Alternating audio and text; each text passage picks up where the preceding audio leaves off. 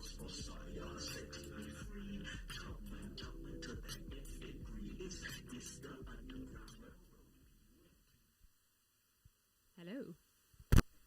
Morning. Hi, morning. Hi everyone, welcome to the second day of the Retrofit Reimagined Festival and the first day on this site. So we're really, really excited on behalf of the Civic Square team to welcome you here. And I'm going to go through a few boring practicals, and then Sarah and I are going to tell you a little bit about why we got together, having never met, and slightly persuaded by Dan over here from Dark Matter Labs, and put on a field about retrofit in a put a festival on about retrofit in a field where there is no Wi-Fi and just about running water shortly. And so I just want to say thank you so much. And just some practicalities. If you came through that entrance, you'll notice that when you look to your left, there's a beautiful reservoir. It is about 2.5 kilometres. So at a fast pace, you could walk around it in 20 minutes. At a slower pace, maybe about 40, 45. I really encourage you at some point to go and wander around over there. And obviously be careful, it's water. We have a hot weather station in the corner.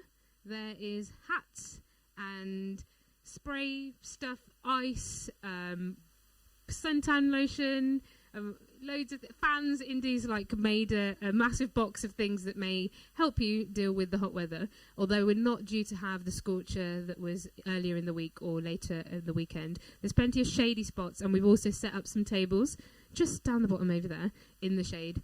So at some point, if a workshop or a conversation needs to move down there, there's some space where it's completely shaded. The toilets are in the red shed, which is just behind you on the left. There are only two, and I'll tell you a little bit more about why we are here on this site in a second. And finally, there are 2 spots for coffee. Feel free to go to either one.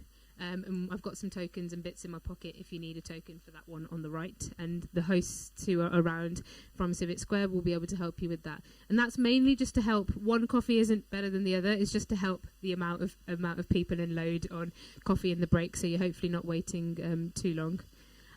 So who are we and why are we here? Okay, so we're from Civic Square. I'm Emmy from Civic Square. I'm not an architect. I know nothing about retrofit. Well, I know something about retrofit now, but I'm not from this field of retrofit or in the sector.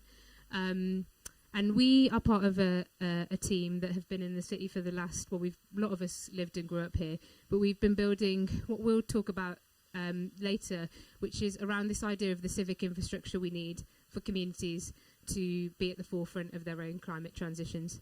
And just at the other side of the water, there's a large building on the edge of the road that's in between a brand new development and the old neighbourhood that we are repurposing into a space with multiple resources, tools, projects, ideas that can allow communities to be at the forefront of their climate transition. And there's loads that we're doing around that. And many of the Civic Square team who are around, feel free to wave if you're here somewhere from Civic Square. Any of these guys, go talk to them about all the things that we are doing around that, especially focused in the framework of using donor economics to look at how we can ask complex and multiple questions about our local and global social and ecological responsibilities. And so this festival sits as part of a wider 3-week festival that's all about the ideas, the people, the projects, the practices that can help our neighbourhoods to be more regenerative. So on this site, we have tons of things going on over the next 3 weeks. So if you're from Birmingham or you're not, just come down anytime because we will be here. And we're on day 5 now, so we're already into the delirious stage. So now we're going to keep going and have an excellent 3 weeks. But we've got speakers, authors, writers, poets, economists, architects, everything from book talks to designing a new tenure with Alistair Parvin in a few weeks' time. Whatever tickles your fancy, there'll be something here for you. And if you're an organiser and you think this is a great site, I'd like to put something on here in the next 3 weeks, the site's completely open. The team have been helping people to put on meetings, lunches, gatherings, anything that they can think of. So you're more than welcome. If you think today was great, should we have a follow-up? We're still here for 3 weeks. Feel free to bring a crew down and come and utilise this space because it's amazing. And finally, why are we here on Birmingham Settlement space? So this is a space owned by a charity in Birmingham that for us is just an incredible example of when some people today make good decisions for the future. So 200 years ago, some industrialists who had made their money in questionable ways did something good with some of that money and bought this patch of land and put a covenant on it that it always had to be used for community and public good. And at a time when the whole reservoir is being privatised, luxury flats, all sorts are going on, nothing can happen here other than great, wonderful community-led things. And the team from Birmingham Settlement, who aren't all here today, generously literally just gave us the keys and said, go show what could be possible on a site like this when we don't just put luxury housing everywhere. And let's show the city what happens when you put bold ideas in spaces like this. And so we were like, great. Some of you who know us will know that we say yes to a lot of things and then figure things out backwards after that. And so a big shout out to everyone, but particularly the team led by Indicor at the back, for putting this all on and really making everything work. So we weren't actually sure whether a live stream would work or anything could work a couple of weeks ago, so we didn't want to say that that would be possible, but we have AV, we have a screen, we have slideshows, and we have a live stream. So if you're on social media, it's the latest tweet on our thread. Share it with anybody that you know wishes they could have been here and amplify it, because we now know it's going to work from a field at the side of a reservoir, and we would love to amplify it as far as possible. Everything will be recorded and shared in good time as well, so anything you loved or you missed will be there. So why us? We'd never met. Why Retrofit? Why are we here? How did we do this? So first of all, Dan came to us from Dark Matter Labs and said, we've been working on a project which you're going to hear loads about today, and said it would be great to bring together all the pioneers working in this space and start to build solidarities, connections, see how we can work together, learn from each other's good practice. And for me, I was like really out of my comfort zone in terms of the content. I've been working on this project. Yeah, I've been working on this project with DM for a few years, a year now, but known about it for a few years.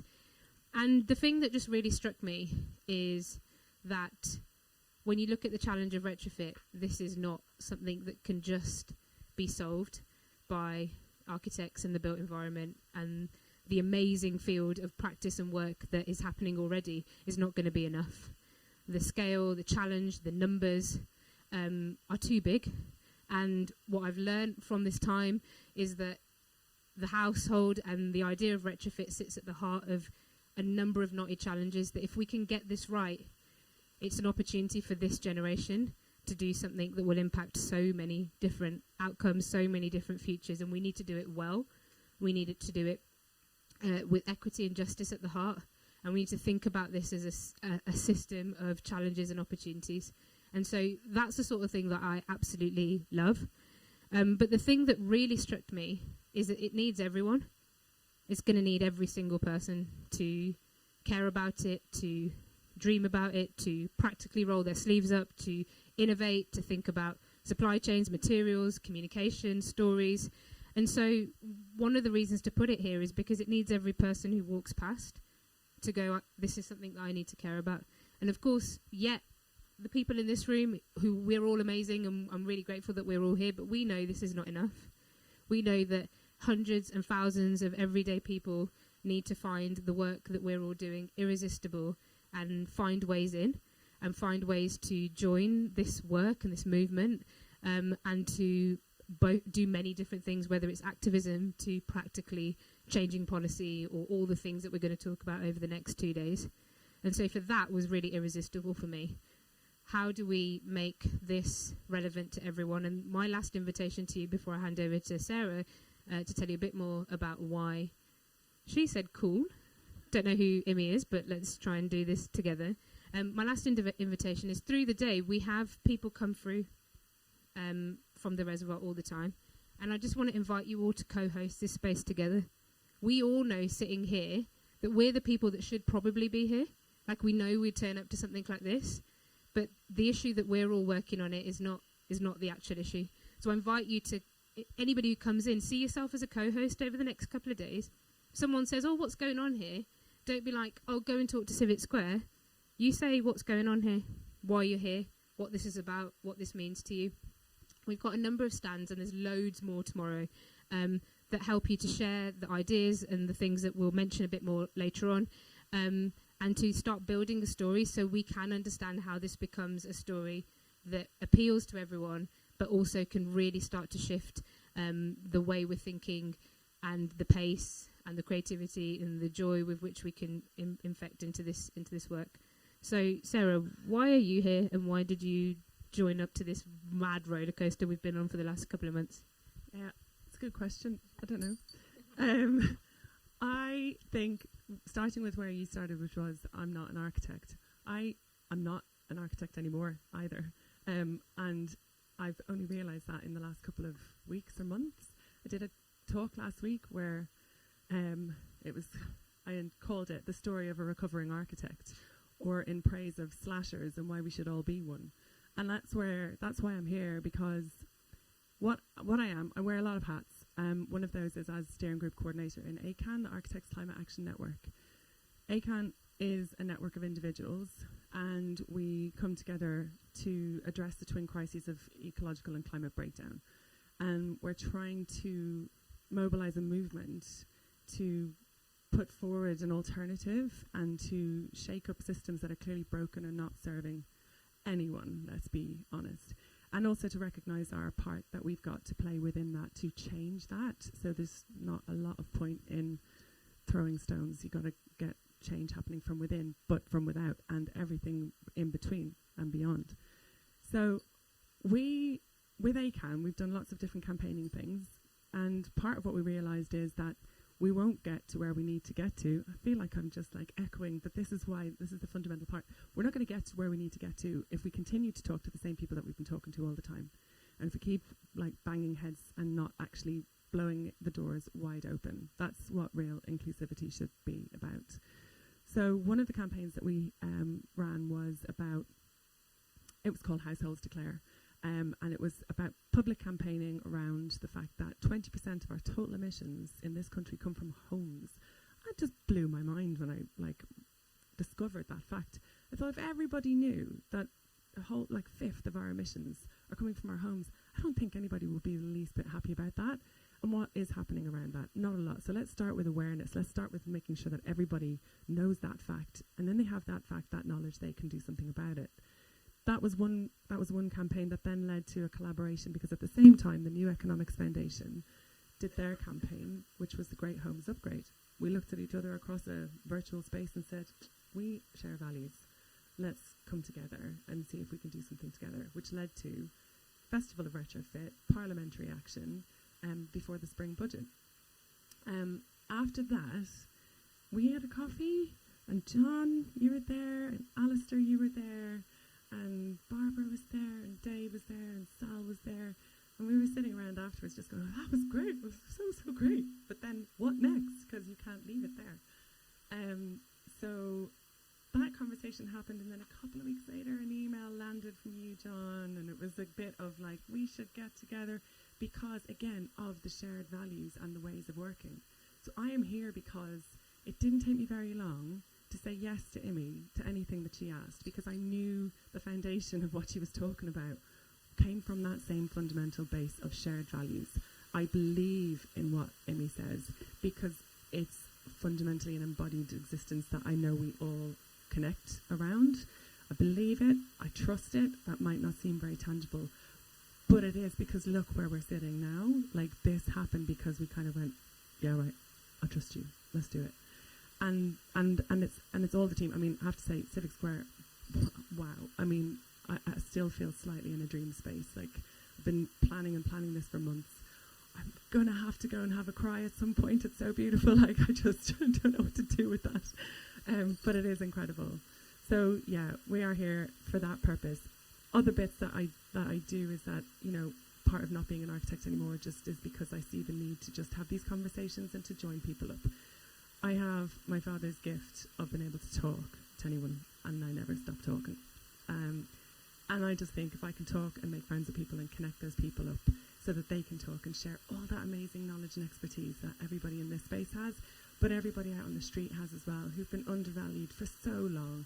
You know, to borrow from something you said, Scott, in a talk that we gave to some students a long time ago, you said to them, and I really thought this underpinned so much, you've got more power than you've been told.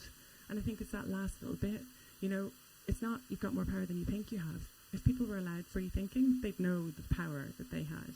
So this is about that. This is about unlocking that. This is about opening the space. It's about making all this knowledge available to everybody so that we can collectively form new ways through, new structures through. And we have to do it together, and we have to make space for that together. And we have to be respectful of each other. And we have to own what we know and what we don't know. So I'd just like to finish on a poem that I had sort of committed to memory, but I'm a little bit nervous now, so I'm probably going to read my notes. Anyway, this is called Working Together, and it's by a poet named David White.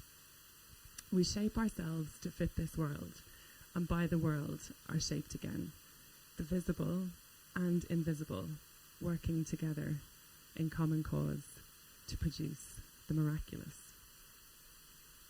I'm thinking of the way the intangible air, past at speed, round a shaped wing, easily holds our weight.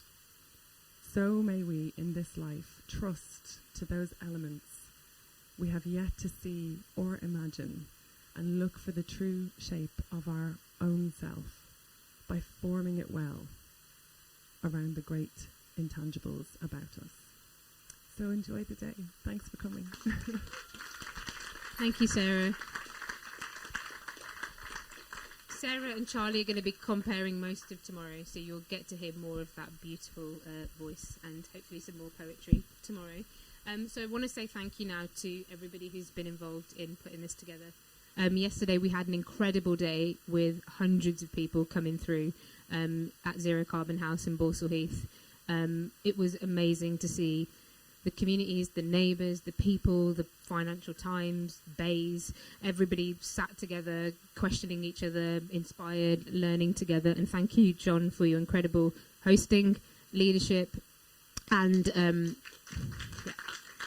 thank you for your leadership, because honestly, the way John has taken our team under his wing and been like, okay, I can help you with this bit, and how the way we've been working together in the people neighbourhood scale movements that are starting in Ladywood and Balsall Heath are just have been amazing. And there's still some spaces at the dinner at John's house tonight, so if you would like to come to that. Joe, who is probably the tallest person here, is the person to put your name down for, so you won't miss him. And also to Dark Matter Labs, whom you're going to hear loads about today. That's why we haven't brought them up today. Loads about the work that we've been doing together, and the work they've been doing across Europe for their collaboration in this, particularly Dan, who encouraged us to get on with this and make it happen. And finally, an invitation to you all to be here with an open mind.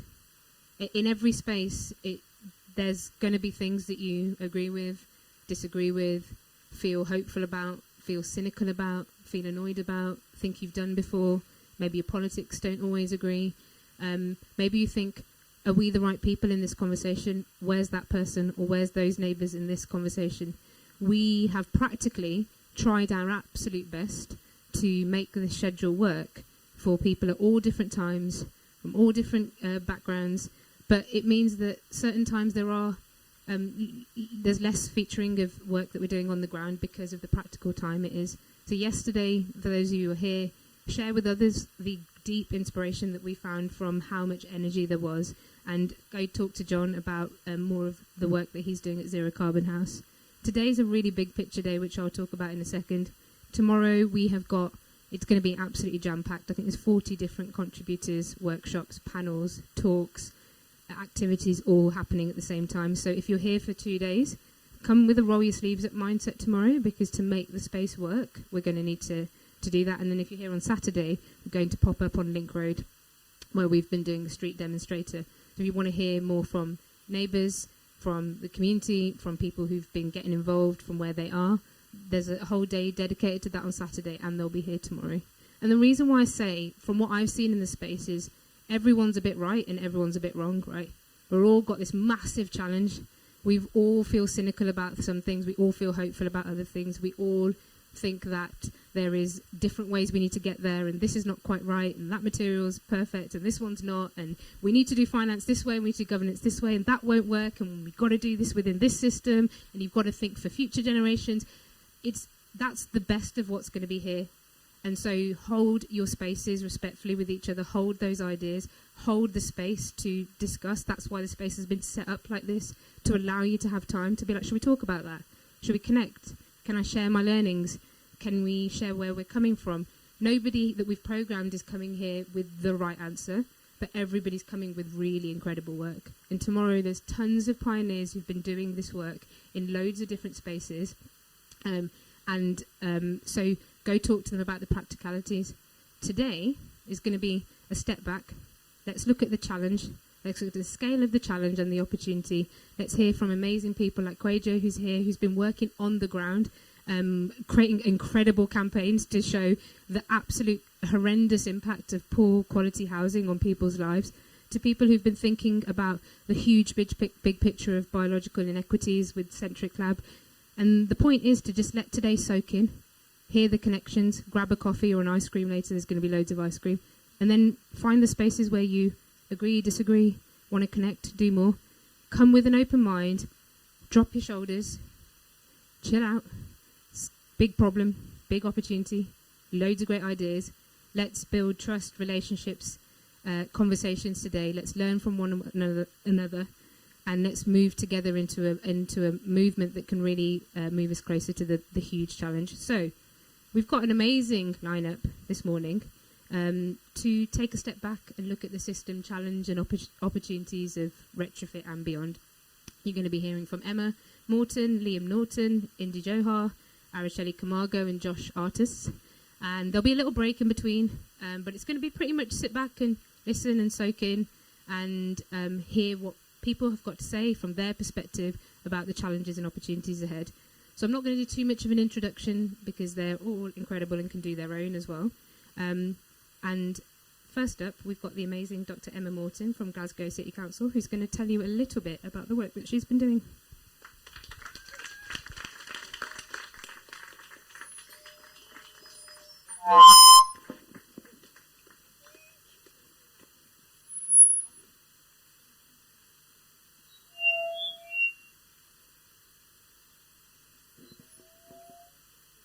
Oh my goodness, this paint's actually. Will I just take it off? Can anyone hear me? Yeah.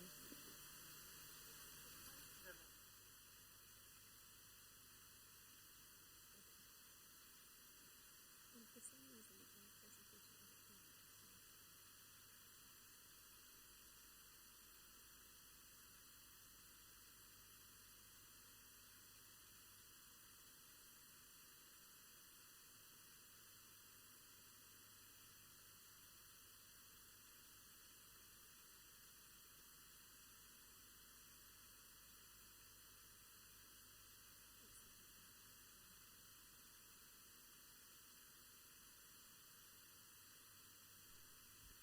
Apologies for this minor technical issue. Arrived from the field in Birmingham. Maybe turn to someone behind you and just say who you are and why you're here, just while we figure this out. Thank you very much.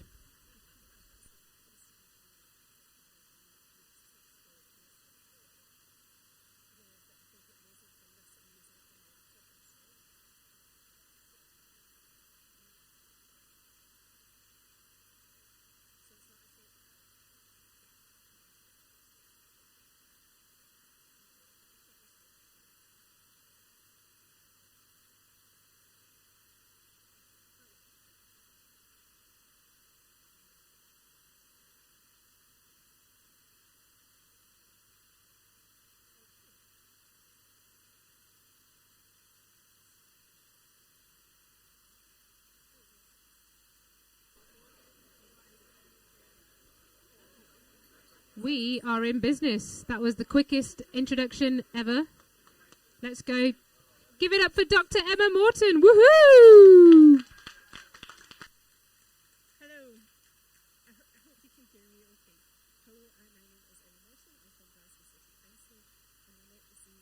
design officer, and hopefully from the presentation we're going to get a little bit more about what that's about.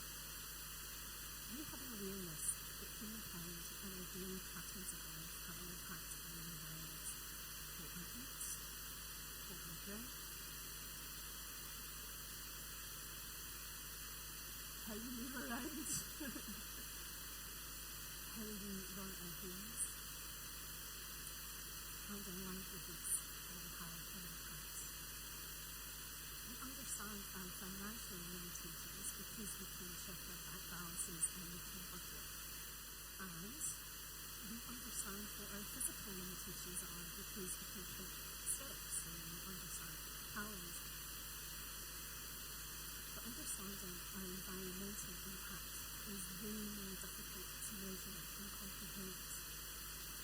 And because of this, the effects of climate change can feel overwhelming. My first project as a lead architect, I tried to design an environmentally friendly building. I designed it as an office building and I designed it to have large windows to let in lots of natural daylight.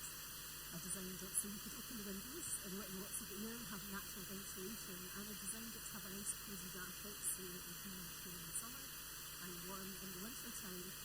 But the building didn't perform as expected. I designed it to national building regulation, I designed it to exceed national building regulation, but it just didn't perform as expected. And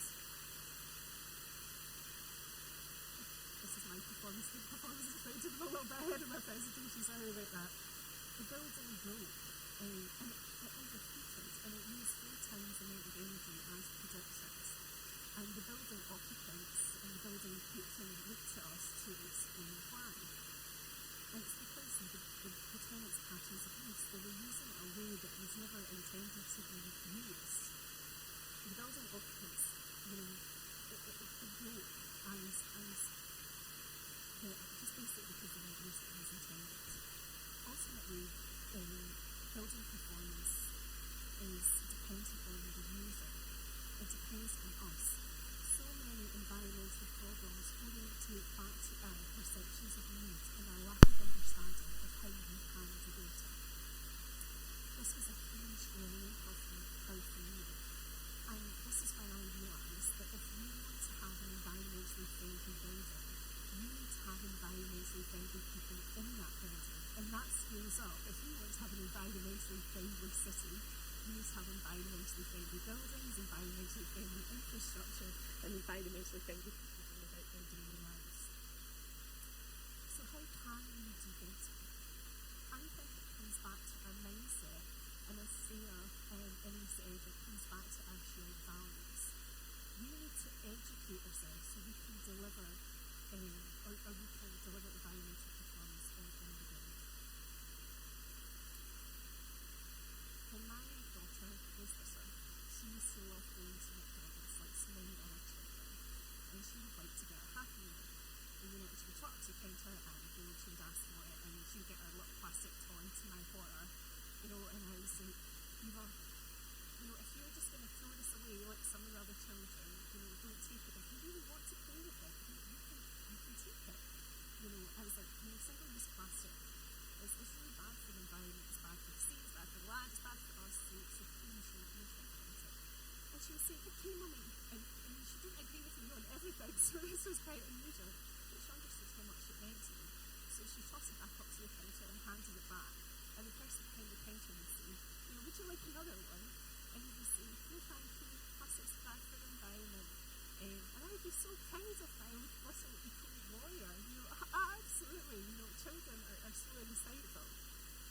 Now she's moved on to sushi, vegetarian sushi, and the plastic toys wrapped around the food, and it's way more difficult to navigate, but things kind of getting better. During the pandemic, when I was staying at home, I became very, very aware of actually the amount of plastic consumption that my family was using. I think that we were recycling, and my daughter and I were recycling together. And my daughter said to me, Mum, are you recycling or are you wish recycling? And I said to her, what is wish recycling? She says, Mummy, are you just wishing that someone else magic plastic away?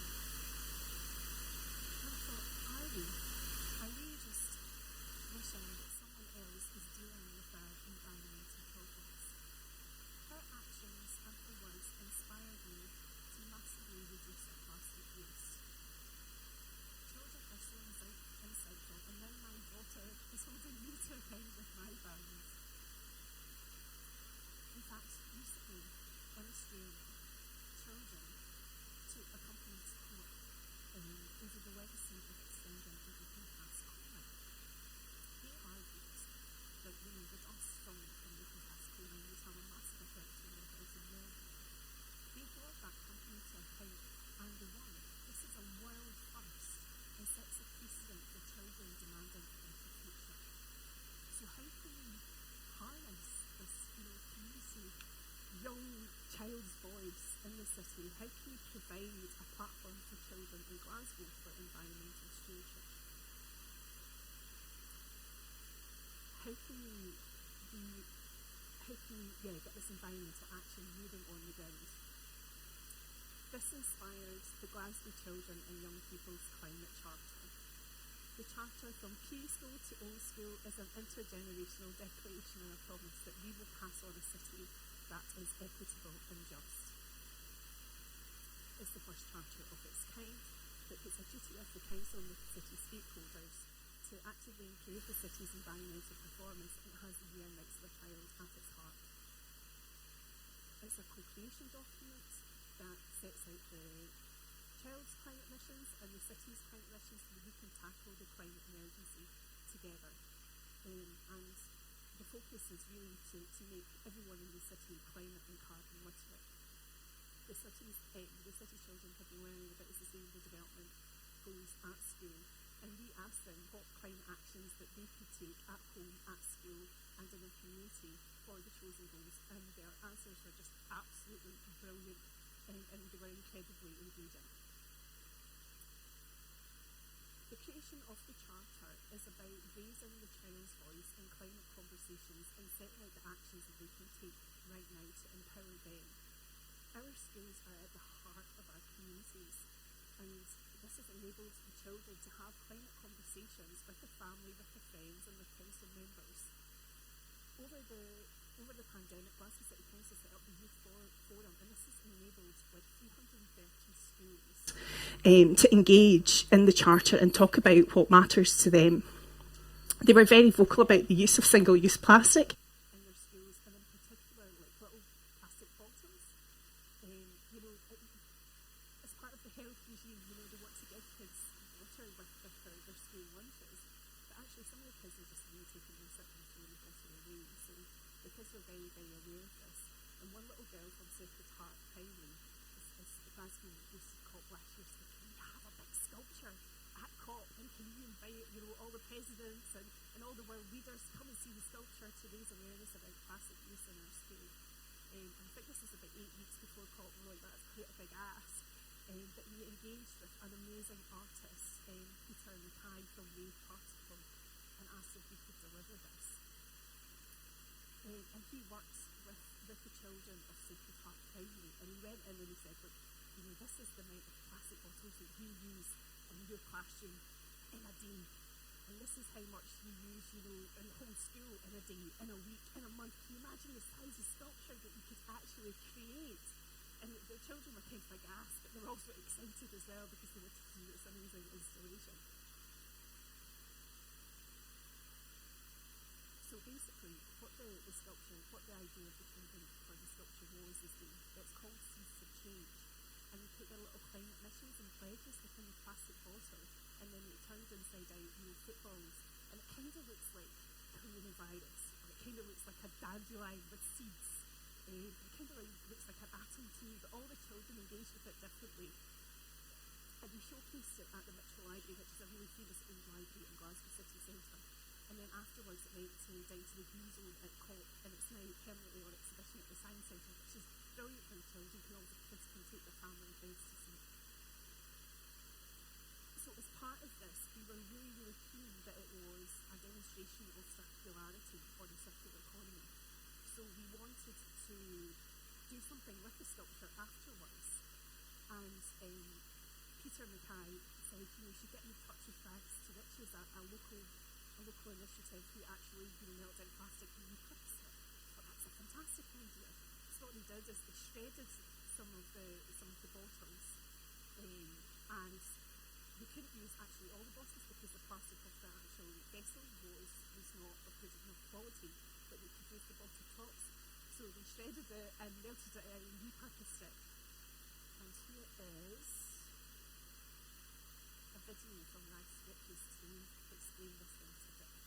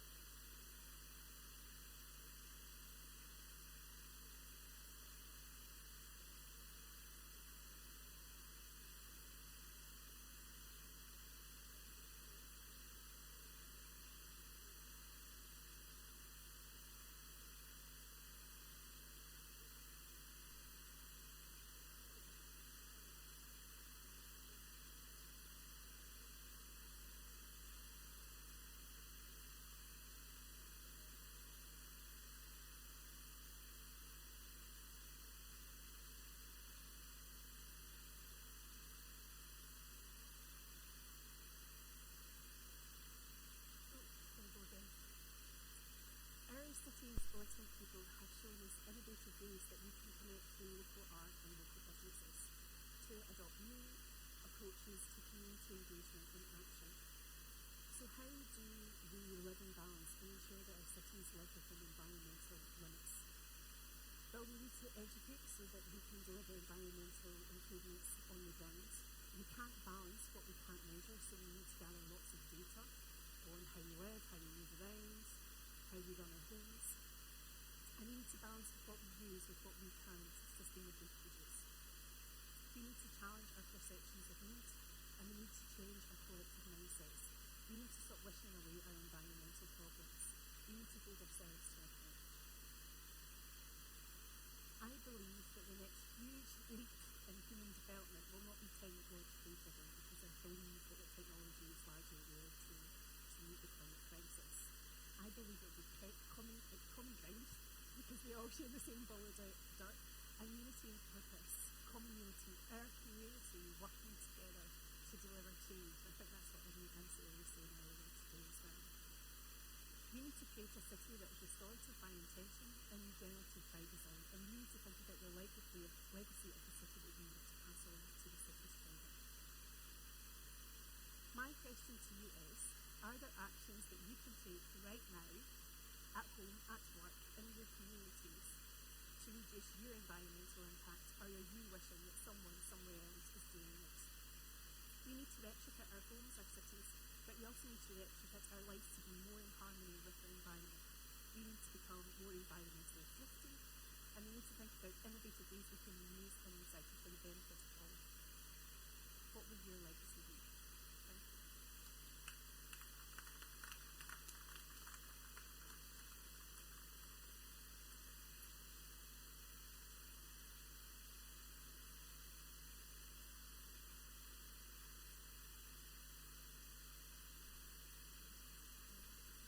Thank you so much, Emma.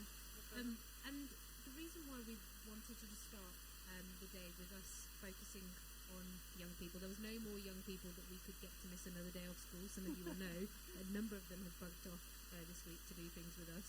And we wanted to start the day with that to also introduce Nidhi, who you'll be hearing at the end of the day tomorrow, who's from Retrofit Action for Tomorrow, who has been working in schools across many places, but in Birmingham, to really think about what it means to centre this movement and this work in the hearts and minds of young people who have a lot to say about what's happening. And I just wanted to encourage everybody to take a little moment to think about the young people in your life that really bring this all to real fruition for you, like why you are here, why you get up every morning and think about and do what you're doing. And the reason for that is because I've been to a couple of conferences in this space now where we are in conference rooms talking technology, talking big picture, and talking about the scale of the challenge. And most of the young people that we work with in our after school clubs and in the work that we do here, or if we just go and stand, if we all went and stood outside and there's about 1,000 people who walk past here today, and any of us asked them about insulating their homes or retrofit or what it means or their opinions, they'd have quite a lot different to say to the way we talk about this. And thank you to Emma for opening up the day, and you will hear more from Nidhi tomorrow. But Nidhi's also here today, so if you want to start to get ahead of the game because you're working in schools, you know young people, you know children, you know people who have a vested interest in us all doing a good job, then please do go and connect with them. And thank you for the work that you've been doing in Glasgow. So next up, we've got Liam Norton from Insulate Britain, who some of you have already sent me lots of messages about being really excited, oh excellent, well done Civic Square for making sure you put this here, or how dare you, how could you do this to us, which I thought was just absolutely excellent, right? Is like proper 50-50, exactly what you see in the media. People are like, these guys are a disgrace, or these guys are the future. So I just want to say to all of you, thanks for all the you guys are a disgrace, how could you platform this, and for all the well done you guys for platforming this. Either way, really excited because I am very much in many parts of this, but very happy with civil resistance. But that doesn't mean you have to be. It means that, like I said, open space for, say, the half that have been disgraced by this, enjoy. The half that are very excited, enjoy too. And really excited to welcome Liam onto the stage. And until then, you can have a couple of minutes to yourselves until you're figuring this out. Sorry, we'll get this sorted in a bit. It's just teething issues.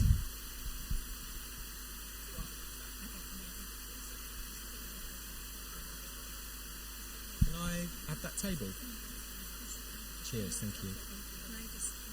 Yeah.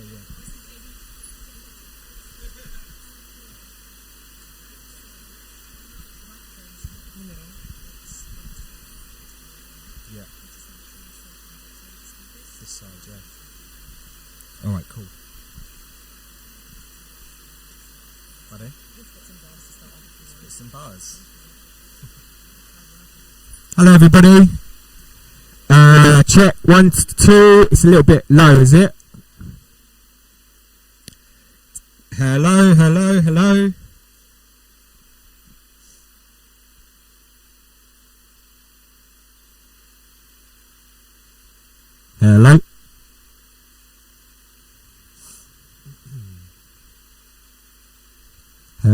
Hello, testing.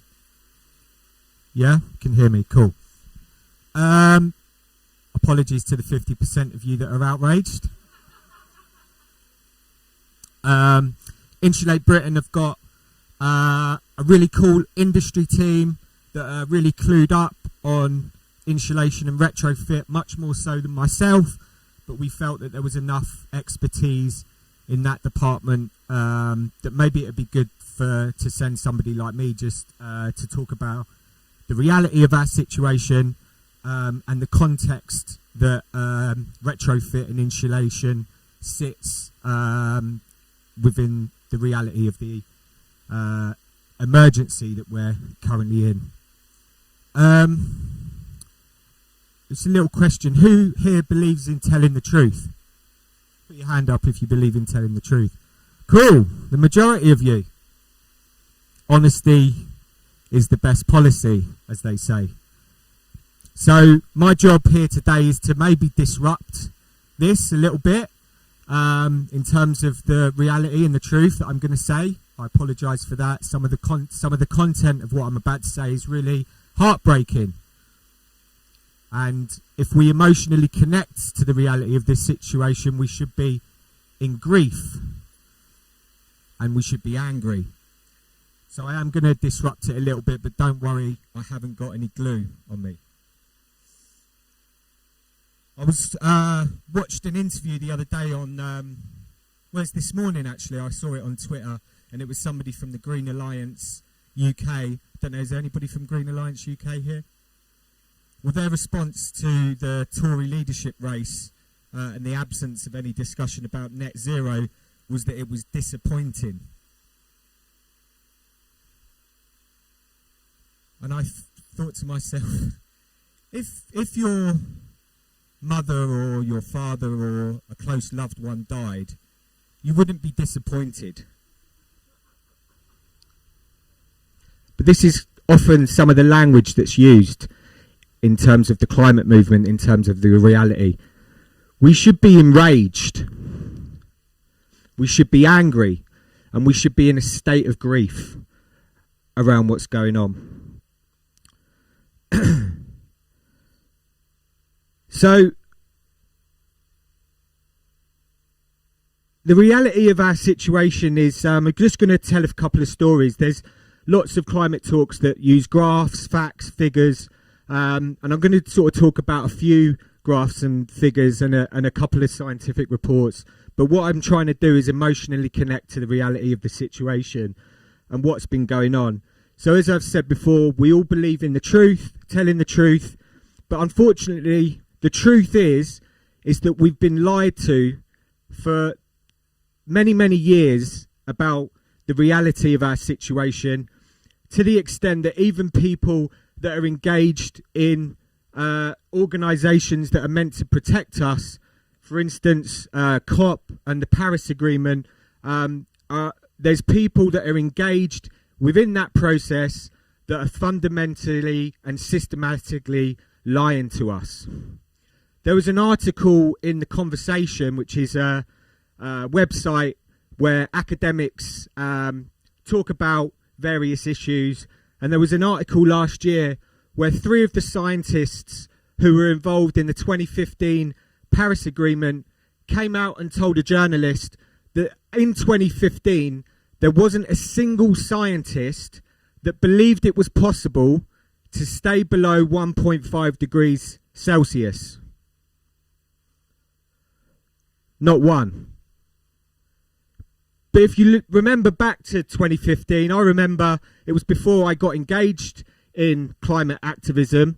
I remember seeing on the news that this was a fundamental breakthrough event for humanity, and that governments around the world had agreed to keep temperatures below 1.5 degrees. And it turns out that that was a complete lie.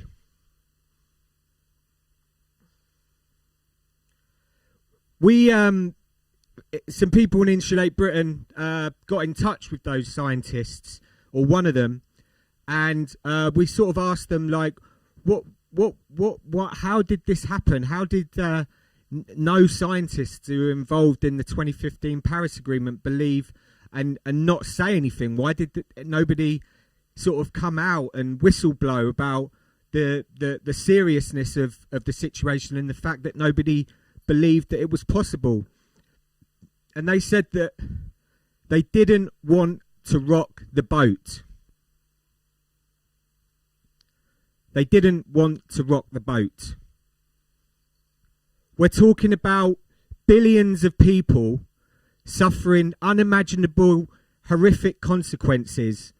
And we've got people in the establishment who can't tell the truth because they don't want to rock the boat.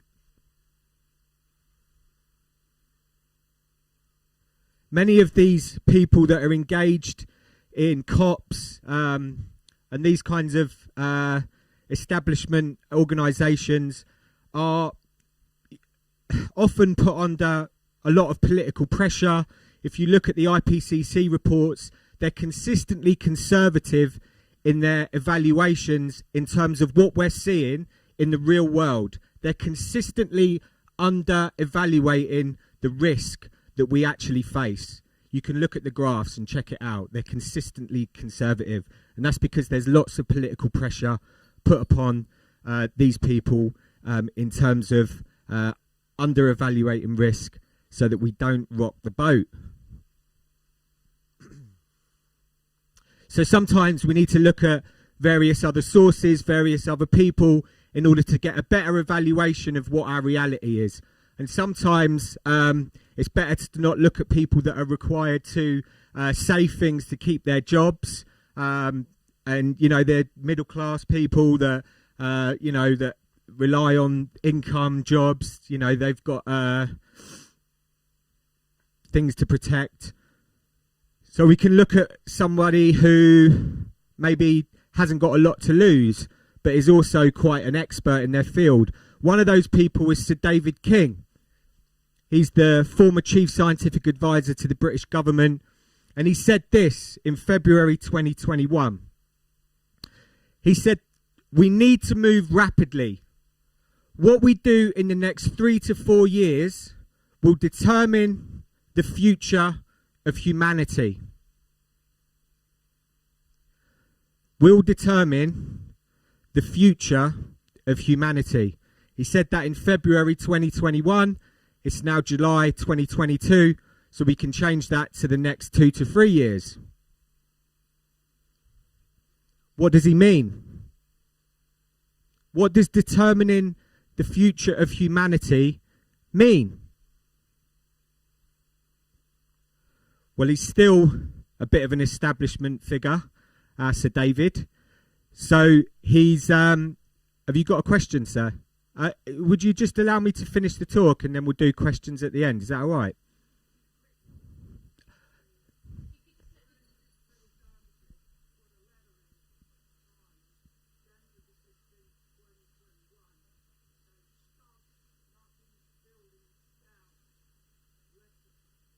Thank you. So, yeah, he's still a bit of an establishment figure, Sir David. So he won't actually tell you what determining the future of humanity means. He'll use like all kinds of technical euphemisms, but you should check out his work, the Climate Advisory Group, Climate Crisis Advisory Group, CCAG, I believe they're called, and you should check out their work because it's fundamental in terms of understanding what the situation is. But what he means when he's saying determining the future of humanity, again, that billions of people are at risk.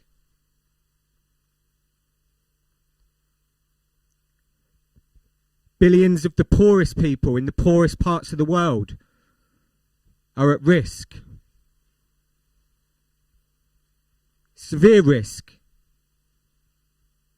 And what we do in the next 2 to 3 years will determine whether those billions of people survive or not. There's a paper. How long have we been going? 10 minutes? Yeah. Give me your call.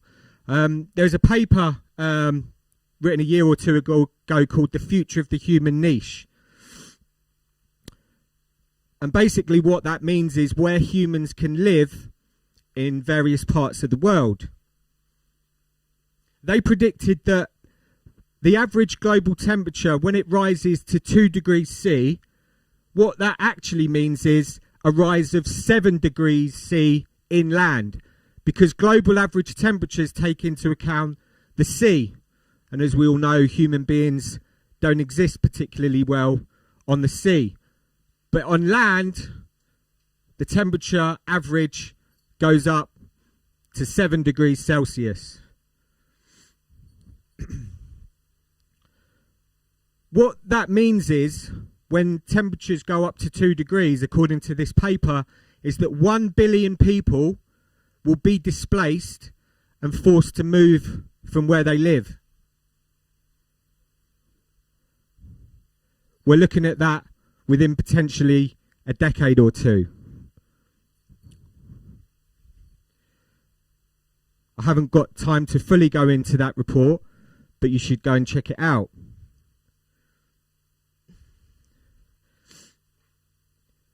The paper was criticised by some as being doomist and being too much slanted in terms of focusing on worst case scenarios.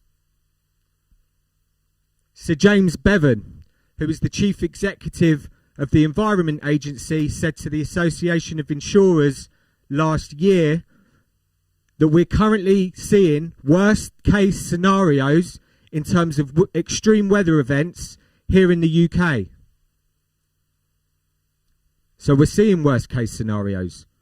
We're seeing worst case scenarios in British Columbia, where towns are burning down. We're seeing worst case scenarios in India a few months ago, where the human ability to exist in heat was being pushed to the limit. We're seeing non-linearity in terms of the temperature only needs to go up by 0.5 a degree, and it makes the difference between whether 100 people die or 1 million people. This is the kinds of things that we're seeing right now. Scientists are having nervous breakdowns because what they're witnessing is much worse than they're predicting to see. The UK doesn't get to escape when 1 billion people are displaced and on the move. It means a world defined by conflict, war, mass starvation. When we see war at that kind of level, the mistreatment of women goes on. There is unimaginable horror that will take place, and we know what it looks like because we've seen it in the Second World War. The horror that took place, the insanity that took place amongst human beings in that period of our history. And we're about to sleepwalk into a situation where that's about to happen again. Just a little bit on tipping points, that what we're seeing in the Arctic at the moment. Again, it was 40 degrees above average in the Antarctic and 30 degrees above average in the Arctic earlier on this year. We're seeing tipping points that potentially are being breached in the Arctic. The Arctic, a report came out that it was 7 times warmer than average, warming faster, 7 times faster than the rest of the world. And this is how tipping points work. If you've got a ball that's on the side of a cliff and you keep moving it closer and closer to the cliff edge, as long as it's flat, you've got the ability to stop it. But once that ball goes over the cliff and it runs away with itself, there isn't the ability to get that ball back. This is the situation that is occurring in terms of tipping points in the climate system right now.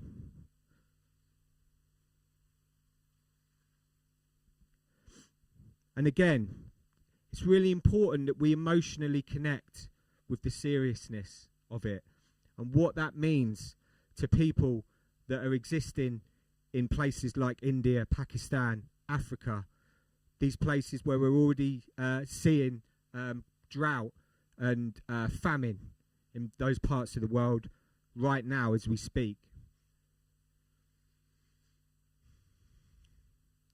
So 5 minutes. So ultimately this isn't a scientific problem though, it's a political one. We're dealing with entrenched power, and Imi said it earlier on that there was a great quote that we've got more power than we've been told, and that is fundamentally true. We have an unimaginable amount of power to force change, radical change, the radical change that is required if we believe it to be true, and we come together collectively in order to oppose the entrenched power that is murdering young people that are alive today and murdering the poor in the global south that, as I've said, are going to suffer. We didn't get the right to vote by voting. We didn't just get the weekend. We didn't get the working rights that we enjoy today by magic. We had to struggle for them. Women didn't get the right to vote by voting. They had to struggle for it.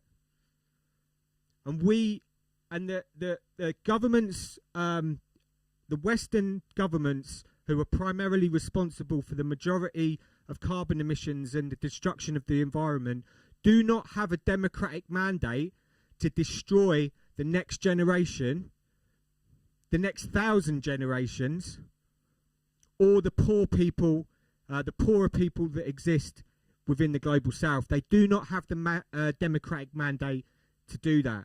And we're justified in our determination to oppose the criminality that is going on at the highest levels of Western democracies.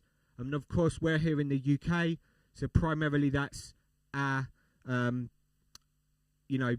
people that we have to oppose here in the UK.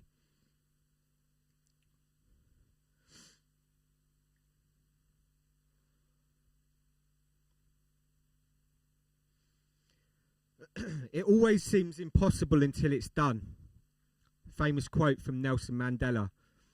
And change happens really rapidly.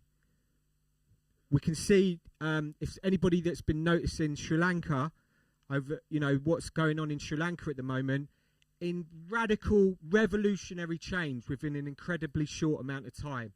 It has been brewing, of course, for the last few months in terms of protests and stuff like that, but they've completely revolutionized that country, and it's how that's worked. It's completely shifted within a very short amount of time. If you'd have asked a Sri Lankan 3 years ago whether what could occur at the moment would have occurred, they probably would have thought that you're mad. But revolutionary change can happen really quickly. We've seen that with with the apartheid, with in Germany, East Germany, how quickly that's shifted.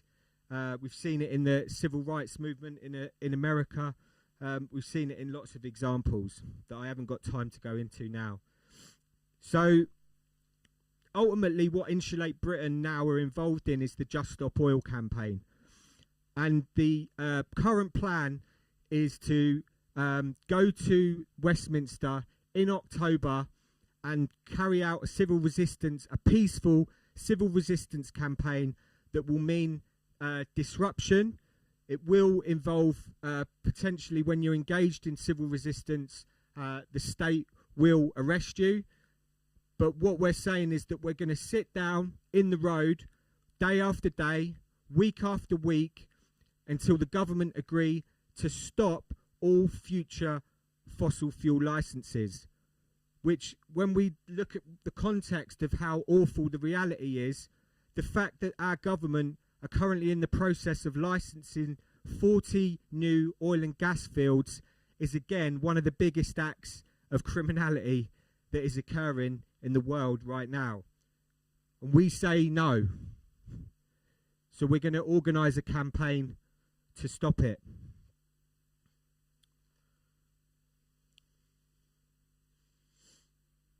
Just a little bit on Insulate Britain as well, just to talk about that campaign, is that I think Imi was speaking about it, the scale of the challenge. And when I got involved in Insulate Britain, the numbers were truly mind-boggling. And when we look at the reality that I spoke about in terms of the next 2 to 3 years, the scale of the challenge in terms of decarbonising the 29 million properties that exist is, of course, mind-bending. We need a national programme, a wartime effort in terms of decarbonising the British housing stock. We need a huge amount of investment, and it isn't going to come through individual action. It needs to be a countrywide programme, a national programme where we start to decarbonise homes. And of course that is a huge challenge. And just to sort of make the point of how civil resistance can be an effective way to create change, Roger Harrabin is the BBC, or he was the BBC's environment correspondent, and he said that Insulate Britain did more in 3 weeks to highlight insulation as an issue than he'd managed to do in 30 years. So we know how effective civil resistance can be in terms of forcing radical change. And the reason why it's demonised in the media and by politicians is because of how effective it is. That's why people are demonised, such as Insulate Britain members and supporters, for taking part in the campaign. So I think, I've tried to sort of like rush this talk a little bit, but hopefully I've been able to express a little bit about, why I'm engaged in campaigns such as Insulate Britain and Just Stop Oil. And so I think what I'd just like to say is, as well as like we need people that are involved in amazing research initiatives such as finding the best way to retrofit, insulate, and all these kind of amazing things that I'm sure the people here today are involved with. But I'd just like to propose and make the argument that one of the best things people involved in the retrofit and insulation industry could do for that industry is to stop working in it from October and join a campaign of civil resistance in order to create the change required. Because I'm here to tell you that the truth is that unless we can create a radical shift in how we exist as a society, all the work that you're going to be doing will be for nothing, ultimately, because of the reasons that I've spoken about earlier, in terms of the absolute urgency of the situation that we're in. And we need to sort of, as a society, start to emotionally connect to the seriousness of it so that we can start to take action to stop the criminality that our government is engaged in terms of basically condemning many, many millions and billions of people to suffering that is, quite frankly, unimaginable. But like I said, we've got a plan. We can do something about it if we believe in ourselves collectively that we have the power to force the change required in the time that we've got. So thanks for listening.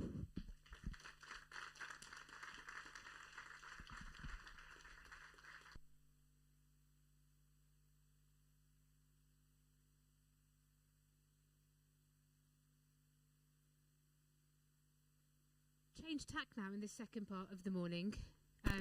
But before we do, I just want to speak to, for us, why programming this talk is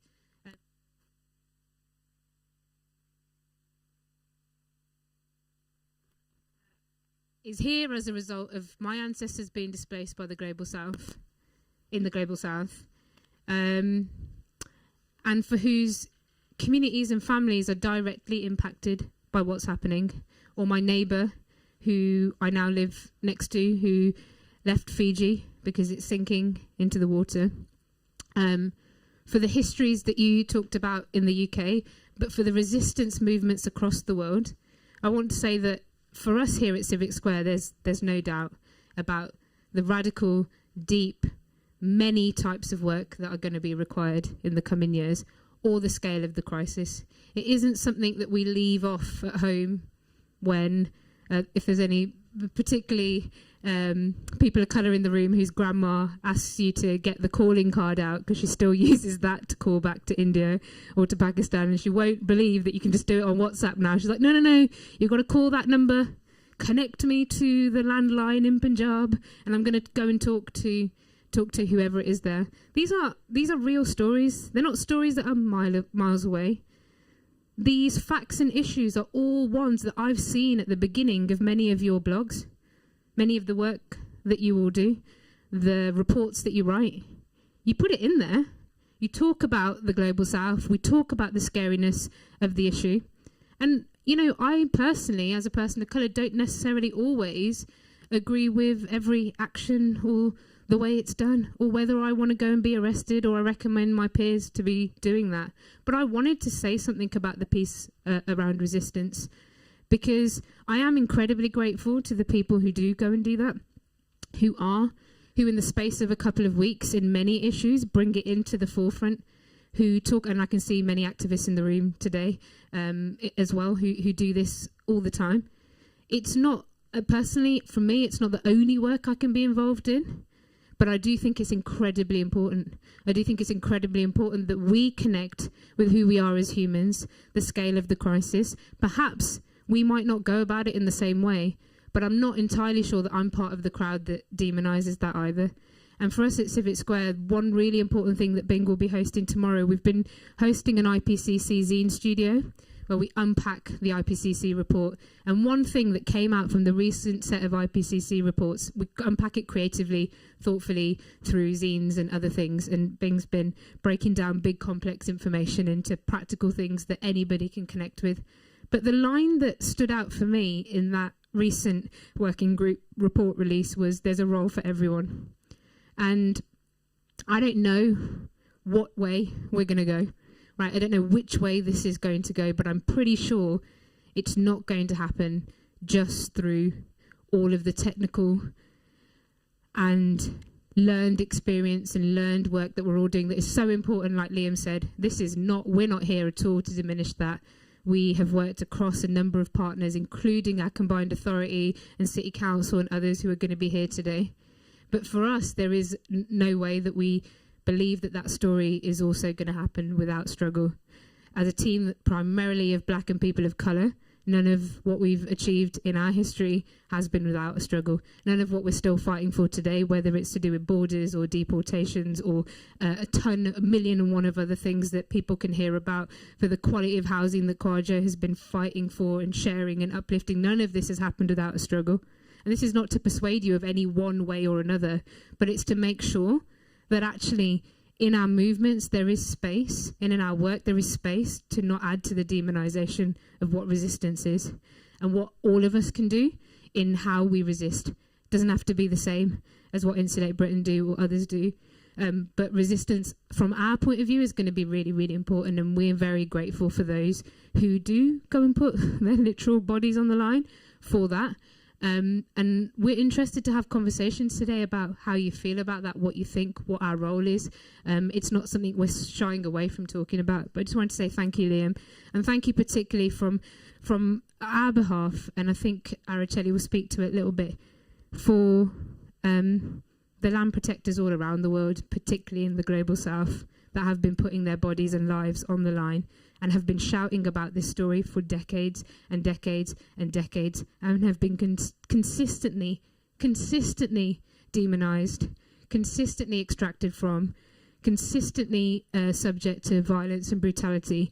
And in this room, we saved it for today because we think an audience like this can handle this, because if we can't handle this, then how do we start to turn these stories into ones that actually are reimagined and hopeful, and those people-led movements from every street and house in our neighbourhoods, which we'll talk about later. If we can't handle this and translate it into something that is meaningful for the people we live alongside, then I don't know who can.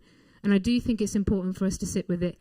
But we also do recognise this might have been difficult. So there is some spaces if you want to go hang, chill out, relax, talk to someone about it. There's a bell tent where we've set that up. We can definitely connect. I just want to say thank you for sitting with that, and I really hope over the next couple of days and the next 3 weeks you will continue to engage in these conversations and come to the talks that really do centre the perspectives of the Global South as well, which we have many of coming up, to hear it from them and to engage with the movements where people have been putting their bodies on the line across the Global South, particularly to show us the impacts of what we're doing and the stories that they've been trying to tell for many years. And we just wanted to speak to that because it is something that is very small p political for us, and something that is important to highlight, even in the conversation of retrofit, that sometimes that climate justice piece is in the beginning of the blogs or the reports, but then somehow gets left out when we actually get to the how we're going to do this then. So thank you so much. Thanks, Liam. Thanks for your time. I would have happily given you plenty more as well. And some of our team, particularly Kavita over there and Araceli and many others, if you're interested in following some of the movements, particularly in the Global South, come talk to us because we'll tell you about some of the people really showing how we can do this and long histories of that as well. So the next half of this morning, and feel free to move around and sit outside as well if it's getting a bit warm in here for you. But the next bit this morning are two organisations that we're incredibly inspired by. One that we've been working with for a number of years called Dark Matter Labs, and Indy's going to be up next. You need to kind of come to the front now, Indy, please. Thank you. And after that, you're going to hear from Josh and Araceli from the Centric Lab. And these guys are going to allow us to take, again, another step out. We're not going to yet just go into air source heat pumps and insulation and all of that. We're still going to be staying in the big picture this morning about the challenges that wrap around this huge issue and opportunity. So next up, the founder of Dark Matter Labs, Indy Johar. Thank you so much for joining us. And Mike, over to you. Look, so I'm going to gift 5 minutes of my time to you first. Get up, go have a walk, grab a coffee, come back. That's my 5-minute gift, because I think you've been sitting here and everything that Liam said is spot on, by the way. And I'm going to build on that. And I really want to thank Liam for everything that was brilliantly said. So 5 minutes, just get up, move around, come back in. That's from me.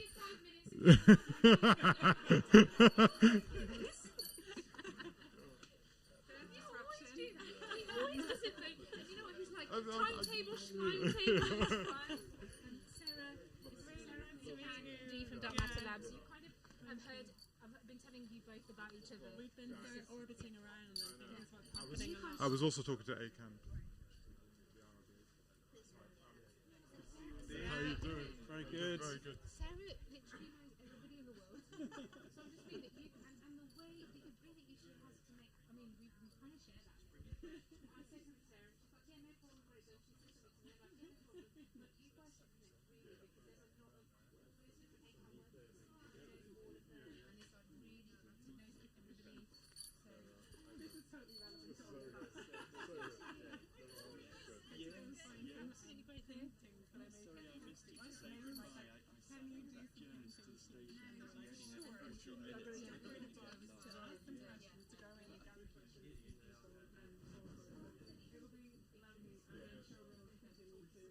Based in Birmingham? I'm in London. I'm still saying that apologetically. I'm like, oh, I'm in London. I'm so sorry. No, I'm in London as well. So Okay. let's catch up. I mean, I think I spoke to somebody or something like ACAN from around RB elections against me the last two when I was still at Indy is such a pain in the butt because I'm going to have to try and gather everything. This is not a room, it's a field. You send people off to a field.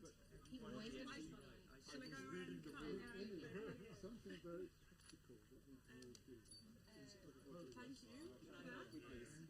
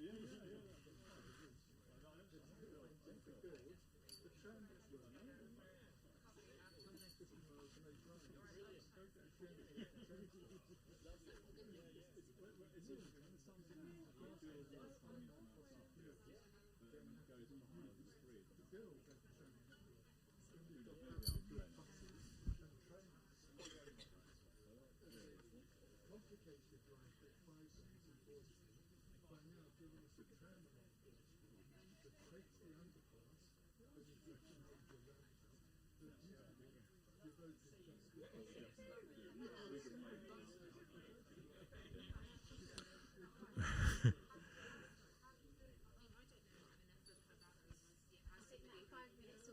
Probably 15 or 20. Do you reckon?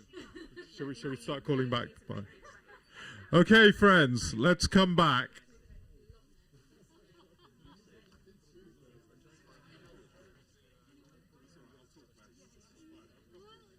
I know what you.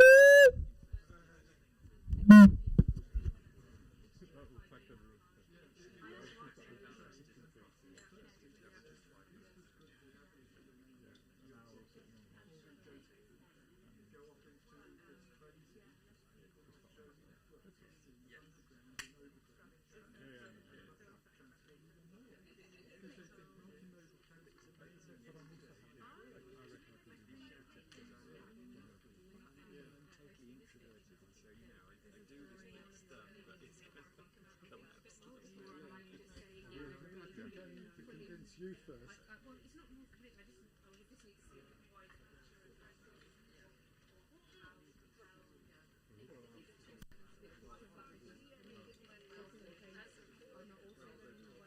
That's right, because we're spending £15 billion, hundreds of millions of pounds on this stupid Midland Metro scheme. It's messed up public transport because it means we have more changes. It's been now 3 different modes of transport when all we need is 2. And we get delays on the buses because they have to join the queue. No, it's fine. From the roundabout instead of previously they went under it. Do you not want to try it at least?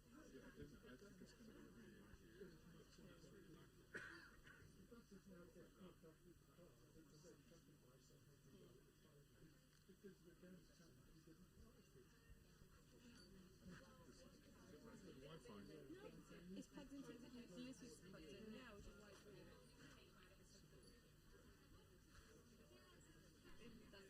I know.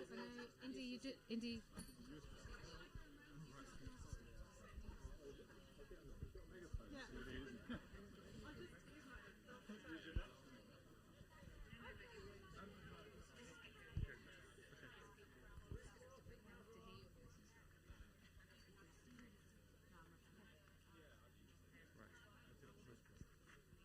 Sorry, I did. Oh my god, yeah, because it's. No, you can't do. We'll bring them there. And do you want me to actually switch or do you want to try it? No, just switch it back. He always. I knew he was going to do this. He always does this to me. No, just go to start talking. Well, judging by the cue to lose, the attention will be a lot better. That's what I thought. Yeah, but people can bit just like slip off to the Retrofit. loop. They can just slip off Start to the loop. slowly to do it quicker later on. They can slip off. Maybe.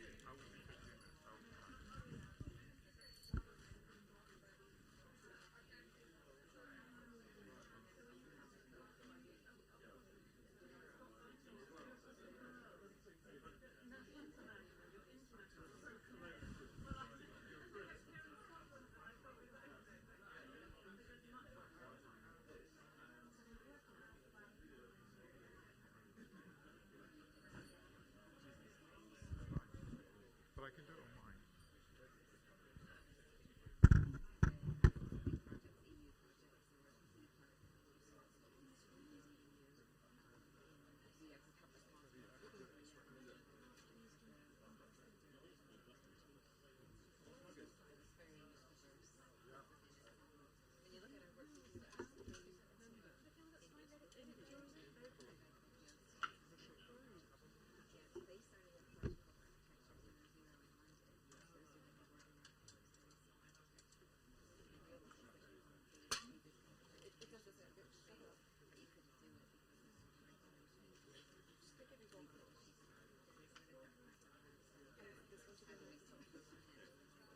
Okay, we're going to get started with the next talk now. So if we can, a small thing as well. At Civic Square, we try not to like shout over everybody to get people's attention. So if I put my hand up, put your hand up, stop talking, and it just gets the whole room to just be quiet without somebody going, "Can you please be quiet?" So we'll be using that over the next couple of days. And over to Indy, who gave you that lovely break, but slightly messed up my schedule. Thank you very much. I'll take the whole blame. Firstly, I think it's a real honour to actually follow Liam. And I think the reason why I say that is that Liam is sharing some real truths there that I think we're all conveniently sort of ignoring, and many of us are ignoring in real hard terms. And I think it's really important to talk about the scale of what we're talking about here. So in 2019 to 2020, the world energy demand went up more than all the renewables that have been installed since the 1970s. In 1 year, we had a greater increase in energy demand than all the renewables that have been installed. Just to give you the scale of what we're talking about. So there's about 8 billion people on the planet. Those 8 billion people sit and use 500 billion worth of human energy in the form of hydrocarbons. Our civilization is a function of 508 billion human unit worths of energy. So if you want to talk about this civilization that we're living in, it's a function of that. And in the last 30 years, agriculture, which was a net energy producer, right, in terms of calorific energies, it consumes more energy than it provides to us. So the scale of what we're talking about. Now, if you keep going with that, if you were to price social and environmental costs onto our S&P 100 companies, I'm just using that as an example, between 68 to 70% of them are fundamentally unviable. Now, what that basically means is most of the economy and the things that you have and see are zombie economies. They do not really, they are all part of degrowth. Many people talk about degrowth. We are living in degrowth. This is degrowth because the profit extracted is not anywhere near comparable to the social and environmental costs that are constructed. This is degrowth. So I think now, when we talk about this stuff, the reason why it's important to talk about this stuff is not to make us afraid, not to make us, it's actually the openness and the freedom allows us the freedom to actually engage the scale of the problem. And I think part of the challenge is that without acknowledging that, we are nowhere near the scale of the response. So for example, people talk about 1.5 degrees. As Liam rightly said, no one believes it's 1.5 degrees. If you ask people what it looks like, it's between 3.5 to 4 degrees. Now run any of Liam's numbers on 3.5 to 4 degrees. By the way, our food baskets, which are 5 major food baskets, all start to break down at about 1.5, between 1.6 and 1.7, they start to have fragility. And we're already seeing the volatility effects. And that's not just like, oh, food baskets breaking down. It's effectively exactly what you're seeing is the price of food fundamentally changing.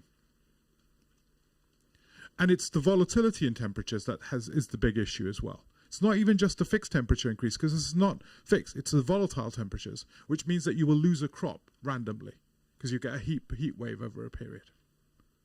So the scale of this stuff is really important, but it's important because I think it allows us to see what's required. I don't, and if you look back in living memory, I hate to make the analogy because it is problematic in so many different levels, but you have to look back at post-war Britain. You have to look back at what it would mean to make that scale of transition. So let's just run the numbers for a moment, right? To effectively retrofit, and I'm going to bring it down to retrofit for a moment just to use it as an example. If you say it's £50,000 a home, which is kind of arguable, and there's 29 million homes, you're talking about 1.45 trillion pounds to retrofit. 1.45 trillion. I think UK public debt, it's about equivalent to 1.89. So it's of that order of resource. Now, I'm not saying that to sort of go, hey, X, Y, Z. I'm saying that so we know that this isn't a transition which is like, hey, we're all just going to knock this up on the left-hand side. It's going to require the civic activism that you're seeing from Liam to actually make new rights and new ideas of what our world looks like and what it means. And that's fundamental, because if you're looking at that transformation, you're talking about almost something larger than we've ever done. You know, the 1950s, 1960s house building boom that the UK saw. You're looking at something much larger than even that. And we know that was massively problematic. And it was problematic because it was centralized, industrialized, and it was done in a way that destroyed communities and lots of longitudinal value. So how are we going to do that scale of transition in society in a completely different way, which is actually driven and led by street communities rather than actually centralized, industrialized models? And that, I think, is a scale of what we're facing. And I think it's also worth us just recognizing, is that, as was rightly said, the home is at the centerpiece of this, and everything about it is changing.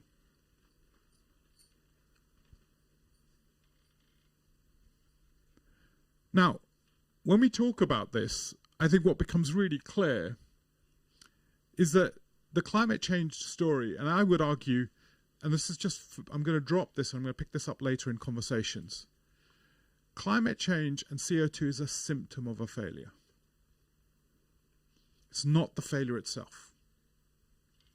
It's a failure of how we relate to the world, how we consume, how we externalize, and how we create externalities which are now self-terminating us.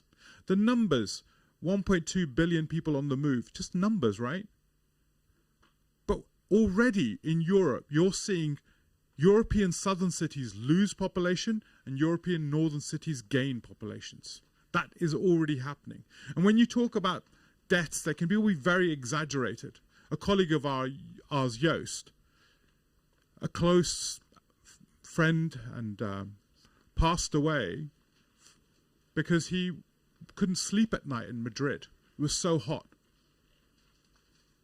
So he got up in the morning, out of bed, got into his air-conditioned car, and fell asleep in the car, and unfortunately passed away. Those deaths aren't just numbers. They're about every small thing happening all the time, everywhere. So this requires a kind of class of change that needs much more commensurate to us looking at how we build Britain again. And what is the nature of it?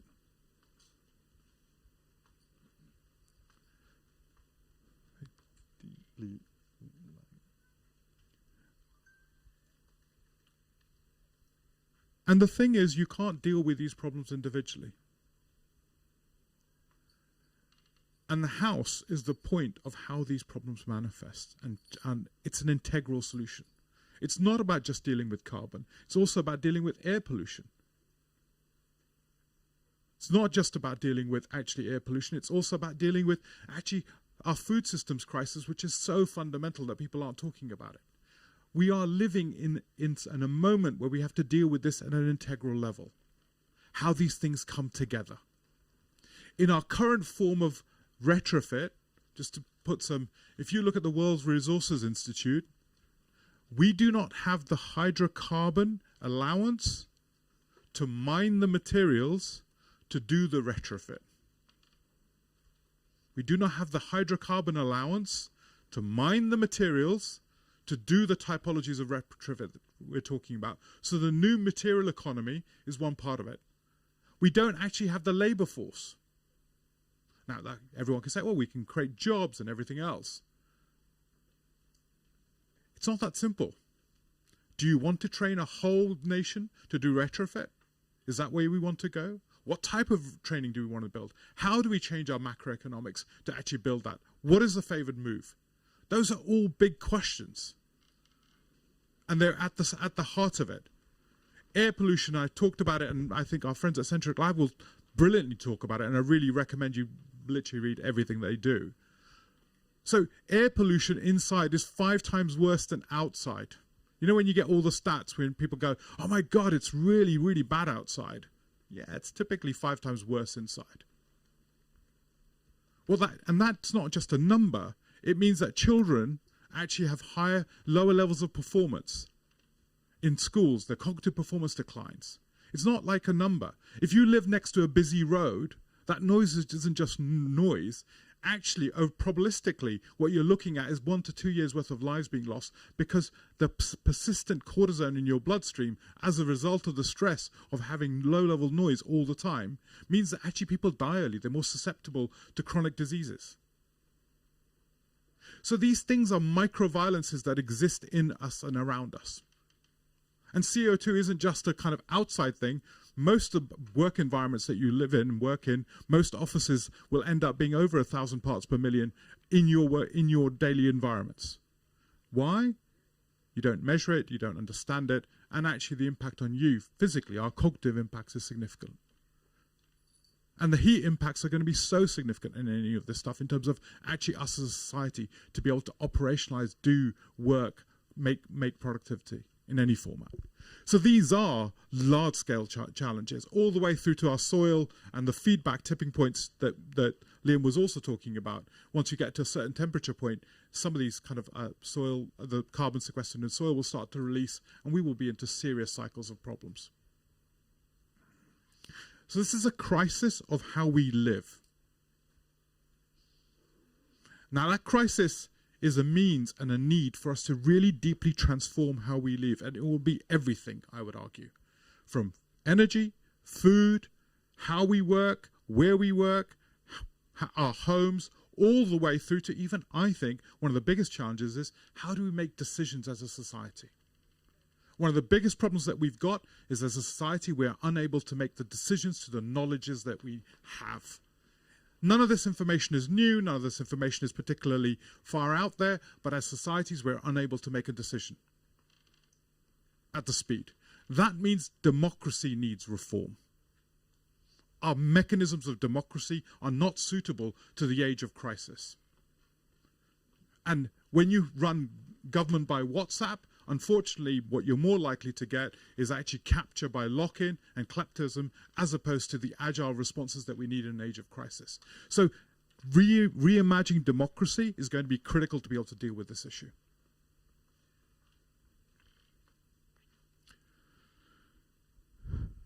So as we start to think into this problem, and just to kind of keep going, right, on one part of this, if I can get up. This is the land geography of the US in terms of how it's used. Whoops. Let me just move myself out of the land geography of the US. I want to show this because this is how our current industrial system is organizing land and the scale of what's what. It's useful as a device to recognize cow pastures are obviously the most important thing in the US. Beef production associated to what we eat, how we eat, what we consume.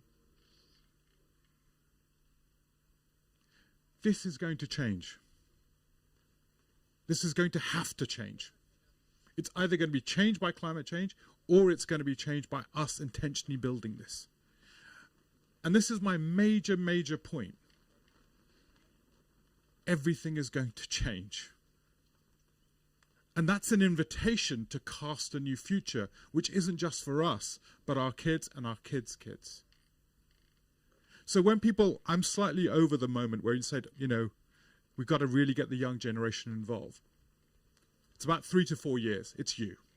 There is no young generation. By the time you wait to the young generation, it's all over. It's all of us here now are materially involved. There is no bequeathing this problem to anyone else. You bequeath it, it's over. It's you.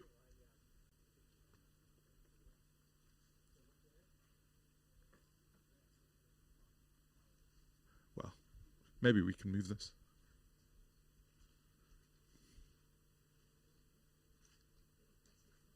Have I? So when you start to look at the numbers, these numbers are 1.2 billion. Yeah, thank you. Are not numbers. Syria was a crisis of 2 million people. And if you look back at the history of it, it's 2 million people-ish. that sort of number. And if you look back at the history of why it happened, you would argue it's one of the first climate change mobility crises. It was actually about rural farmers who got displaced as a result of climate change effects that were emerging, who then went into urban environments, and actually that's where the conflict started to emerge, and that created a displacement of up to 2 million people plus. That's 2 million people. The numbers we're talking about are of an order of magnitude different. So this impetus to change is absolutely critical in terms of being able to do it. And we could talk about sort of, I think, Sri Lanka could be a good thing, right? What's happening. But it's also, if you look at Haiti and other parts, we're going to see civilization state failures.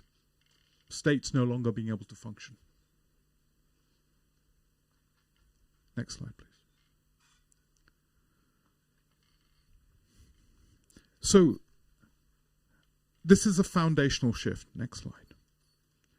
And I think that foundational shift is an invitation. And this is why I want to keep coming back.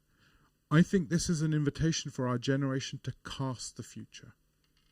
It's not something to be afraid of. It's something to be engaged with and reimagine and give us willingness to recognize that pretty much everything we see around us is no longer fit for purpose. UK should be having a new democratic convention of what does our democracy look like. House of Lords should be reimagined as a house of the future where the 100-year futures of Britain is actually guardianed and stewarded. We need to be reimagining our institutions, not be locked into the rhetorics that we're being given. What would it look like if the House of Lords was a 100-year guardian, so we actually did sortation through the population where people sat there and they were responsible not to represent themselves, but represent 100-year future of Britain? How do we build the democratic accountability not to presentism and the lock-ins of presentism, but actually also to the future? These things are all possible, plausible, and doable.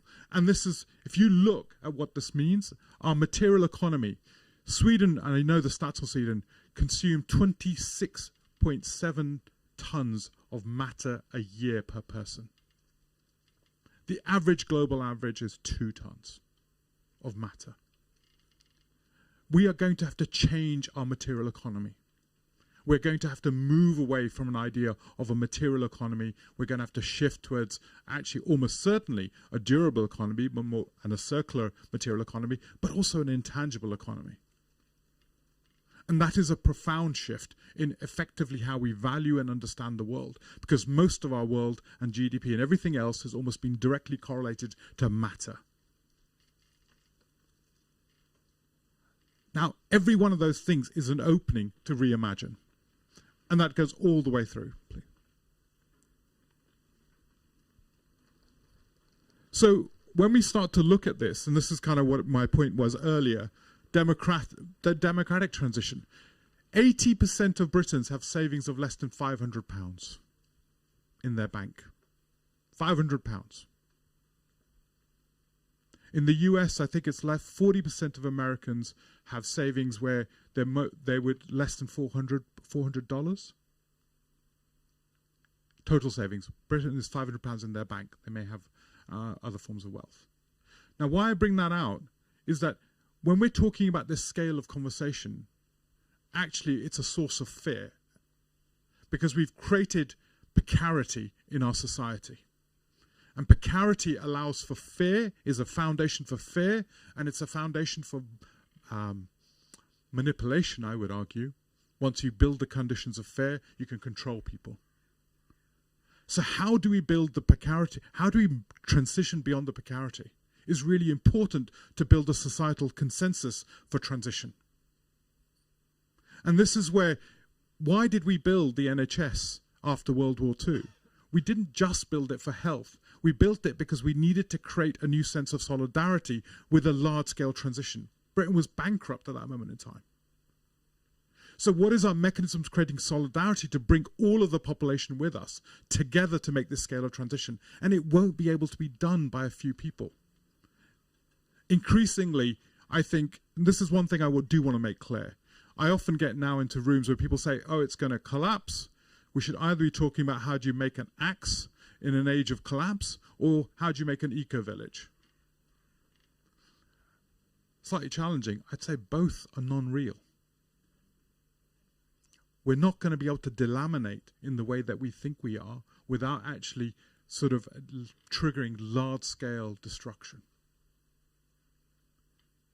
The microchip in your hand, so I hate quoting Bucky Fuller, it's over-quoted by architects, but so typical Bucky Fuller quote, it takes a civilization to make a pencil, right?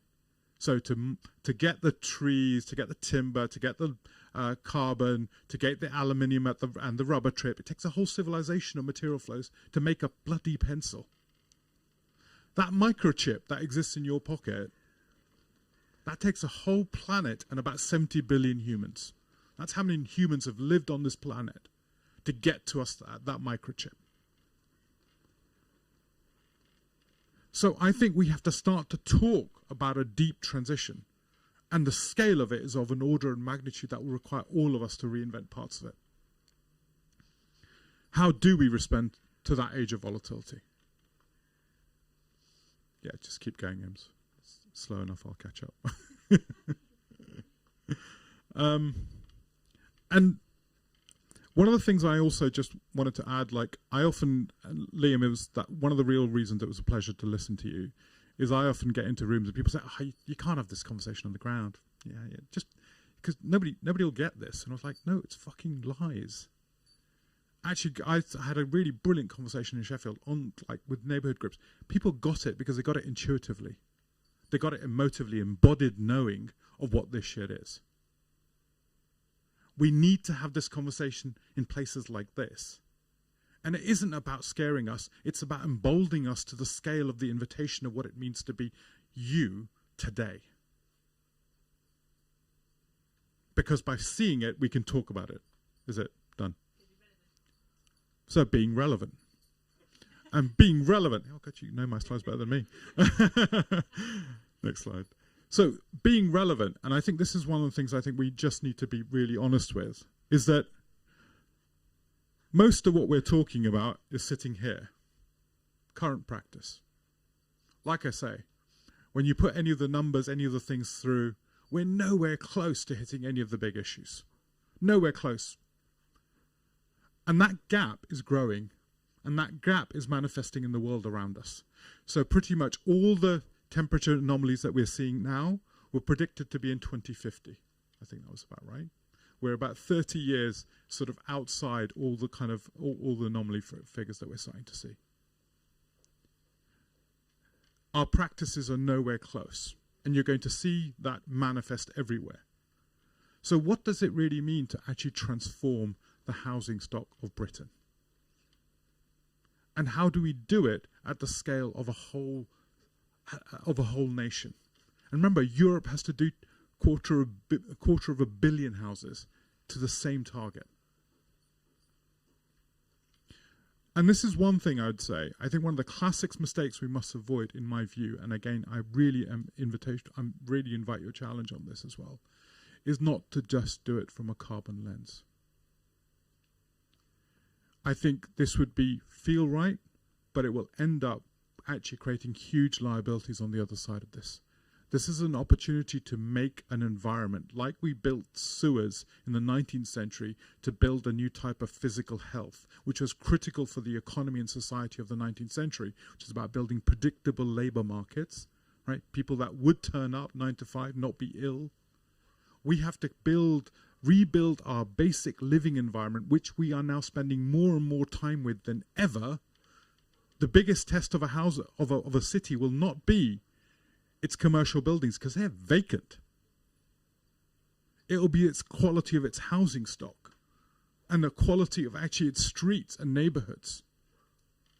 So how do we operationalize? How do we make this kind of story about co-benefits? And I'm going to use a small example.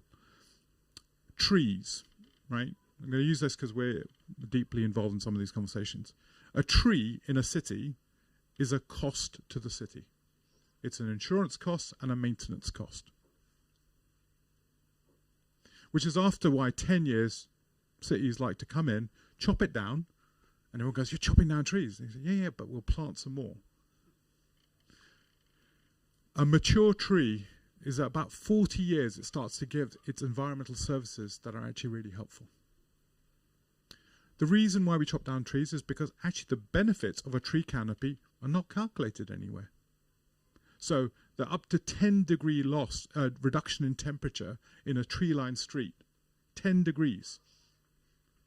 The flooding risk management, if you build urban forests, actually in terms of managing up to 70 million, say in places like Glasgow, flooding risk is about 70 million a year, going to go up like an absolute curve to 240 million a year. Or actually the reason why we have male trees planted everywhere. Do you know why? Because they're easier to maintain. However, they give you higher levels of asthma. So because we're not really thinking about the benefits of everything else rather than just the small scale, we are building things badly in our city, which are actually accruing liabilities pretty much everywhere around us, which are unaccounted for. And those liabilities are coming back to haunt us. Asthma rates, all these things are there. So I'll give you a tree-lined street.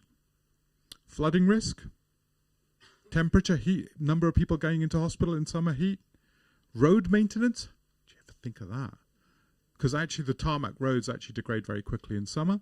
Road maintenance goes down, asthma rates, just because we're making bad decisions on how we're allocating that. I haven't even talked about carbon sequestration because I don't think it's actually, in urban environments, it's not really that material. So I think we have to look at the world through that multi-beneficiary lens. We have to see the world through a kind of an idea of entanglement. And that entanglement happens on the ground. Like John's house.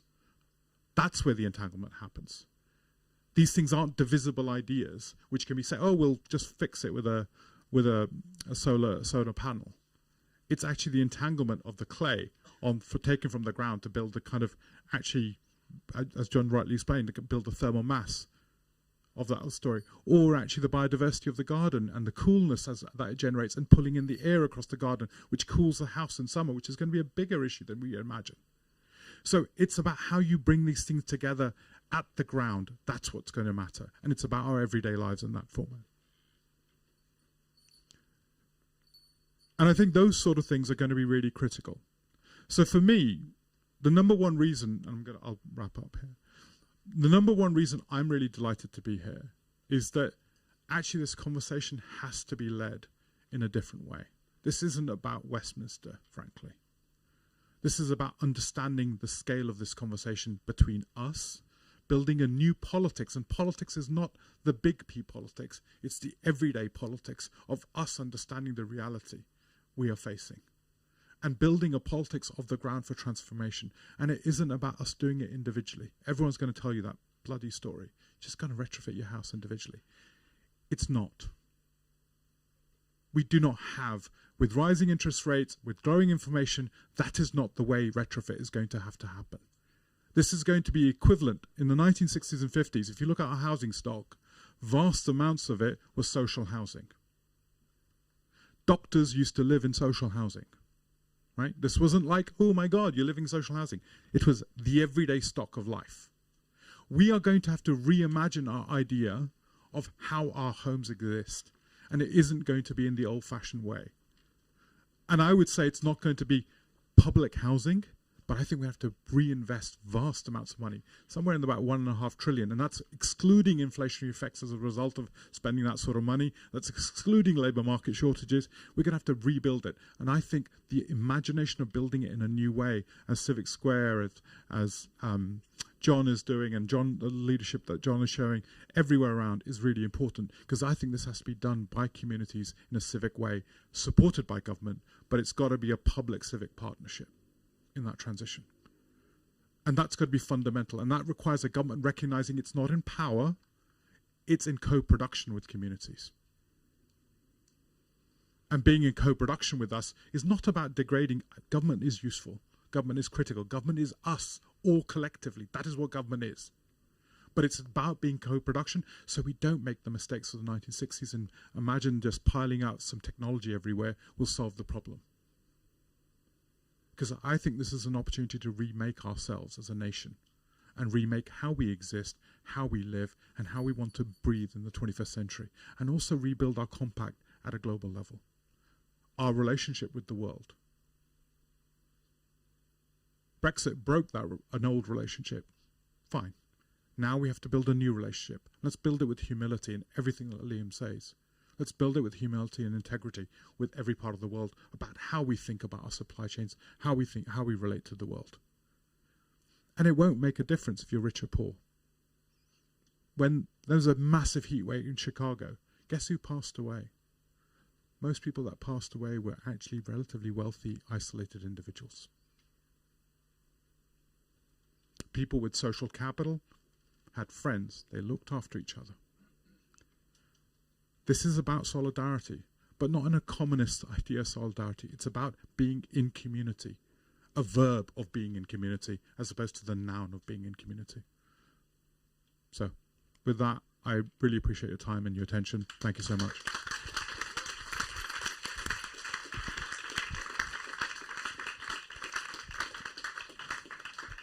Thank you so much, and we're up to the last talk, and we'll wrap up and weave together why we've brought this morning session together then. But I'm so unbelievably delighted to introduce the next speaker, because I came across Araceli and Josh's work of Centric Lab about 2 to 3 years ago, and at the online festival we did that preceded this at the beginning of the pandemic, Araceli shared some of the work that they've been doing at Centric Lab, and it was just sublime. It was absolutely sublime. The weaving of that embodied knowledge, the indigenous wisdoms, the data and science and lived experience of people and communities where they are, and the beauty and the rigour within which they're doing this work, I think is second to none. I don't know anybody else doing this, particularly here in the UK. And even in the prep call, it was just so beautiful to hear Araceli's thoughts about the household and the work that they've been doing around biological inequities and health inequality. And I'm just going to leave you in their capable hands and say thank you so much for travelling up, especially because these guys have been pretty sick in the run up to this. We're really grateful, and we give a warm welcome to our final speaker of the morning, Araceli, and then Josh Artis. Okay. Well, can you guys make sense of what I'm saying even with my mask on? Okay, dope.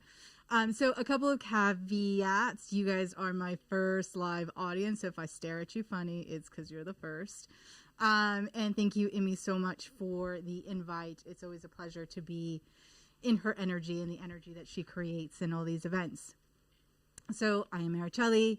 I study neuroscience and I apply it to health justice and health equity. I am from Turtle Island. If you don't know what that is, Google it, because I am not going to dignify it with any other name. So, in the words of a young Mexica teacher, I'm going to have to take my mask off. I can't breathe. Once. Tescao Martinez. He says, I don't speak for all of us. I speak as one of us. So that is what I am here to do. As one of us, both as a teacher and as a student. So, we are going to first give homage to the ancient wisdoms that are still guiding us.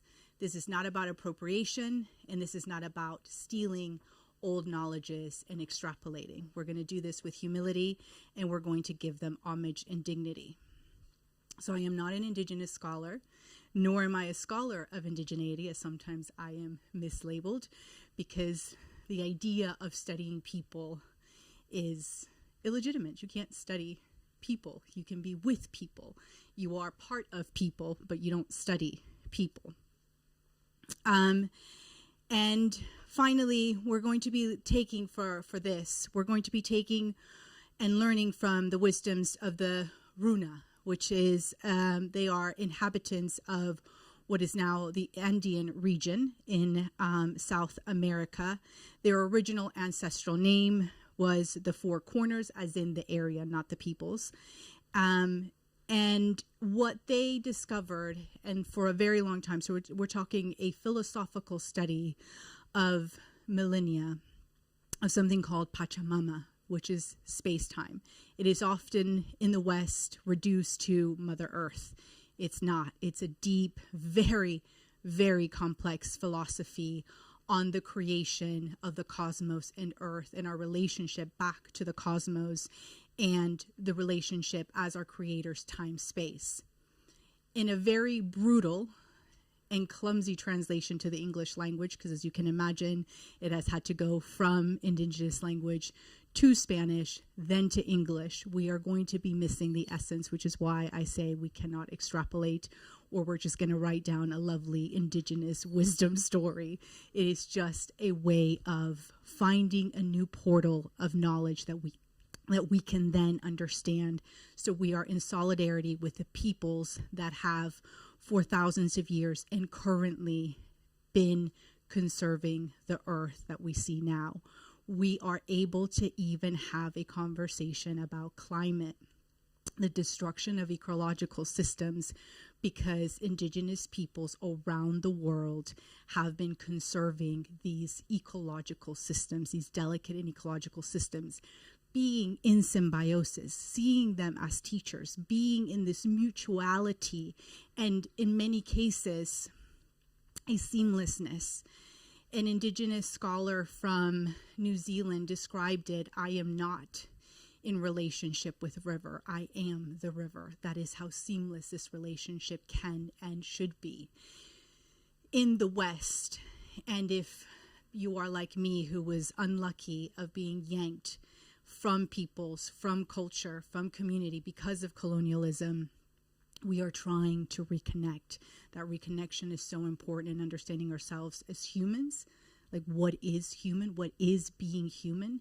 What is our role in relationship with the rest of the ecosystem? Indy talked about community, but community doesn't end between humans. It goes into all other beingness, including air, water, soil. They are also beings, and their beingness is being taken when we pollute the air, or when we see a river as a transport system or a dumping site.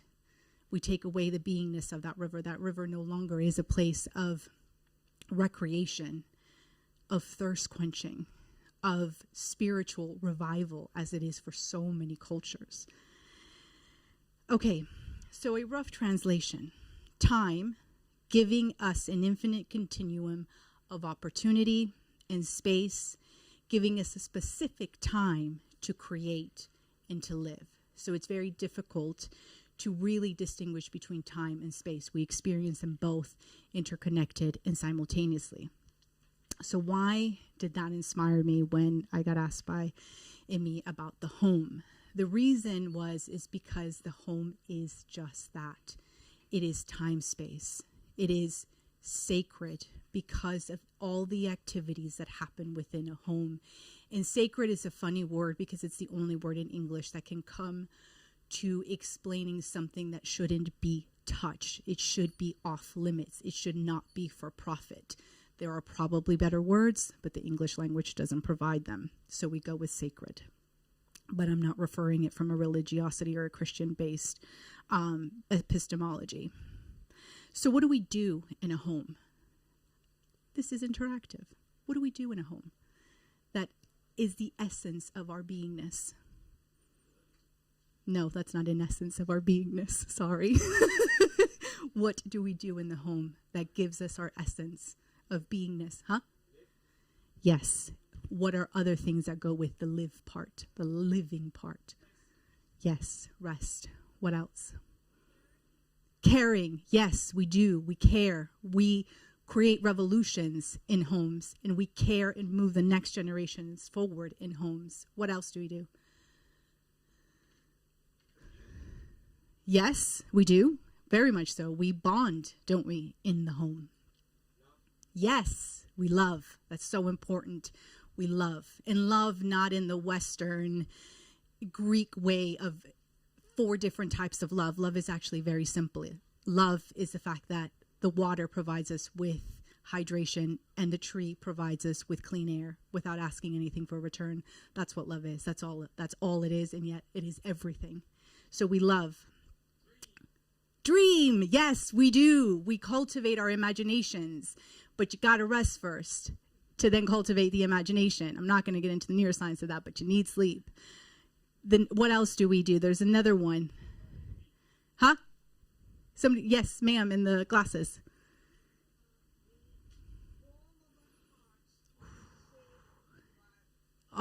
We warm our hearts in a safe environment. Y'all write that down. Yes, we do. We do. We really do. And that means a lot. That is nourishment. We get, or we should get, our nourishment in these places, in this time space. Can you imagine a place to nourish your heart when the world is doing whatever it's doing? To have a place where you can nourish that heart is so important. And we mean that metaphorically, but also quite literally. Our heart is what pumps. It's the organ that pumps the oxygen through our veins, through all of our tissues, so we can live. So an unnourished heart is a heart attack waiting to happen. That's how we would describe it in the West and Western medicine. So, and now imagine, and this is what I mean about the sacredness, turning the sacredness into profit. It is unsophisticated thinking. It is base thinking. The home has no business, sorry, pun intended, not intended, in being for profit. Because profit isn't sophisticated enough, it isn't sacred enough to interact with something as important and essential to human life. Y'all make of what you want. Amy said, y'all can disagree, not disagree with some of this, with some of the things coming out of my mouth. And other ways that we can observe this time-space phenomena, we can see it in the big moments and the little moments. So in an evolutionary time perspective, we don't know how, but somewhere down the line, as far as Turtle Island philosophy goes, is that stardust, we came from the stars, we came down. With it came oxygen. That goes into the western side.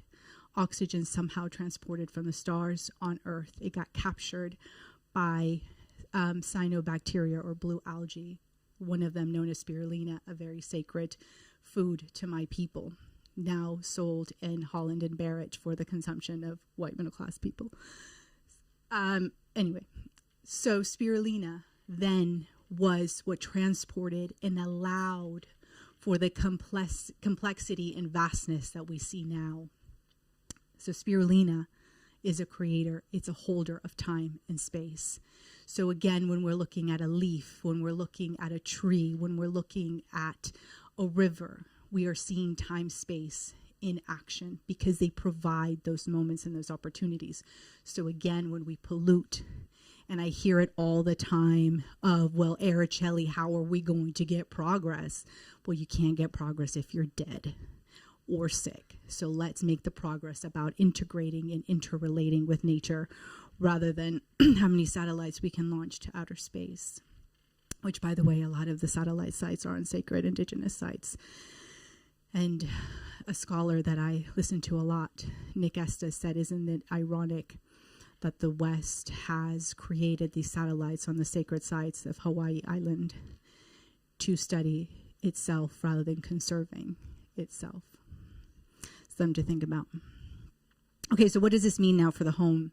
So we discussed almost the philosophical side of why profit should never go into home, but also practically. Profit hasn't made our home safe because it distracts. Homes have to be made, if we're going to make it for profit, we got to make it quick, we got to make it cheap. Those cheap materials contaminate our indoor air on a daily basis, contributing to allergies, contributing to respiratory illnesses, contributing to the quality of our sleep. How are we going to nourish our heart if we can't even rest our heart? So that's what I mean about the distraction and why it has no business coming together with the home. The cheapness of the materiality means that most of us live in homes where there is mold, there is poor ventilation.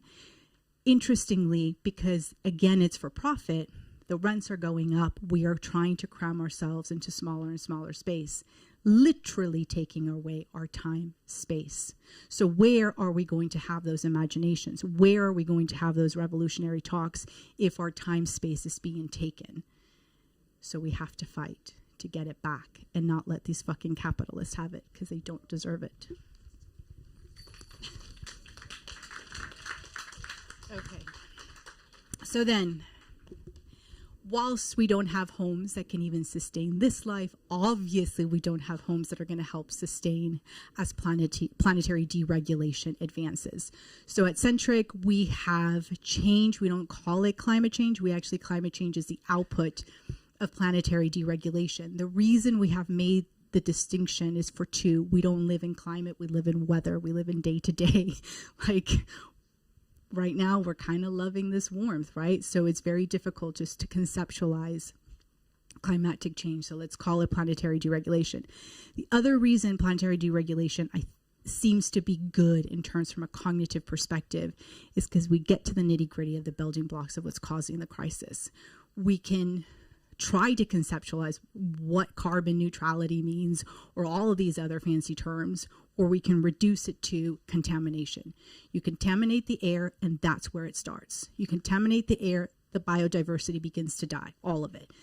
Trees, bees, us, etc. Once we change that, we start to change the rhythms of our planetary system. We start to change the microbiome in the soil, in the air. That changes us. We begin to disrupt bigger systems. Those bigger systems that begin to be disrupted then end up with climate change. But if we reduce it to that thing, pollution and the contamination of our living siblings of water, soil, and air, it's a very easy, palatable resistance that we can create. Okay, so in terms of the home, how it changes the home, well, it makes it unlivable. How many of us go to a home where in this kind of heat we can actually be in it? Most of us may, some of us may not, because it's getting increasingly uncomfortable to be in it. Again, how does that tie to that first thing of having, I'm just going to keep quoting you, having a place to nourish your heart? But also we're heading towards, and we're in it actually, not heading towards, we are in it in terms of energy inequity. Who of us can afford shade? Who of us can afford cooling or heating at the times that we need it? So shade either in the home or out here. That as well is being torn. There's the Karuchi lab in India talks a lot about the inequities of the indigenous people there being their shade being taken away because the areas that they are being deforested, again, for that good old word profit. And so now there's a massive inequity of who is allowed to access shade and who isn't. The same thing is happening all over the world. In here, in terms of cooling, not being able to cool your home. And I don't mean necessarily with AC. Materiality also plays a really good role. And actually, the Dine in Arizona and New Mexico have actually started their own development company, as per your inspiration, where they're bringing back the Adobe form of creating homes, and they're taking control over their developmental process, moving away from the dependency of the West, and trying to have more autonomy, because that is the kind of structure that is needed to survive those desert type temperatures. And then finally, we have to look at the displacement. We are going to be more and more displaced from our homes. There's a coastal town in Wales that within the next 15 years will not be habitable. They will be the first people displaced internally. Again, we get really funny about the immigrants coming over. There are going to be internal problems with migration, and that's going to be really interesting for white supremacy to solve, because what are you going to say to people? Don't move from Wales to Scotland, from inner Wales to this town? Interesting conundrum that is going to pose them. But we're going to see it at a micro level. Obviously, we're seeing it at a macro level. And that displacement, again, taking yourself away from home, from community, you're taking yourself away from cultures, from languages, and take it as a person who that was taken away from. It destroys all the way to the soul. It destroys our biology. We have to be aware of how deep those cuts are. And of course, there's going to be the biological trauma. We can also talk about it in biological terms. people, and it's already in the data, the people in 2019 going to 2020 and going into the pandemic. There's a town in Wales called Merthyr Tydfil that actually has one of the highest levels of COVID at the very first wave, because they had to go through 3 storms, and then they had to go through COVID. No one tells you that story. And I think sometimes it's interesting that it's a story of white struggle, of white poverty struggle. And I'm sure I'm not in the right place, but for everybody that talks about all lives matter, I'm like, all right, then motherfuckers, go and deal with your own people as well, because they're suffering. And the point of that story is how we're ignoring, and I'm not saying we shouldn't talk about the global south, because yes, it is absolutely getting, well, I wouldn't say getting, it's the historical injustice of what's happened in the global south. But the fact that we can't see what's happening in our country, that a lot of times I do see it in Western culture, Western white culture, that it refuses to see its own suffering, the suffering of its own people. Again, go do what you will with that statement. And what we saw in Merthyr Tydfil is people that were already living in homes that were not technically fit for purpose have to endure 3 storms in a row. And then they had to face COVID in either homelessness, near homelessness, and of course in displacement. That's why COVID advanced so badly in that community. That's why they got hit by COVID very badly and had to go through the hospitalizations, and they continued to have poor health outcomes spiraling through the secondary and tertiary COVID effects. Why we get sick isn't a mystery. It is tied to the environments that we're in and to the experiences that we're having in those environments. So that brings us to the final bit. What is, well, penultimate. What is a healing home? The first thing is that we have to consider to be in mutualistic symbiosis with nature.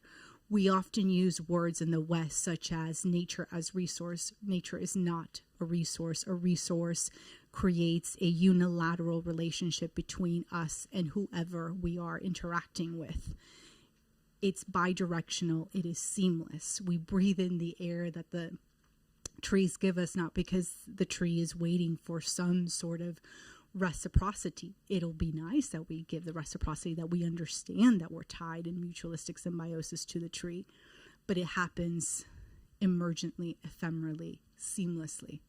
And that is how we have to start thinking in the West of how do we build homes that are in deep mutual symbiosis with nature, going beyond, are we going to put a solar panel and then are we going to put a windmill somewhere in the background and be done with it?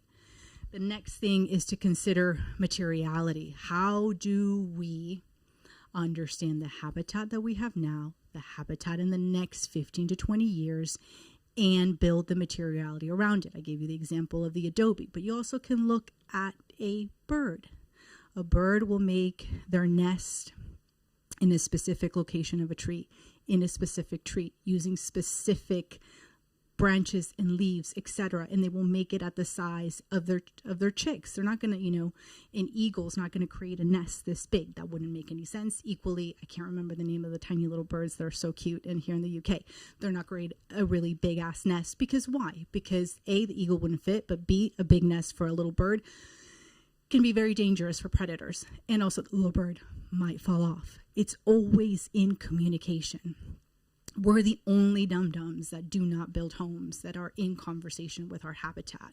We are obsessed in the West with putting pineapples in deserts because we call that progress. We call that human intellect. We call that human imagination. It's not. It's dumb. I'm sorry, but it just is. Grow a pineapple where it's supposed to and let it flourish. And also let her be autonomous, because that's the other obsession that we have in the West. We're like, oh no, but look at the human intelligence. We're growing a pineapple in the desert and we take the autonomy of the pineapple away. It's now completely codependent. That's not what I mean. I don't mean a codependence. Let her flourish. Let her teach you. Let her then, because if you let her teach you, if you let her have autonomy, she can come back and be sweet and full of goodness that's going to nourish you. I don't know what a pineapple in a desert is going to do for you, but I doubt that it's going to have high levels of vitamin C and be really good for you because you've taken away the essence of the pineapple. Anyway, done with that metaphor. But we have to consider that immateriality. Where are you building? Where is the wind coming from? And the sun? Who's going to come in? One of the things that we're not considering is that more and more we're going to be living transgenerationally in homes. We're going to have to. Capitalism actually was the one that encouraged everybody go and have your home. Your mom lives here, your uncle lives there, et cetera, et cetera. That's not actually good for, in terms of our beingness and our nourishment, to just be dependent, as Indy said, solely on the self in building that community. So what does that look like? The next thing is that we need the elements such as thermal comfort. We need quiet, right? We need quiet to be able to think, to imagine, to rest, to sleep, to nourish. Quietness is something that, again, is not very well studied in the West, of how important it is for nourishment, mentally, physically, just to hear nothing. Obviously, sometimes it's good to hear. Thank you, Emmy, for the space. But sometimes it is good to be quiet. Which, speaking of quiet, I've been talking too much. So let me break there. Does anybody have any questions, comments? Add anything else for a healing home? Actually, yeah. What else goes part into the healing home? A home that heals. Yes, we need food. Yes, we absolutely need food. And we need the right tools to be able to create that food, and the security that it will always be there, and our autonomy to access it. Because again, in the system that we live in, we don't even have the autonomy over our food. We have a middleman. Like, I got into a little bit of a squabble with my dad as we debate these things, and he's like, oh, he calls me Chelly or Paloosa, and he's like, when he doesn't grow on trees. And I'm like, okay, person of your age. I was like, but you know what does grow on trees? Food, air, shelter. So we don't need the middleman. But we've been taken, just like that pineapple in the desert. Our autonomy has been taken. Any other suggestions for a healing home? Yes, we need to be with them and have them incorporated into our home. In fact, nature is home, right? Anything else? Huh? Elders. Yes. The people. Actually, that's a very good point. We need elders, not just old people. Those are two very different things. Again, I will let you think on that one. Yes, of course. I think we should have the right to expect all the silence that we need. But that comes with materiality, right? How do we do that? How do we do that with dignity? That we give everybody that time space. Again, the West pushes us through austerity, and it pushes us through scarcity. But billions and billions of bacteria live on this earth, billions of ants and insects. We have such abundance of everything on this earth. Nothing is limitless. We just got to know how to do it. Okay, now moving to, I promise you, to the very last point. Emmy, please tell me if I'm, when I'm at 5. So how do we do this at Centric? So we build tools in hopes that they help communities. So we work a lot directly with communities. So our ears are on the ground, and we're building tools that they are requesting, that we see are needed, because either it will help them against the gaslighting, it will help them, provide them with information that they need to build their cases, to build whatever next step it is that they want or that they need. And one of them is right to know.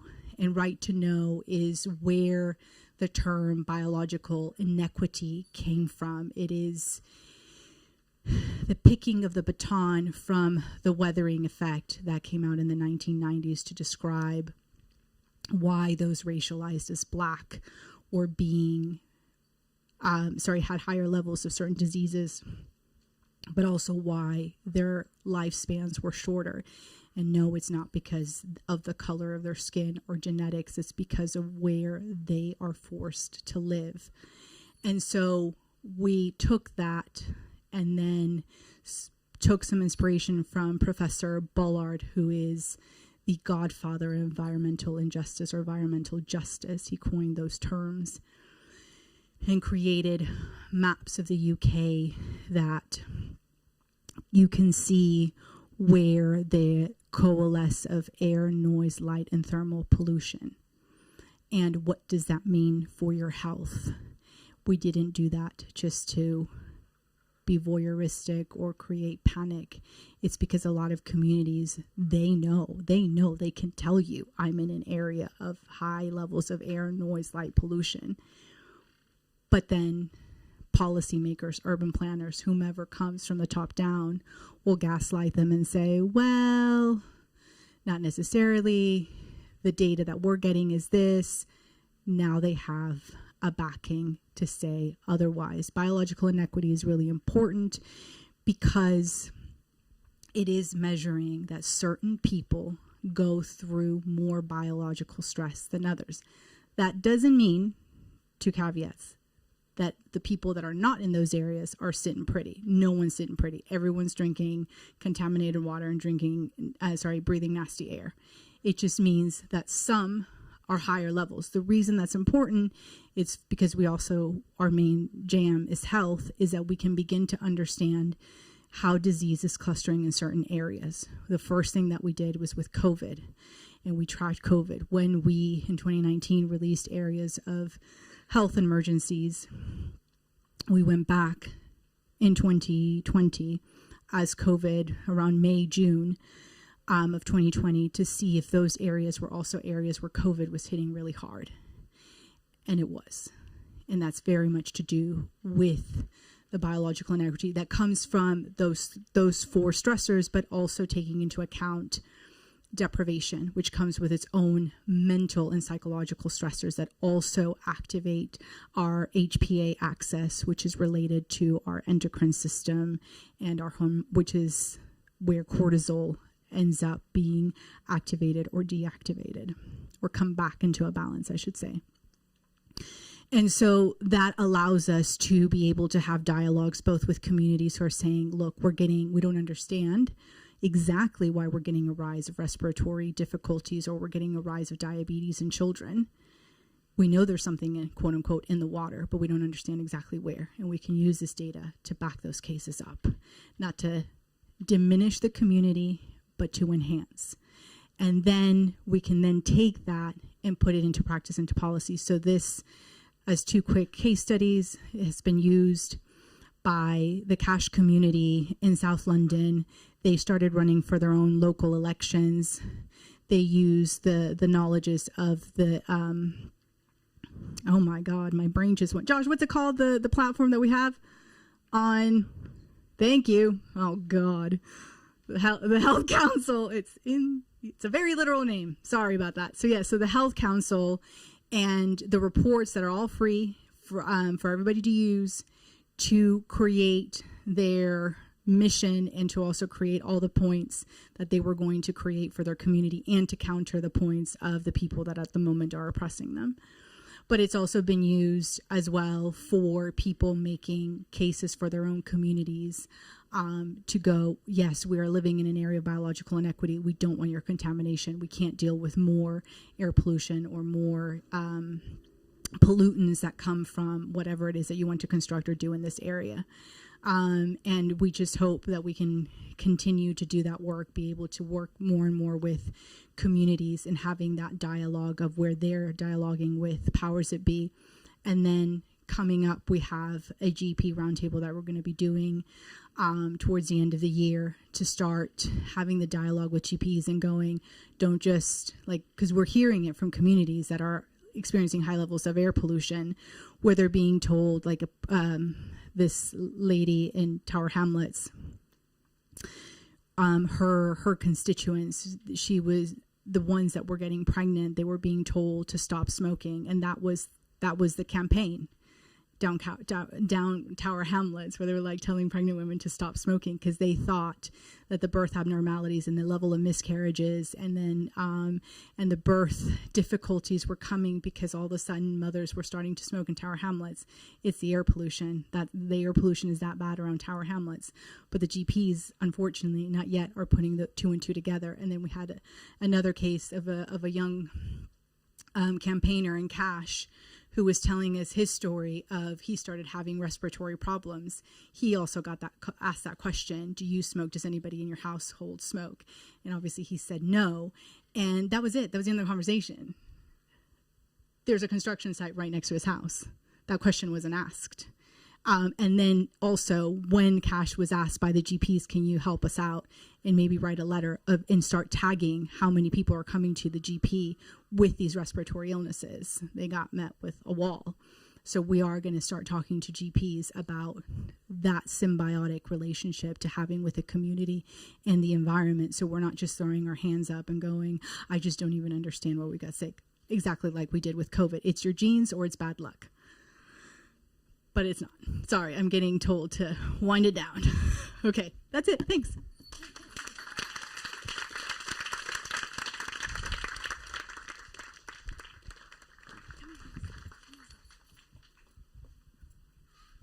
Sorry about that. She was stealing half my talk. I'm Joshua. I work with Araceli. I've kindly been told that I have a laptop. Excellent.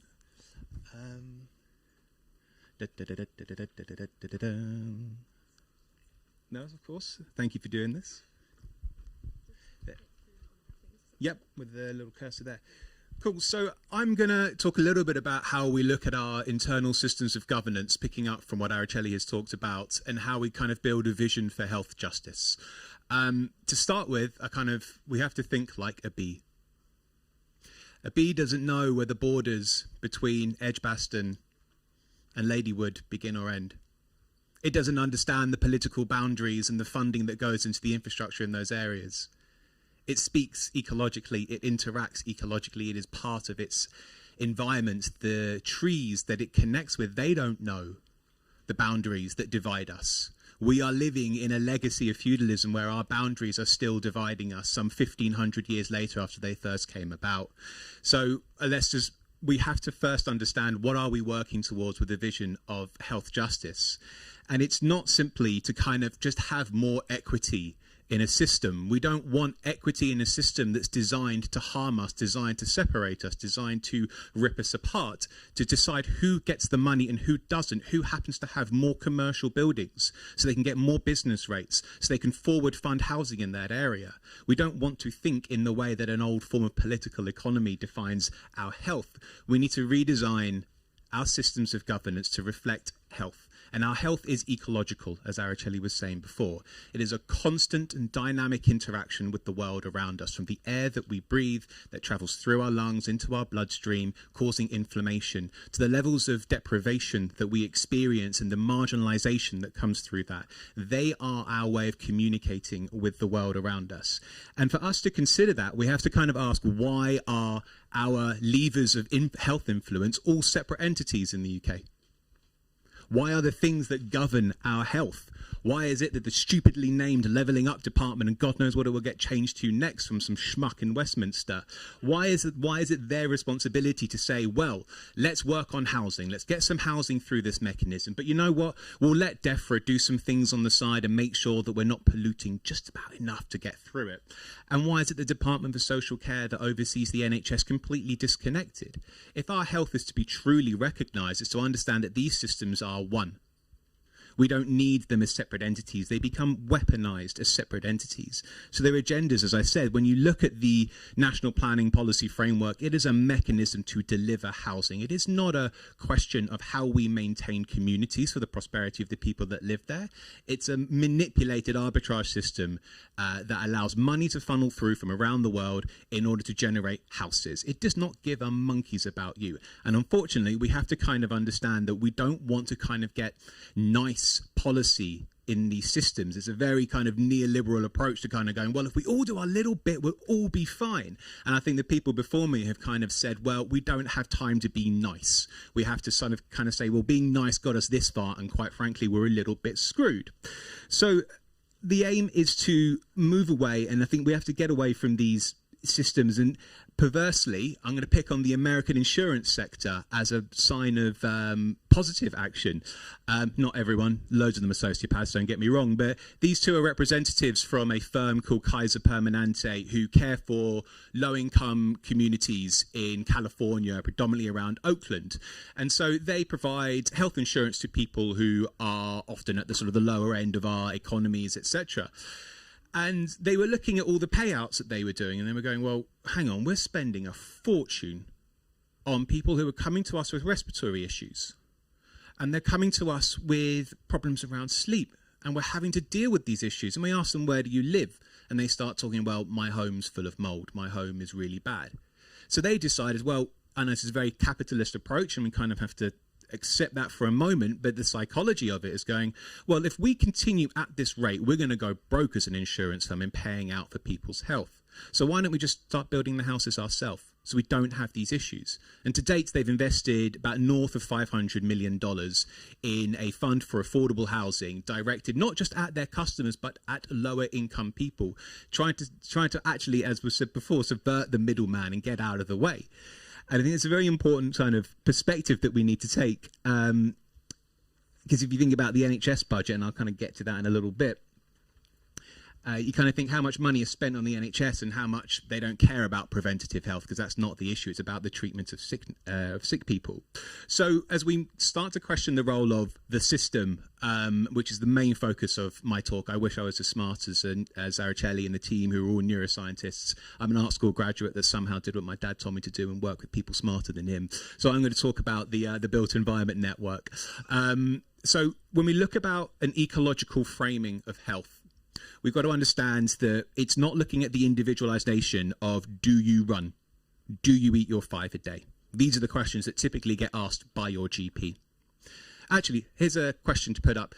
Can someone put up their hand if their GP asked them how many times they walk up and down a known polluted road?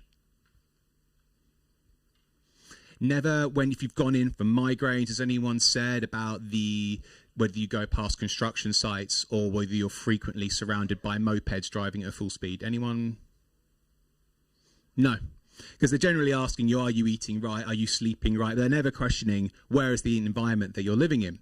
But that's what an ecological framing of health needs to do. And it actually needs to err more on the side of looking at time rather than space. And that's because we have pretty much a system that likes to track down and look at our health outcomes, look at what people are doing. What's our activities? Do we have diabetes? Do we have a problem? What's our responsibility in obesity? And that's because we're not considering... Sorry, let me just stop for a second and get myself back.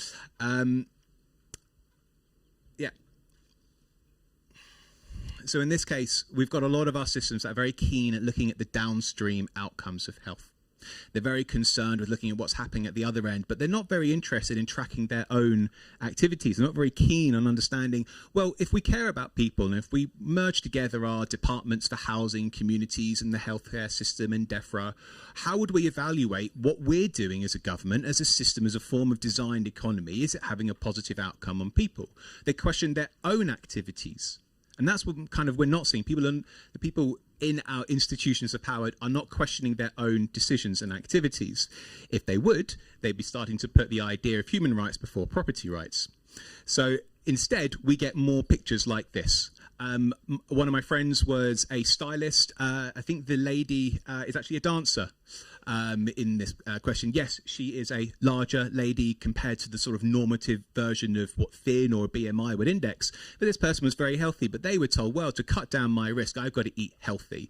Again, from what Araceli was saying before, the idea that to pick on racialized people for their lifestyle behaviors rather than the habitats they live is a continual form of gaslighting. Coming from the NHS, never questioning, are the homes they're in insulated?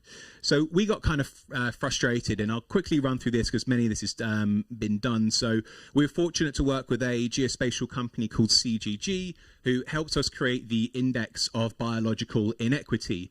The reason this is useful for holding those in power accountable is that the data within this are those related to the activities in particular of the departments for levelling up, really those responsible to urbanisation. So we're looking at fine particulate matter that comes from machinery and the levels of combustion, PM 2.5. We're looking at the idea of noise pollution from road, rail and transport. We're also looking at light pollution, heat pollution, the levels of deprivation. These are the responsibilities and activities of urbanisation, our chosen desire to have an economy based on the idea of land and capital-based growth. But nowhere will you find someone going, well, what's the areas that we've got? Are we actually laying in too many health risks into a certain environment? If so, how do we retract on it? It's kind of, well, we'll let DEFRA be very nice with trees over there, and we'll make sure there's a nice home, and the NHS will give a little bit of a guidance to people. But it is frankly BS that the government or these institutions don't hold themselves accountable.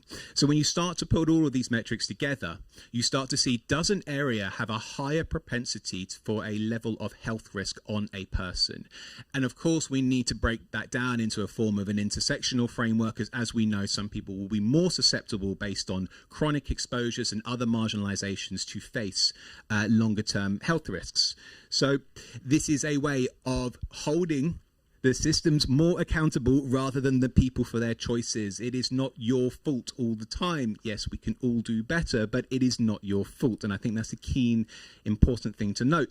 And it wouldn't be fair if I didn't focus out where we are in the West Midlands. So this is a colorized scale for the West Midlands. It's really weird when you always pick, when intuitively the darker colour is the worse colour in form of mapping. And I think that itself is quite illegitimate. But I think it's very useful in this case to show, to give you a context. And I think many of you will be aware of what the sort of worst in parentheses areas are. So these are the names related to the sort of what's called the middle super output area, which is a form of geographic measurement that is used by the Office of National Statistics to look at a certain level of population in area. It's also how they decide how many, they look at population statistics, where can funding go, who's in charge of that. So at the worst area was Castle Vale, followed by Brookvale, Gravely Hill and South Erdington, then Birchfield East and Aston Park. So there are other areas, but I think intuitively that many of those who live in areas around or familiar will understand that, yeah, it's actually a bit much being in those areas. And our bodies know, we instinctively know these things, but we have never been taught these things. We have never had the infrastructure to understand how to express these things.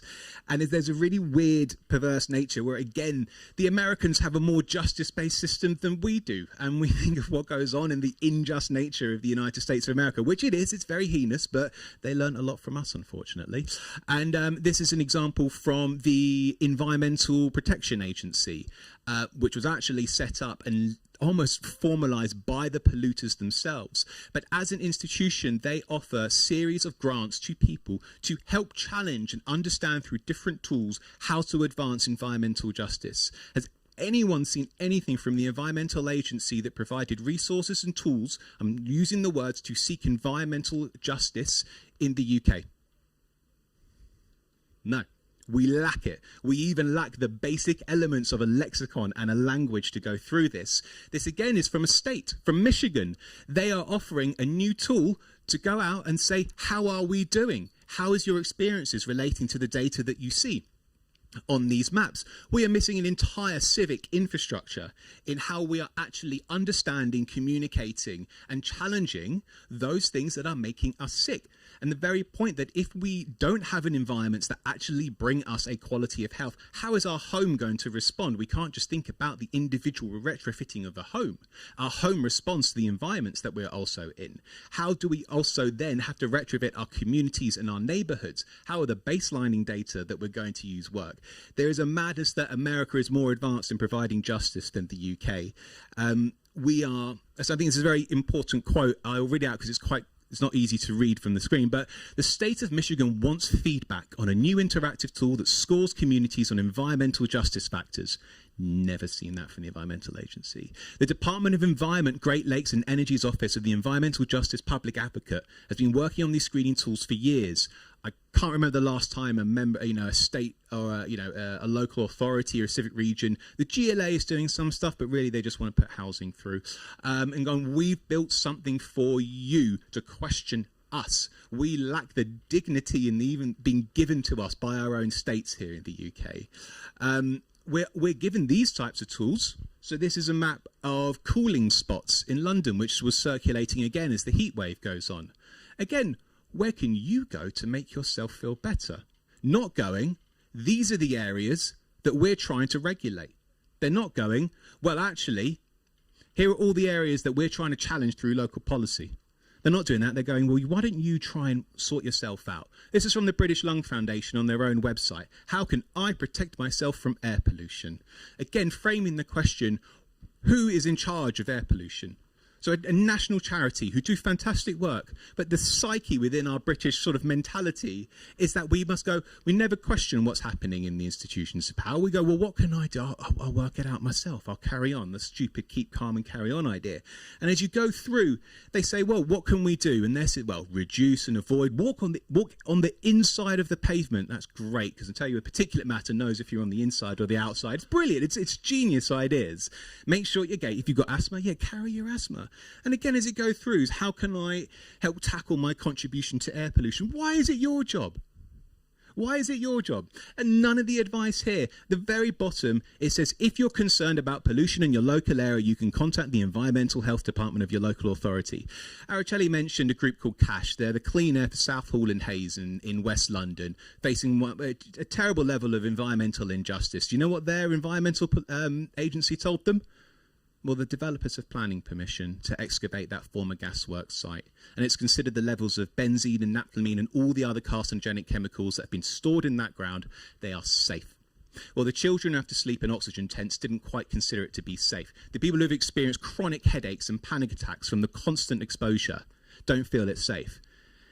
So we have a system where they tell you, it's manage your bit, but they don't track themselves. And so this is the point about designing systems where we observe the activities of the regulators who do their own work. And pollution really is a result of a private property driven system. So again, I'm trying to go fast, but hit me up when I need to. Right, I can get through that. So pollution is a result of the need for a vehicle. If everything was in walking distance, we wouldn't have as many vehicles on the road. Simple statement, can be analysed. But very simply, the decision to have private property, and I'm not completely against private property, I'm just pointing to the point of how our systems support each other. So the inadequate allocation of goods and resources means that one person has to no longer use their two legs or another form of mobility without a motor attached to it. It means that basically we've had land, which is considered the most important economic driver in the UK since the 400s, so around the 5th century when feudalism kicked in. That land was the most important thing. We even have it in our language, an Englishman's is his castle, whatever the stupid statement is.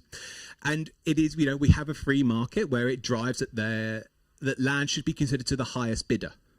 But it doesn't care about the externalities that impact every one of us, from the noise and the light and the air pollution that we'll all breathe. It doesn't care, it doesn't quantify the impact that it may have. It just drives what can go over there and what can go over here. And the idea, this was further cemented and kind of bastardized in 2013 with the introduction, the bill came into effect of what's called permitted development rights.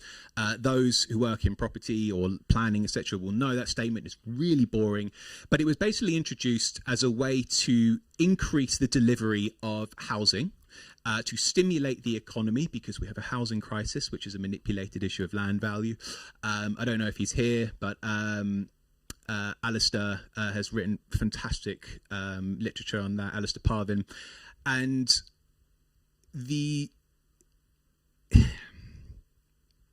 so permitted development rights, they meant that if an application met the basic requirements considered within planning, i.e. the safety of a home, a application could go past a local authority's review process.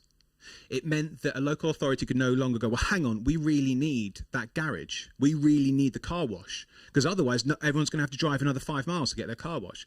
They couldn't go, actually, we need to keep that office building. Because that office building is actually caters for loads of charities. If we take those charities away, they're going to have to work miles away.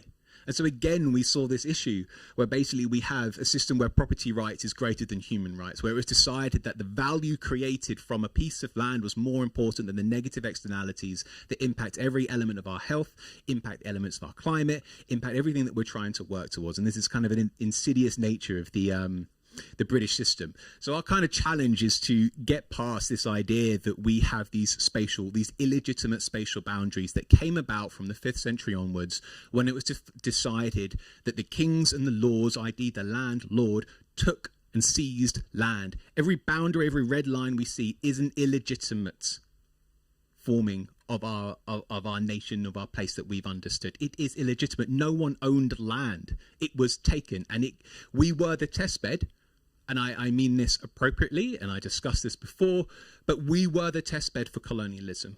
Since the 5th century, we have been divided and we have been conquered. We've been played against each other. The white people of Britain, those who came and lived, we were the testbed. Now, I'm not saying that it was worse, but fuck me, it was so much worse elsewhere. But we have to understand and gain the dignity and understand that we deserve better, that we should not be held accountable. We should not be held to live out the activities of an illegitimate system that operate here. We have to actually break our own psychologies if we're going to rebuild our own systems. I really recommend, I don't know if you've managed to bring them in at all to the session, but the guys at Shared Assets did a fantastic report about understanding our land narrative. I won't talk about it. I highly recommend it. It covers some of the elements around what I've spoken today.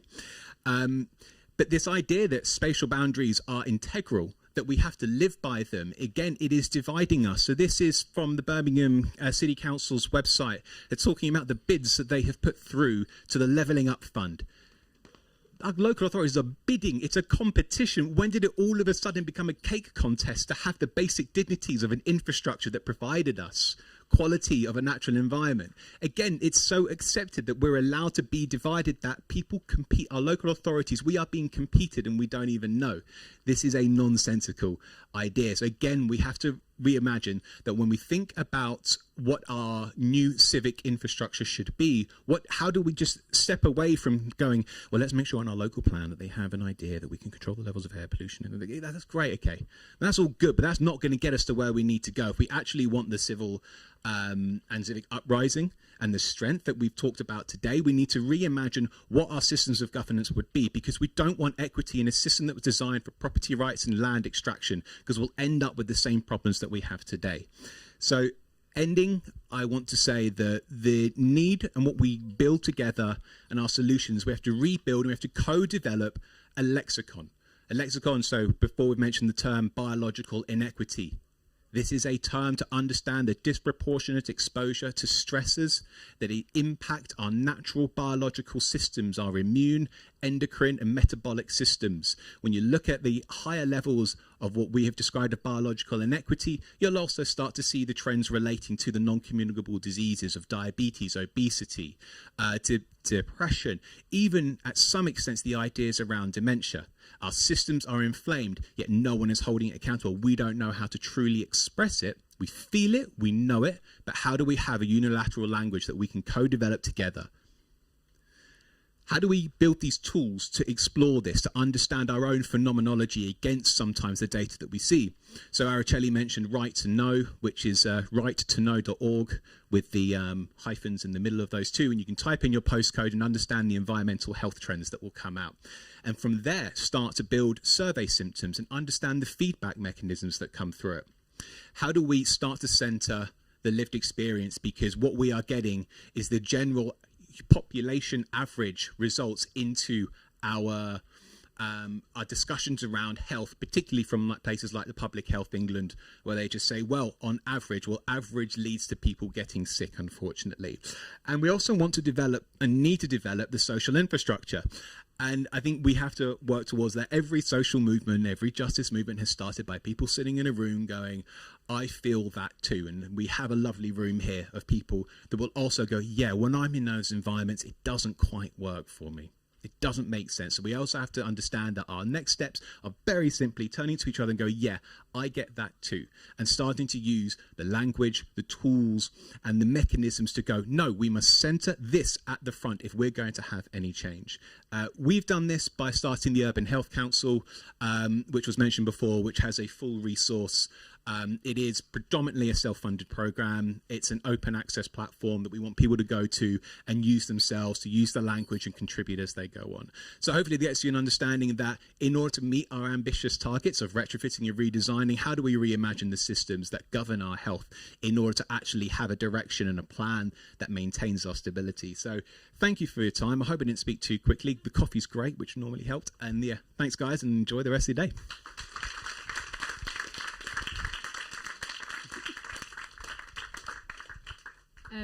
I don't know about you, but loads of times in the last few hours I've been like a football fan that I see on TV, and I've wanted to like stand up from my bench and be like, "Way!" Because I want to say welcome to Retrofit Reimagined. Kate Rayworth, who we work with quite closely, says the complexity doesn't go away if you ignore it.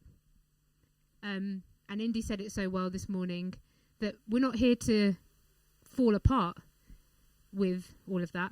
Like, oh my God, this is horrific, and it's huge, and it's massive, and it's complex. Actually, it's the opposite. It's a deep recognition that there's a role for every single one of us.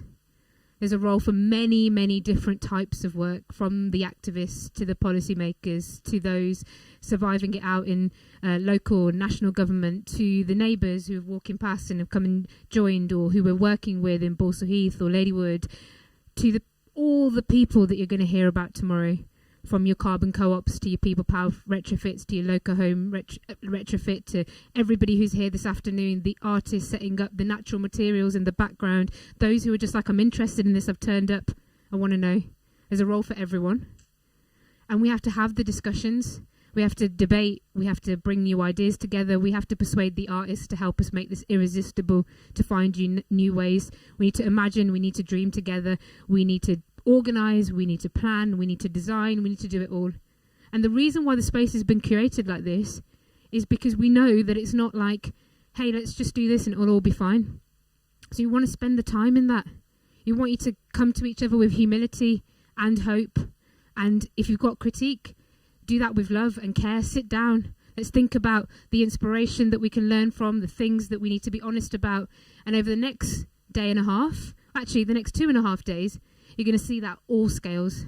Whether it's going to be hearing about what residents in Balsall Heath are doing, or going to see John's house, which is probably one of the most unbelievable examples of all of the talks combined into one thing that he has dreamed and lived and stewarded and opened up generously. I was mind blown by it yesterday, if I'm absolutely honest.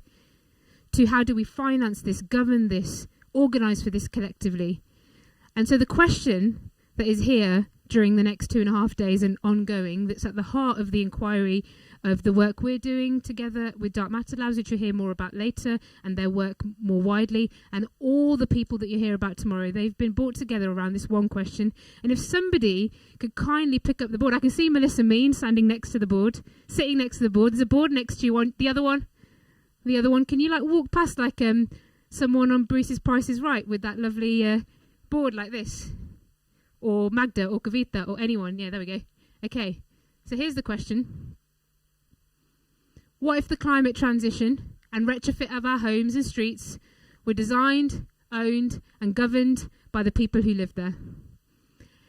And throughout, you'll see those of you from Birmingham, do you remember that god-awful programme that completely demonised and made poverty porn out of that wonderful street in Winson Green, and it became known as Benefit Street?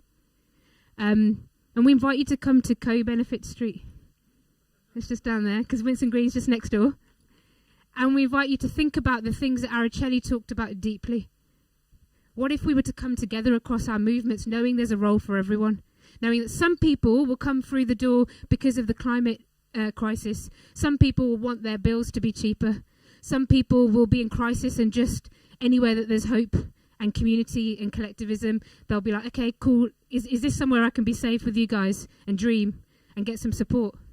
Some people will come through clean air, through the fact that the road outside their children's school is terrible. Some will come to this because they are mad about rewilding and greenery. We've found in Balsall Heath, I know John's experienced this as well, in Ladywood on Link Road, which you can also go and talk to Joe about the work we're doing, that people come through all sorts of different entry points.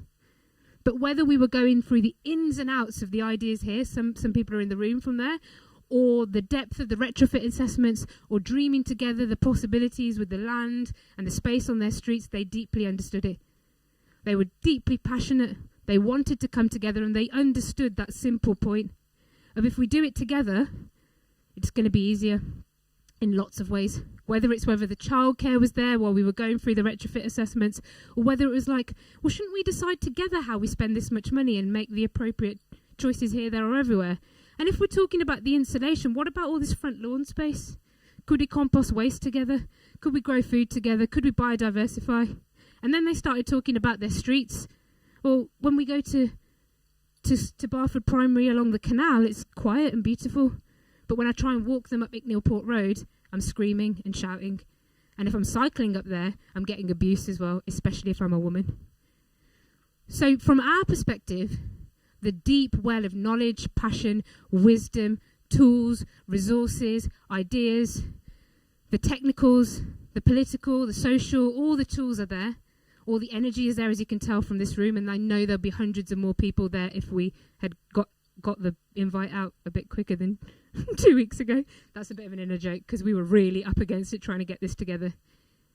So our invitation is to co-host this space together, to know that we're all right, we're all wrong, we're all scared, we're all hopeful. We're here because we know the scale of the challenge and the scale of the opportunity. So I invite you to sink in from this morning.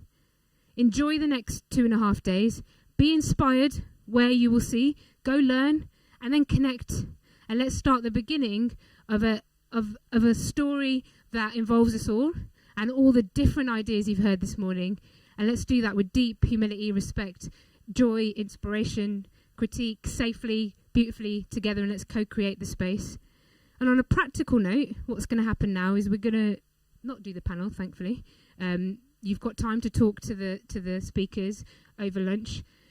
And once you get lunch from the lovely team who are making lunch work in the field for many of you, so anyone who can help or support them or tidy up after yourselves, please do. Let's look after this space together. If you want to hear over lunch a bit more from Kwajo, who is also on the panel later, bring your lunch to the long table. He'll be there. If you want to get your lunch and just have a chilled out time, go anywhere you want, but there's also some tables over there. And if you loved what Josh and Araceli talked about, in a couple of weeks in the festival, they're hosting a day with us where we're going to go on a walk to look at the different experiences of biological inequity, and you can find out more about that on the website and so on. But for now, I just want to say thanks for your patience this morning. We really thought it was important to go deep and be unapologetic about that. And we thought it was good to allow us to sit back and sit in the bigness and the complexity of these ideas and know that we can handle it, and together we can find ways forward. And if you're struggling with anything, come give one of the Civic Square team a shout. But other than that, go and enjoy lunch. We'll be back here at 2 o'clock, please. And we'll be starting to hear more about the practicals of some of the work that Dark Matter Labs have been doing. And then through the next 2.5 days, there'll be just tons and tons of things, from practice to ideas, to neighbours, to communities, to organising, to finance, governance, so on and so on. On behalf of all of the organisers and Civic Square, thanks for coming to this morning with open hearts, because you could have been like, whoa, I just thought I was coming to talk about some retrofit stuff, right? And this is not that, but I hope you enjoyed it. And if you did, give all the speakers and everyone who contributed and all the knowledge that their work was built on a huge, deep well of gratitude and applause. Thank you very much.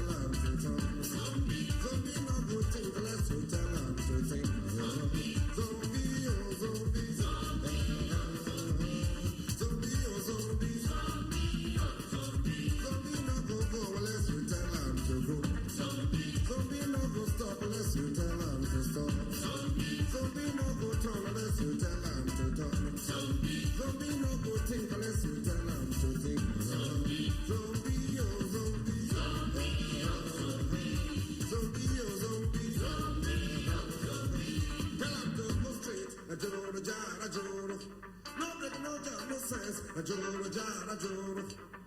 Tell them to go kill, a joro jar, a joro. No break, no jam, no stress, a joro jar, a joro. Tell them to go quench, a joro jar, a joro.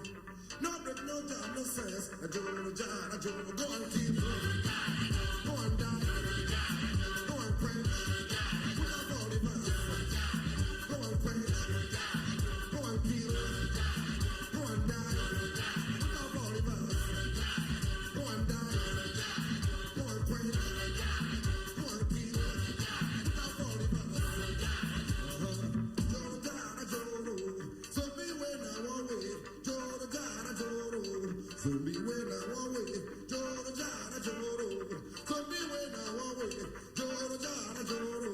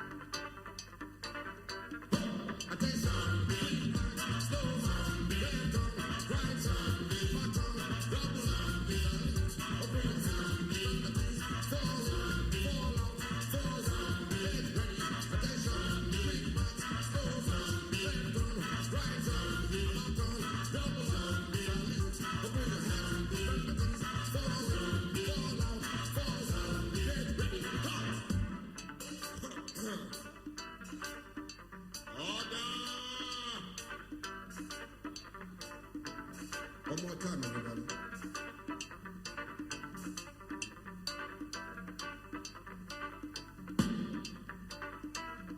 Attention,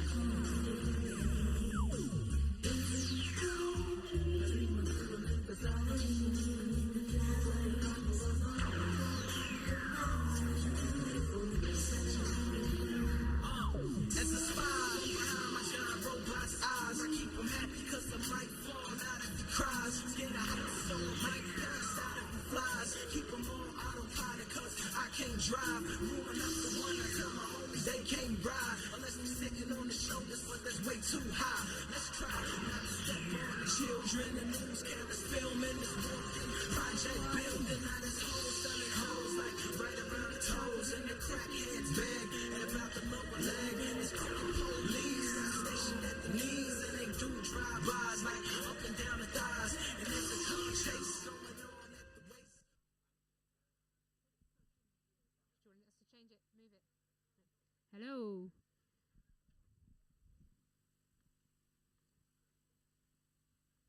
Minutes until we start the next part of the day, so come and grab a seat.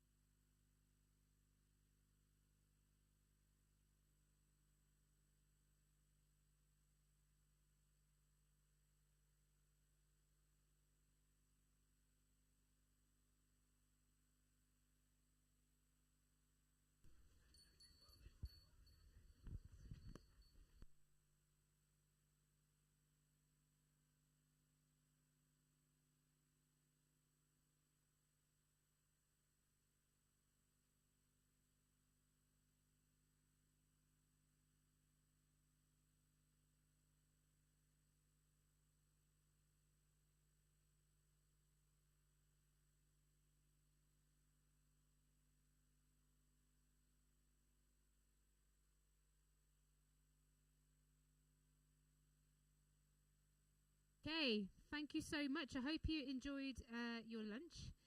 And just a couple of things, just housekeeping as people are moving back in. We're really, really lucky that John has opened his house so generously for yesterday and for the dinner this evening. Just to say that it is John's house. And so if you haven't signed up for the dinner this evening, it's actually full now, and we just want to make sure we don't overwhelm his beautiful house and wife and family with a lot more people. So if you haven't signed up, unfortunately it's closed now, but he has said that if you wanted to cycle or get a bus over there before the dinner and have a look around the exhibition and the house, you'd be more than welcome, and he'll host you because he's going to leave a bit early. But unfortunately dinners are now fully booked. So yeah, okay. Thank you so much. I hope you enjoyed your lunch. This afternoon, we carry on going a little bit more specific, but still in the bigger picture of the system challenges and opportunities of retrofit. And you've got a few different things happening this afternoon. So we've got a talk that's about to happen by Jack and Calvin from Dark Matter Labs in here. Jack will tell you a bit more about the breakout space that's going to happen after his talk. And then there'll be a panel in here, followed by the final session of the day. But you're also more than welcome to, at any point, go spend time in other places, connecting. You don't have to sit in here the whole time. And if you're here tomorrow as well, you'll know that there's a whole another layer of multiple talks, workshops, panels happening all over the place in the field and under the pergolas at different times. So if you need a bit of help thinking about what is happening tomorrow, come chat to us later. But there's also some schedules that we'll share more about. So we're running about 20 minutes late, which is not bad considering like the scale of the crisis that we talked about this morning. And you're only 20 minutes late.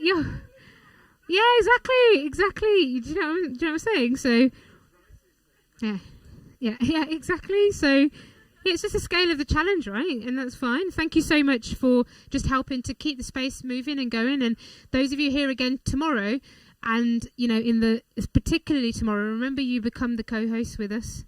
We then want to tell every person who walks past and wanders in and it's like, can I come to this? Yeah, of course you can. So do keep us helping the space to move. So next up, I'm going to introduce Jack and Calvin from Dark Matter Labs, who are going to tell you a little bit more about their work in the space of retrofit. Cheers, thanks to me. So I'm going to disappoint you slightly, and if you were here this morning, in that we haven't got all the answers to that grandiose problem laid out to us this morning in beautiful ways. And this is, well, it's not just Calvin and I, but this is, you know, a lot of work with a lot of different people, Civic Square, 30 Percy, the residents of Link Road, and many others in between. And this is a bit of an open invitation to some of the questions we've got to so far and the challenges we are. But this is a proposition, I guess, or a description of how do we create the right to retrofit, the right to a transition for streets and for neighbours to be able to do this amongst themselves, and what are the systems that can support that. And so these treat it as a provocation, as an invitation to answer some of these questions. So how could we create that? So DM is a strategic design studio. It was born out of an architecture studio, and like I said, we've been working with loads of great people at Civic Square and 30 Percy to try and explore some of these questions. Dark Matter Labs is made up of lots of different people from lots of different countries across a range of different disciplines, in just the recognition that these problems are incredibly complicated and need a lot of different minds from a lot of different perspectives to look at them at the same time. So I'm going to start with trying to understand what the problem of retrofit is, specifically around retrofit. We've heard about the kind of big system scale, and it sort of centers around 5 kinds of trouble.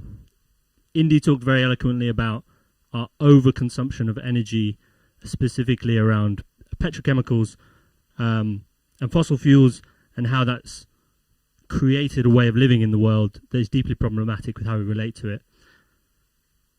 Obviously, we have a very entrenched housing crisis, which comes out of that type of economy that was born from the carbon age, one to do with extraction, one to do with vast inequalities of access to housing and healthy housing.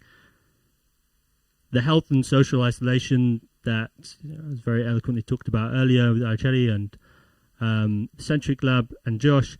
The social isolation that housing system creates. This is deeply embedded with the retrofit problem itself and how we get access to it.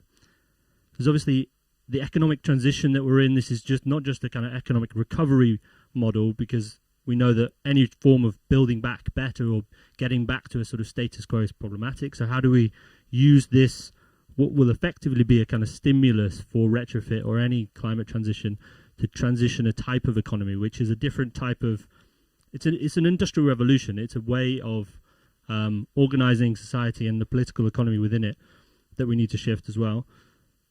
And also one that we don't really talk about, but is massively important when it comes to retrofit, a crisis of trust in government, in democracy, and how it functions and how we organise. And that relates to, you know, the everyday services that come knocking at your door, posting leaflets through it, asking for your time and for your money and your attention.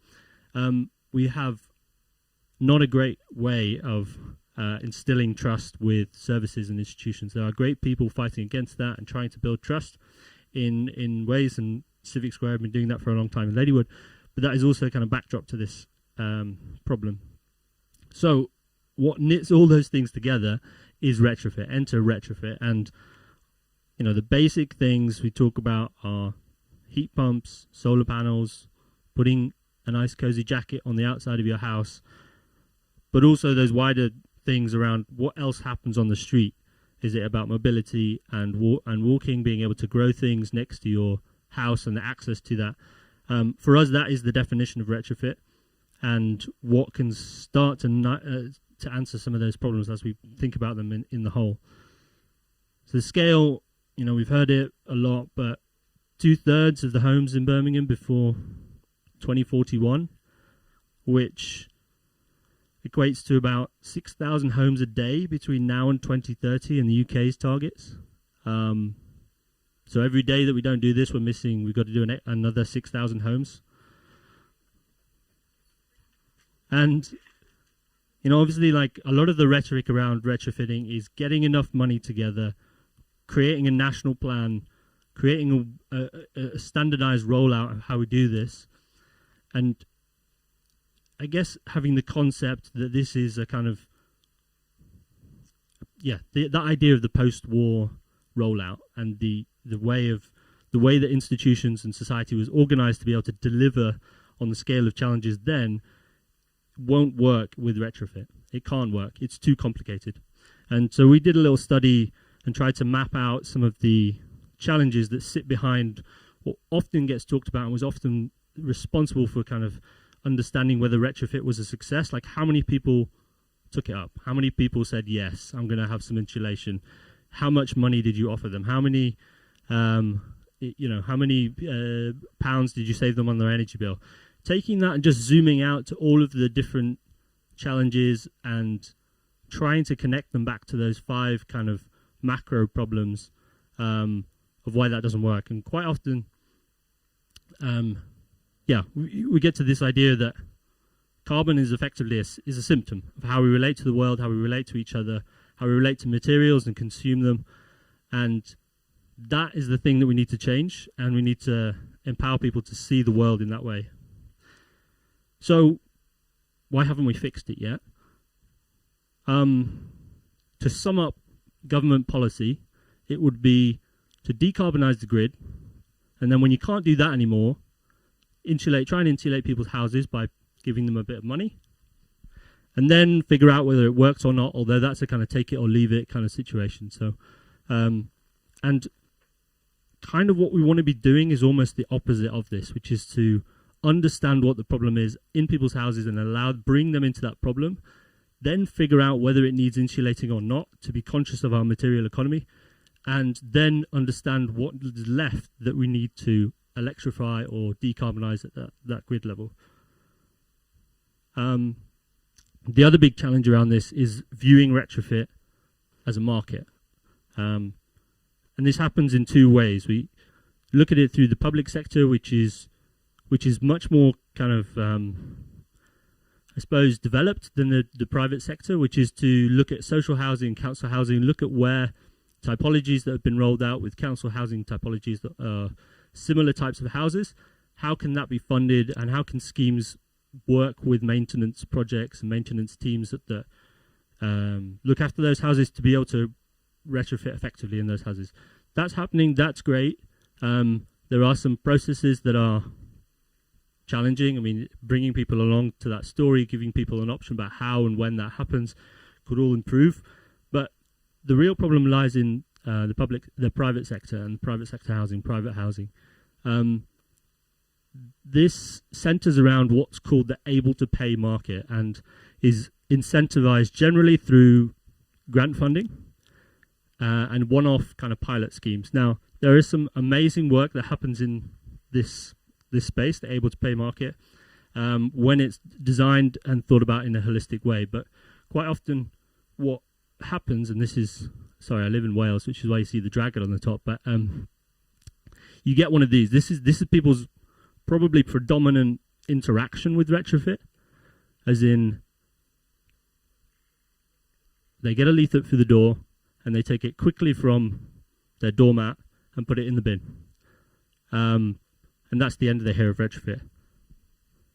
This, it may seem pretty simple, but this for me sums up everything that is kind of wrong with the current retrofit market, in the sense that it's designed purely around funding, tighten the restrictions around who can get access to that funding, so your income level, your housing type, whether you live in a certain area, and then stimulate or encourage companies to sign up to be able to deliver some of this work, so whatever it is. And that creates, the knock-on effects of that are companies that come in and out of business, that have very poor employment conditions. They usually fold within a year or so because the funding schemes are not long-term. And we get, headlines like the Green Homes grants have failed, no one took them up, and those that did couldn't get any contractors.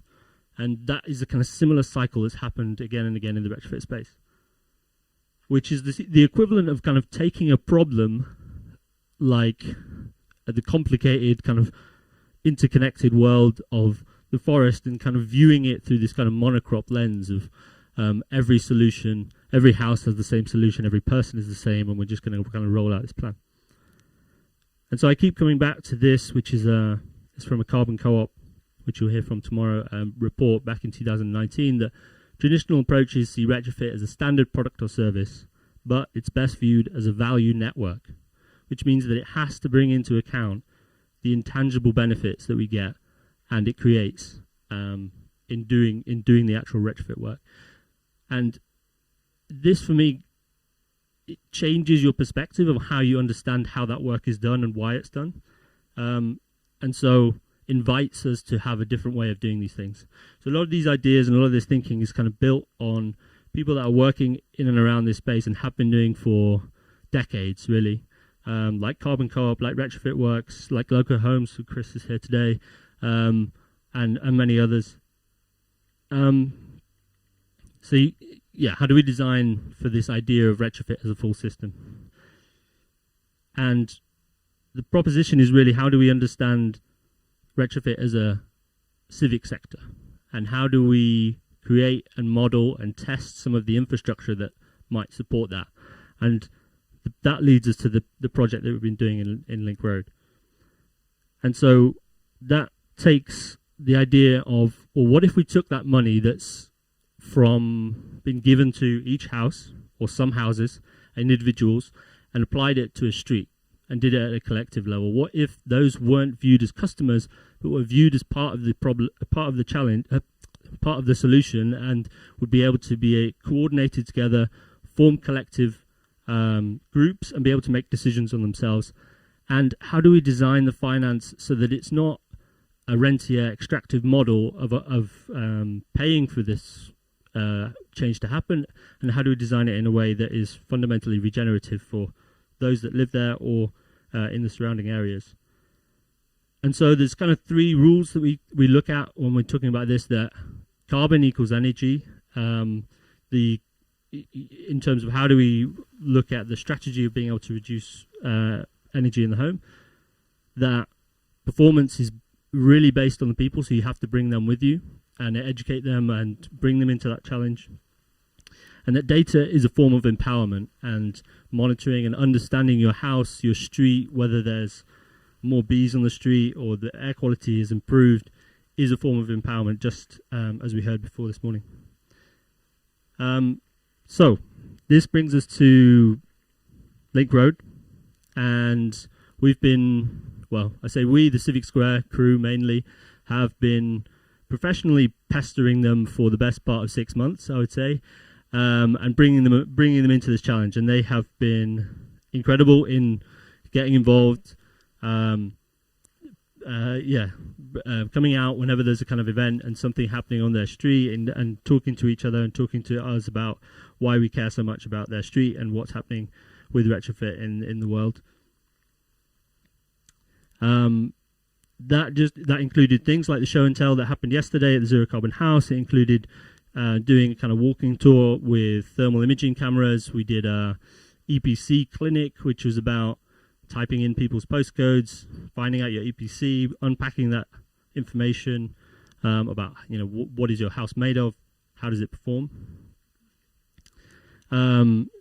Charlie, who's here at the back, has been, and others in Civic Square, have been working with local schools to try and see how well they can insulate potatoes and keep them warm, which is great. And obviously everyone loves to take a thermal image, see how warm they are.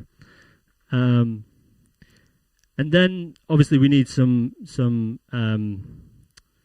more, I guess, I hasten to say professional advice, but advice in which we can really understand and dig down the kind of technical details of the homes themselves. So we did some retrofit assessments to understand what was going on, and see how typological, I guess, that was for both the street and the wider neighbourhood and Birmingham as a city in general. And kind of fed the results of that back, not in a kind of individual report, but through collective sessions that were on the street and in these boards that you'll see outside. And so the next question is, what happens next? Where do we go from here? And this is an evolution and one we're working on at the minute. But instead of giving funding and trying to find funding directly for residents, we've engaged in this kind of mobilization and knowledge building practice as a way of building what we're calling, at least for a placeholder, is a street level association. Now, these generally start as a group of residents talking to each other, making decisions, and we'll see how kind of formalized that becomes. And then the next stage will be to form a kind of energy collective around neighbourhood transition. And one of the things we've been looking at is what happens when we give a kind of community energy endowment. So what kind of infrastructure could we pay for if we took the money that was roughly the same as individual grants, and what if we could apply that to a transition infrastructure? In this case, been looking at solar PV and other forms of heating and energy infrastructure as a way to kind of build a revenue stream around the infrastructure itself. Then obviously there's like figuring out what a retrofit service company might be and how it's set up. We're largely following a kind of cooperative-based non-profit model that might happen, but trying to figure out and flesh out the kind of scope of that, and then figuring out what money is available or what could be available to fund community projects, and how we can design infrastructure at the city level to help that scale and replicate. And so the Energy Collective, or the Neighbourhood Energy Collective, acts as a kind of energy club, which, if you don't know, generates energy and trades it with the grid in order to make a revenue, in exchange for hosting solar panels on your roof. And if you don't have space for solar panels on your roof, it can be hosted in a nearby space, of which we've mapped a few out, which Calvin can talk to. And yeah, you can obviously sign up as a resident member for free, which gives you a kind of ownership of that transition entity, and that you have then voting and governance rights over the entity itself. And then in the future, the idea of contracting members, so people that will do the work and be working to, fit the panels or fit the insulations, would join up as members, paying members as well. Again, this is all proposition. This isn't happening now, so this is a kind of open for question and debate and critique in the open session after this. And so generally, just to give you an overview about what the numbers are, just to purely pay for the capital cost, the bricks, the plaster, the insulation, the pipe work, estimated at around between 1.1 and 2, given an estimate of how deep the retrofit goes. So we did some creative accounting with what's available for homeowners right now under current government schemes, the LADS scheme, which is the local area delivery scheme, and the boiler upgrade scheme, which is about funding heat pumps, air source heat pumps. Then we took the Energy Club solar, what we're calling the solar endowment revenue, so effectively a community energy project, which would generate some money. And then we've been looking at, which Calvin's going to expand on, how can we fund this through outcomes? So how can we link that back to the health outcomes that might be created in doing the retrofit work, or the grid capacity that is either saved or not saved, depending on demand with this energy infrastructure, and so on and so forth. Now, this is the biggest untested and unfigured out model, although Calvin has done some very good maths on this, but it doesn't represent maybe as much as we'd imagine. And there's still a shortfall of about a third, just under a third. So I guess what was interesting to us when we learned about this was, first, like, we need to do some more work, and secondly, like, this still doesn't fundamentally work out. So even at a street level, and even taking into account everything we know and everything we've learned, and Calvin's going to kind of expand on that, there's still a shortfall, which is, I'm just going to leave that as an open question, because it's something we're still working on. Maybe Rishi Sunak. So, I mean,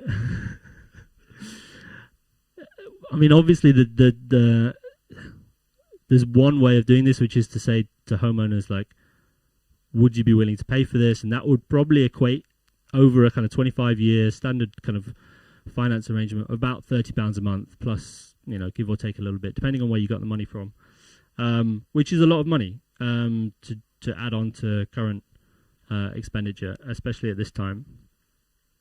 And it's not the end of the problem, because there is also what we call a shadow cost of setting this stuff up. So establishing the service itself, funding training schemes, understanding how we can mobilize more people and get people to sign up. What is the digital infrastructure that allows us to scale this up for and replicate this work? I mean, there's a lot that just sits around that. That actual figure is just talking about the actual hard things that might go in and around the house itself. So I'm going to pass on to Calvin, who's going to try and unpack some of that outcomes funding and the money and the kind of wider modelling that was done behind the work. Thank you, Jack, for leaving me the most hard part of the presentation. Yeah, so as Jack was saying, I think we're not here to provide the definitive answers, but to share some of the work and thinking kind of so far. And we know that, oh, I'm missing a slide here. Anyway, we know that trust is a huge issue, and a neighborhood organization that helps communities build the capability to make sense, make decisions about what kind of climate transition projects they want to see in their neighborhood, how they implement it and fund it, is a critical part, but it's also not the only part. It needs to, for example, so as part of our working hypothesis, which we call like transitioning together, there also needs to be other parts of this kind of system approach. And one of those parts is kind of how do they access financing. So we know that there's a lot of patient, well-intentioned capital out there, capital that's invested based on their local communities that want to put channel into this work. We need to find some ways for that to kind of interface with neighborhood organizations. And you'll probably be hearing more about that through the finance panel later this afternoon. But there's also the kind of question of outcomes, which Jack mentioned. So I think everyone in the room probably will agree that retrofit is intrinsically a good thing. We know that it's a valuable thing and necessary thing for it to be doing. But under our current ways of accounting for it and valuing it, we're not. The fact that we are seeing a shortfall means that we're probably not fully accounting for all the value that it's generating. And, you know, retrofit does not only just benefit the local community in terms of, you know, having a warmer, more comfortable home that costs you less in terms of your energy bills, but also it kind of helps reduce liabilities. A lot of like public agencies and other bodies who are responsible for when things go wrong. For example, like the local NHS clinical commissioning group might be paying for people's respiratory illness and kind of cardiovascular disease that comes from bad housing, to kind of local education department, which has to, you know, bear the brunt of like lower educational outcomes due to like an uncomfortable home learning environment. So part of the outcomes contracting work is about saying, can we articulate that logic that they can invest in better housing through retrofit as a way of reducing their costs and liabilities further down the line. But the way we've been trying to test this hypothesis is through trying to make use of all the kind of publicly available open access data that is available, and trying to use the modeling work to kind of test and continue to test, as I emphasize our hypothesis is still a working one, whether or not this is the right approach. So, I mean, from choosing how we kind of arrived at Link Road, we did a lot of background research, not just about the kind of built environment here as our demonstrator street, but also like the social, the kind of natural environments as well, using this open data to begin a conversation, as IMI has and Civic Square has done with the team, to play back to the street. You know, this is what we found about our street. Does this correspond to your reality? But also for us to think, you know, what makes a particular street a good place or not so good place to kind of start some of these neighborhood collectives. And we also want to test the idea of, you know, is this idea of street by street, neighborhood by neighborhood retrofit feasible? How many, you know, and using kind of data such as, you know, EPC data and kind of the way the street network is connected to work out what are the qualities of the street that kind of perhaps foster community engagement. and trying to work out, how many other streets and communities and neighborhoods could this apply to in Birmingham. And the answer is a lot, but we probably need to do more work in refining some of the, what are the other characteristics that we need to look for. As I was saying, like the outcomes work as well. We know that housing and underperforming housing causes a lot of like cascading effects, and a lot of the time, who bears the brunt of all these primary, secondary, and tertiary kind of cascading risks that we're building up by not having retrofitting our housing. And a lot of the time, it is public bodies and eventually the national government.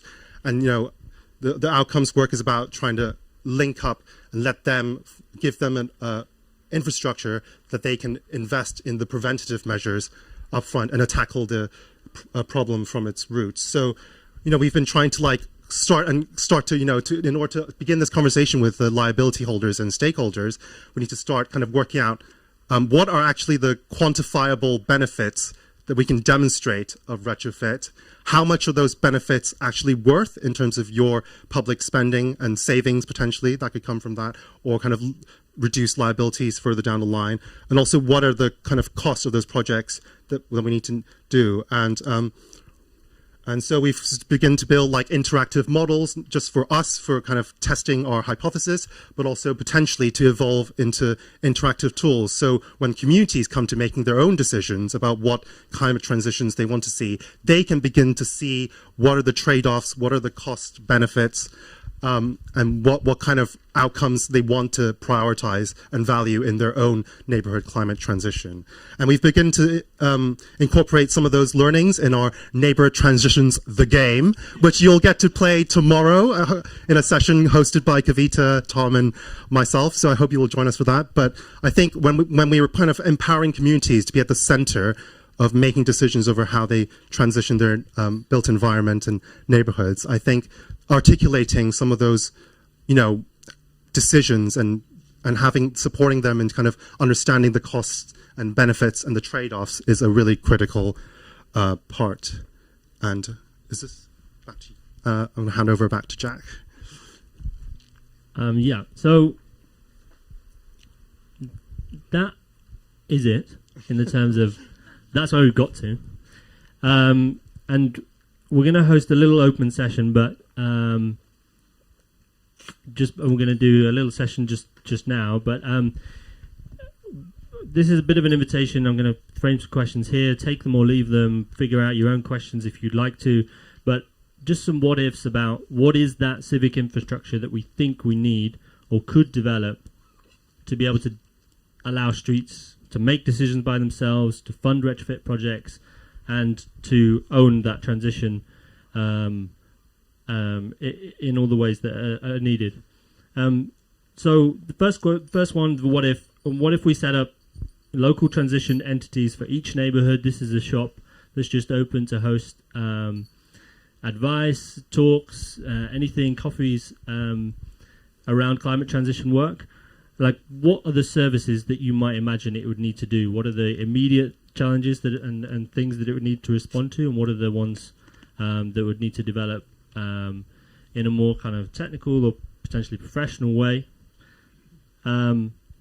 Using examples like Carbon Co-op, they have online services where you can track your energy history. They also have, obviously, the people-powered retrofit service, which we'll hear about tomorrow, which is about guiding people through the retrofit process. And what are the different roles within that? So there's obviously something around the service delivery, the orange one you see, which is just to do with the retrofit. But what are the things that kind of sit around this transition entity? If we want to expand the role of these new organizations within neighborhoods, what else do they need to do, and what's important? It might not be anything to do with service delivery. It might be more to do with the community imagination of how do we figure out how the street might function in the future. The second one is how do we use home data to test service contracts? So one's around, there's been trials around using heating as a service. So looking at selling and providing heating hours, we can do those kind of locally and cooperatively. What else would it include in terms of air quality, and how can we kind of test that?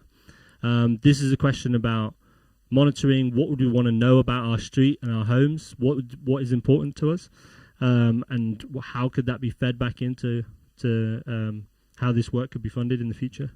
And then what comes after that is, contracts and legal patterns. And if you want to kind of help design a contract that might work for this stuff about how do we fund upfront and pay back gradually based on performance of our homes, how might we design those?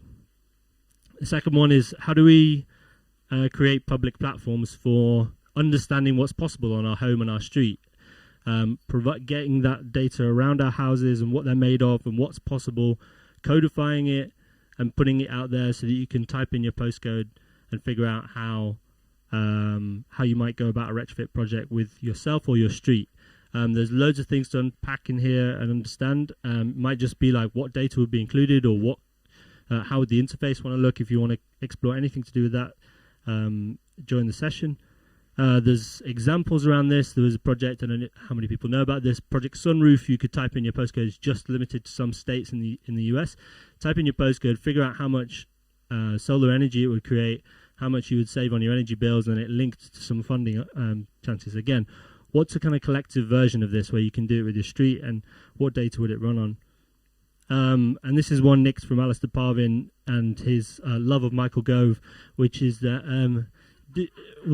how do we reinvent democracy at a street level? This was a proposition for street votes and using just simple voting tools to be able to make decisions. Is this the best way? Could it be binary? How else do we make decisions on the street? So that's our starter. 4 options. Please come up with better ones. We're going to meet over there at 3 o'clock, I think. What time is it now? Okay, well, let's say quarter past 3. Yeah, we're quarter past out late. Yeah, we're going to meet over there. We're going to host some sessions, and then we're going to come back. But what I would just invite you to do now is spend just 5 minutes, turn around to the person either next to you or behind you, and just discuss what excited you about some of the ideas here and what made you a little bit cautious or fearful. And yeah, just say hello to your neighbours. Thanks.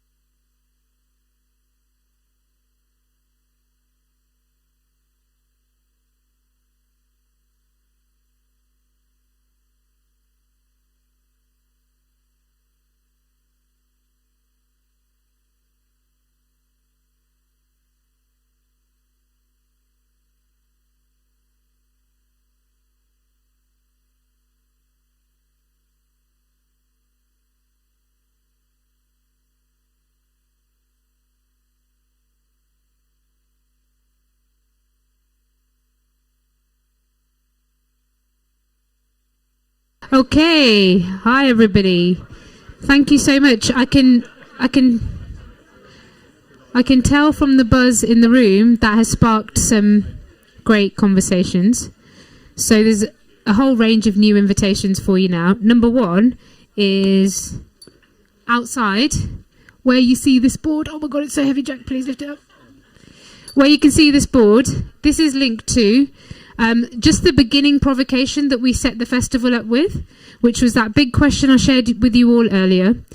On your way into Co-Benefit Street, you saw some shifts from individual approaches to collective approaches, from fragmented approaches to interdependent approaches. But those are just some primers. And there's also some what-if questions that we will be asking and have been asking on Link Road, like what if Link Road was a power station, a solar farm, grew all its own food, was biodiverse, was a friendly place for birds to live, where the streets and the air were, well, the air was clean and the streets were playable. And some of that's linked to Calvin's work that he's been modelling to help us to keep finding ways to share data with each other, so we can see more of what is possible. So we've got this washing line outside, and we've got this question, and we've got some beautiful houses that Indy Johar cut at 8 a.m. this morning and wasn't happy about. Because he was like, are you kidding? I was like, yeah, you have to get hands on. So it'll be so devastating for him if he comes back out from, I don't know what talk he's doing where in the world right now online, and these are just all empty, because he's going to be like, oh, there he is. He's going to be like, he got me cutting these all morning and no one's written anything. So the what if questions that you've got, or the conversations that you are sharing, what sort of shifts you see in our current approach are needed, and a whole ton of inspiration for people tomorrow. Please do draw and write them on here. And especially do it for Indy, because he was there cutting them. First one here. So very appreciative of that, Indy. So that's number one. Invitation number two is if you would like to go to the breakout space, where Dark Matter Labs will be exploring some of those ideas more. That'll be under the pergolas over there. That'll be open, so you don't have to all rush over in one go. And it'll be there for pretty much the rest of the afternoon, or a good chunk of the next part. And then thirdly, if you are interested in the finance question, you have a beautiful panel who will be here shortly. And so we're going to give you 5 minutes to reorientate yourselves before I pass over to Dan, who will host. And Imi, 5 minutes. 5 minutes. 5 minutes to reorientate yourselves to here, to over there, to a house, and enjoy the rest of the afternoon. Thank you. I'll go and put these back outside. Yeah, just drop it off. Thank you. Good talk earlier as well.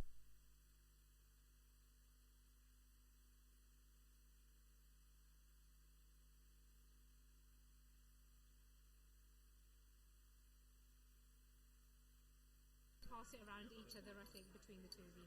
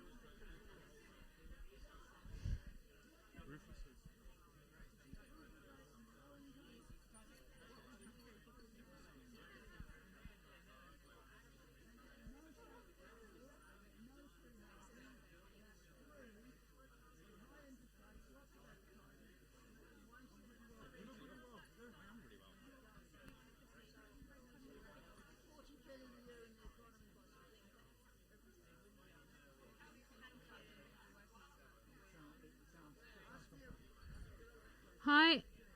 Hi, everyone. We're going to get started now. Thank you. Just a small reminder, you're in the room where we're going to have a panel hosted by Dan Hill of Dark Matter Labs with a wonderful panel that he will introduce. Outside, you have a chance to go into open space with Dark Matter Labs. And you've also got just some open activities if you're interested in going and adding some of those ideas to the table. If you didn't get an ice cream on the last round and you would like one, just give us a wave. Let me see if there's anyone who'd love an ice cream right now. We'll bring some more round on a tray. Okay. Sorry, panel. Later for you. All right. Thank you so much, and over to Dan. Thanks. Thank you very much, Amy. Very nice to see you all, and welcome to this panel. We're going to be, we've got an amazing bunch of people here to talk to you a bit about the money. Now, often when we're faced with a problem, we're told, follow the money, or that money talks. And so today we're going to be trying to find out a little bit more about how we can engage and funnel the right kind of finance to make some of the enormous challenges that we heard about this morning actually happen. We've got people here from the sort of public sector side, people who've been talking to the private sector side, and people who are looking at the systemic issues as well. So I think it'll be a really great conversation. In terms of the format, I'll introduce everyone, give a brief overview, ask a couple of questions each, and then we'll open it up. We'll take a sort of 2 or 3 questions at a time, and then we'll try and distribute it around the panel. Yeah, do get involved. Don't be shy. I'm sure there won't be any shy voices in the house. So just by introduction, either way, this is going to cost a lot of money, basically. I mean, the numbers vary enormously. A couple of years ago, government said they wanted to achieve EPCC within the next 12 years, and it estimated it would cost about 65 billion. That's almost certainly a massive underestimate. There we go.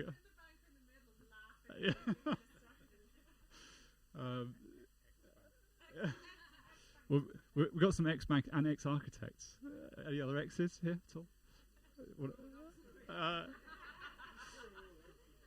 But maybe I shouldn't ask that sort of question straight in. Yeah, exactly. Go back onto to retrofit.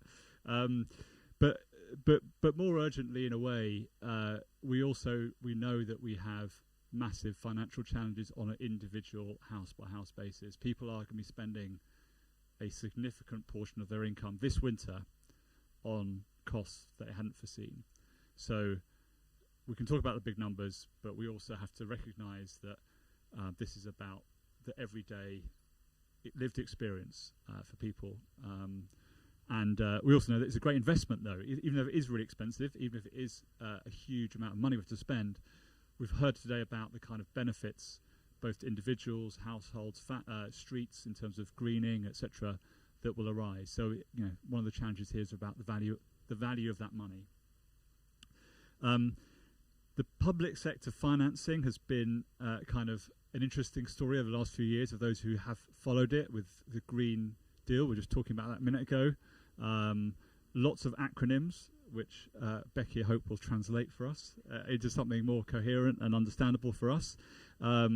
But fundamentally, the approach, as Jack said earlier on, is this kind of household-by-household approach.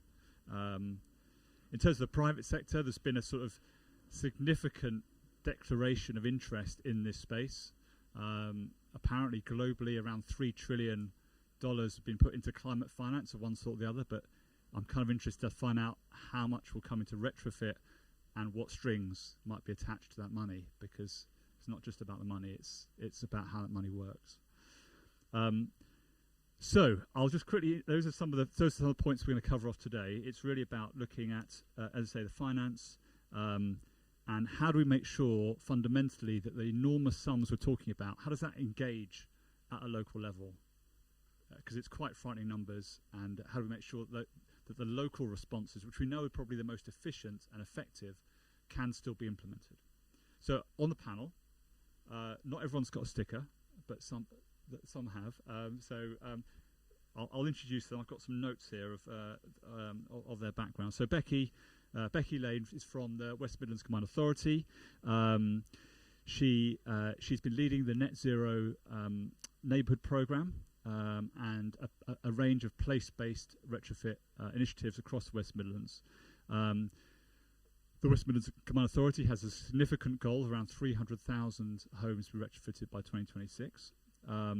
She's also moving forward about to start a new business with investment from Nesta, looking at end-to-end retrofit service to help private homeowners and their energy on their energy journeys. So it'll be interesting to hear about those two perspectives. Rufus is the sector lead at Bankers Without Boundaries for retrofit in the built environment. After having spent 2 decades working in banking, he's now been leading across a range of incredible initiatives, both in Bankers Without Boundaries, looking at ESG data, and a range of other things, which I don't entirely understand, I've got to say, Rufus, but they sound incredibly interesting. Melissa, thank you very much for joining us, is the founding director of We Can Make, which is a new community land trust in Bristol that unlocks microsites to create low-carbon, locally made, affordable homes. But her background is incredibly interesting, incredibly diverse and relevant across urbanism, the arts, technology and public participation, acting in a range of initiatives, which I'm sure she'll touch on in her responses. And my colleague Indy, who you've heard from earlier on today, who's founder of both Architecture 00 and Dark Matter Labs, and he also has worked in Birmingham for some time in different projects, and visiting professor and involved in various other initiatives, which I'm sure he can touch on if needed. So perhaps we could all welcome the panel who've made the time today. Thank you very much.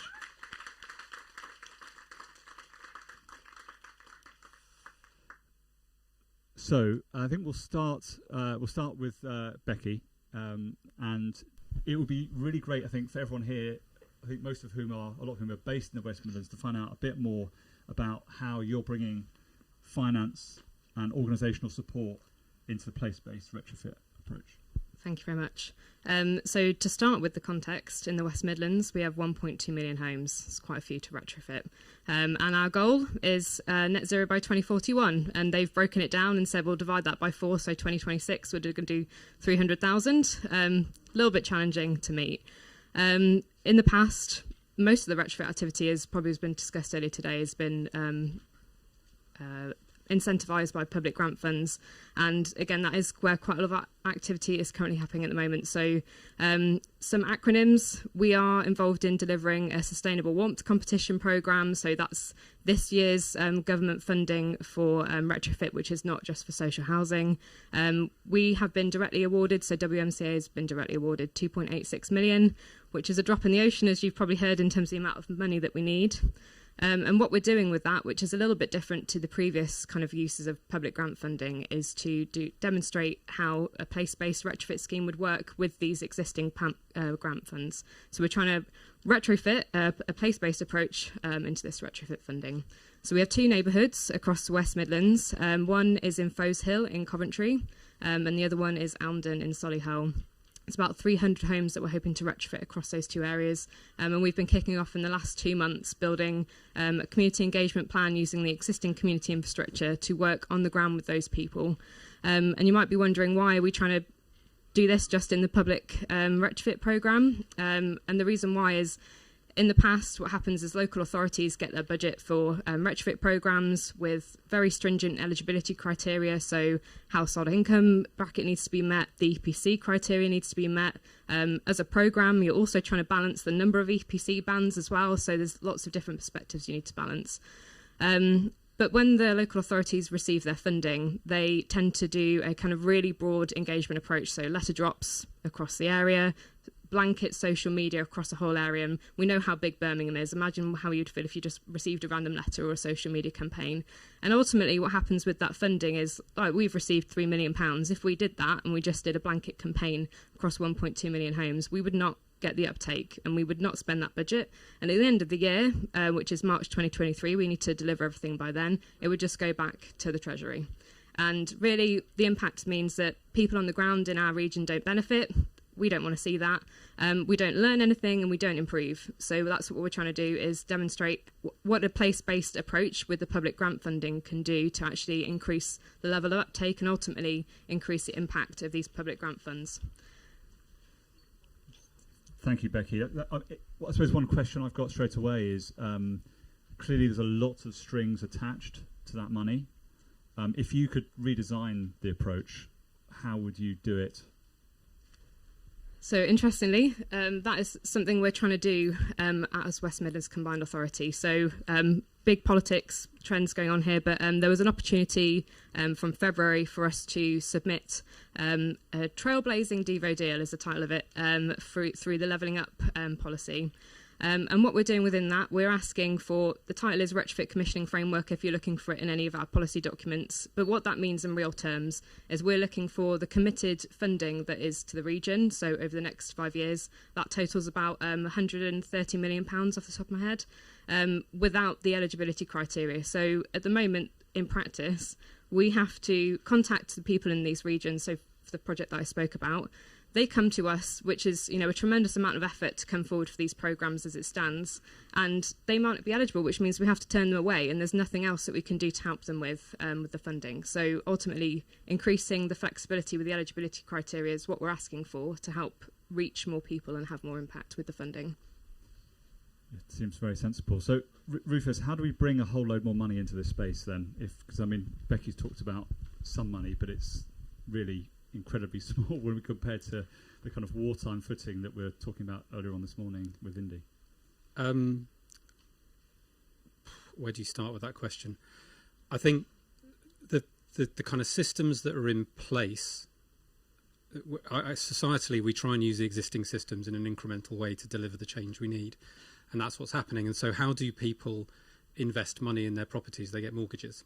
And so a lot of what we're doing, and it's not unique to the UK, it's the same globally, is we're talking about green mortgages as if slightly cheaper mortgages are going to solve all the problems with individual indebtedness, lack of credit, the fact it doesn't work for social housing or people over 65 or private rental. So you need a completely different approach. And you talked about the returns from this kind of work being great, and they are absolutely at a societal level. But when you think about the outcomes of doing building decarbonisation, and if you do that within the context of a neighbourhood and investment in the actual place, the spaces between the buildings as well, you can really simplistically split those outcomes into two, cash and non-cash. The non-cash all have economic value, better healthcare outcomes, biodiversity, all that great stuff, but they're distributed. They're very hard to harness into an investment mechanism. There is opportunity to do that, but you need to aggregate, which is why the place-based approach is super interesting. But if you just look at the cash bit, the returns are quite poor. Or to put it another way, so the energy saving that you generate, even at current elevated energy prices and the prices we're going to have post-October, relative to the amount of capital you have to put in to make that change, are quite low. Or you need them for a long time. So very high level numbers. So what's your base level assumptions on how much you think per home, and roughly what percentage you think the energy can get you back? Everyone who looks at this will have slightly different numbers. In our model at the moment, we've got £35,000 per property of building envelope or building specific capex. We have some additional capex for the green infrastructure and other stuff between the houses. That's on an individual home basis. We think there's some quite big efficiencies of doing it en masse. Delivery efficiencies, procurement efficiencies, system design efficiencies that get you down to somewhere around 30,000. Energy bills post-October are going to be about £3,200 on average in the UK. If you can halve the energy requirement, put in a heat pump, put in solar battery, you might create a £2,000 saving, possibly. But the thing you've got to remember is over the time period of taking that saving and paying the capital back, the assets you put in place start to need to be replaced because the timeline's so long. You need a new battery, you need new solar panels, you need a new air source heat pump. So you've got to factor in the fact that some of that money has got to go into a replacement cycle for those assets. So we're looking at a 40-year return profile for this stuff, and you cannot get it anywhere near a low commercial return. So you have to have some public money and private money. But you're getting all those other benefits, which are public benefits, which justify the public sector piece. But so this work is a really bad fit to individual citizens' investment time horizons. To put it in the most harsh terms, most owner-occupiers will be dead before they get a return, just based on age and the timeline. It's a really, really good match for pension fund investment and asset liability matching, 30, 40, 50-year investments. But you need to aggregate. Pension funds, if you're running Scottish Widows run £188 billion of direct contribution pension funds. You obviously can't, if you're running that money, have a conversation with number 27 about investing £30,000 in their property. You have to aggregate. And that's why if you can start moving to hundreds and towards sort of 1,000 home blocks, you start talking about 30, 40 million pound capital programs. That starts to be a match. I suppose maybe I'll ask Melissa a follow-up question to that, because I think it's quite interesting. I think you were on the No Place Left Behind Commission, and clearly the kind of model that Rufus is talking about might benefit places that already have the ability to invest, or might have a ability to pay some of these amounts into them potentially. How would you, from your perspective, how do you see this challenge of getting the right money into the right place to make the change happen? Yeah, I mean, it's quite terrifying, these numbers, isn't it? It just sounds enormous. Where do you even begin, really? Because these are just numbers you can't even comprehend. But a marginally more optimistic take is that there is money in the system already.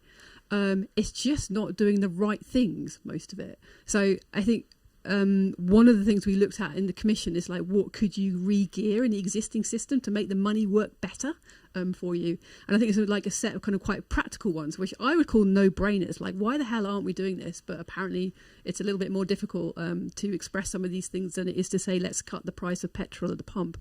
But, you know, but I think a lot of these are kind of oven-ready kind of ideas that you can make changes quite quickly.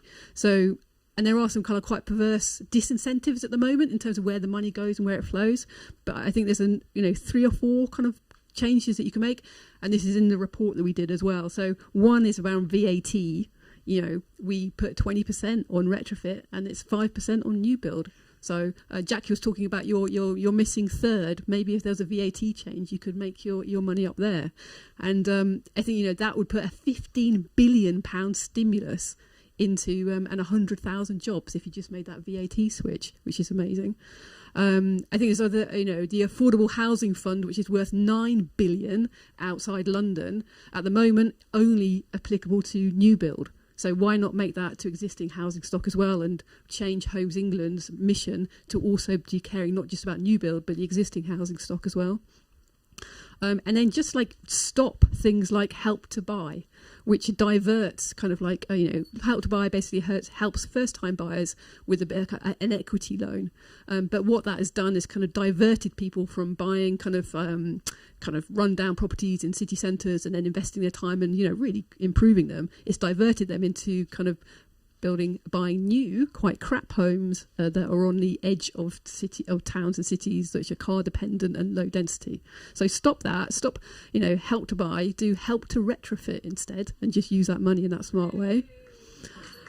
And then at the moment, there's this it's £97 billion, is it? I think it is the housing benefit bill each year. And at the moment, that is subsidising crap housing and private landlords. So let's be a bit more demanding with our tax money and say that it can only go to houses that actually meet some kind of performance on energy efficiency. There is a target coming in by 2028 that private rented homes have to reach EPC C by then. But there's a real chance there to actually really incentivise and drive up standards.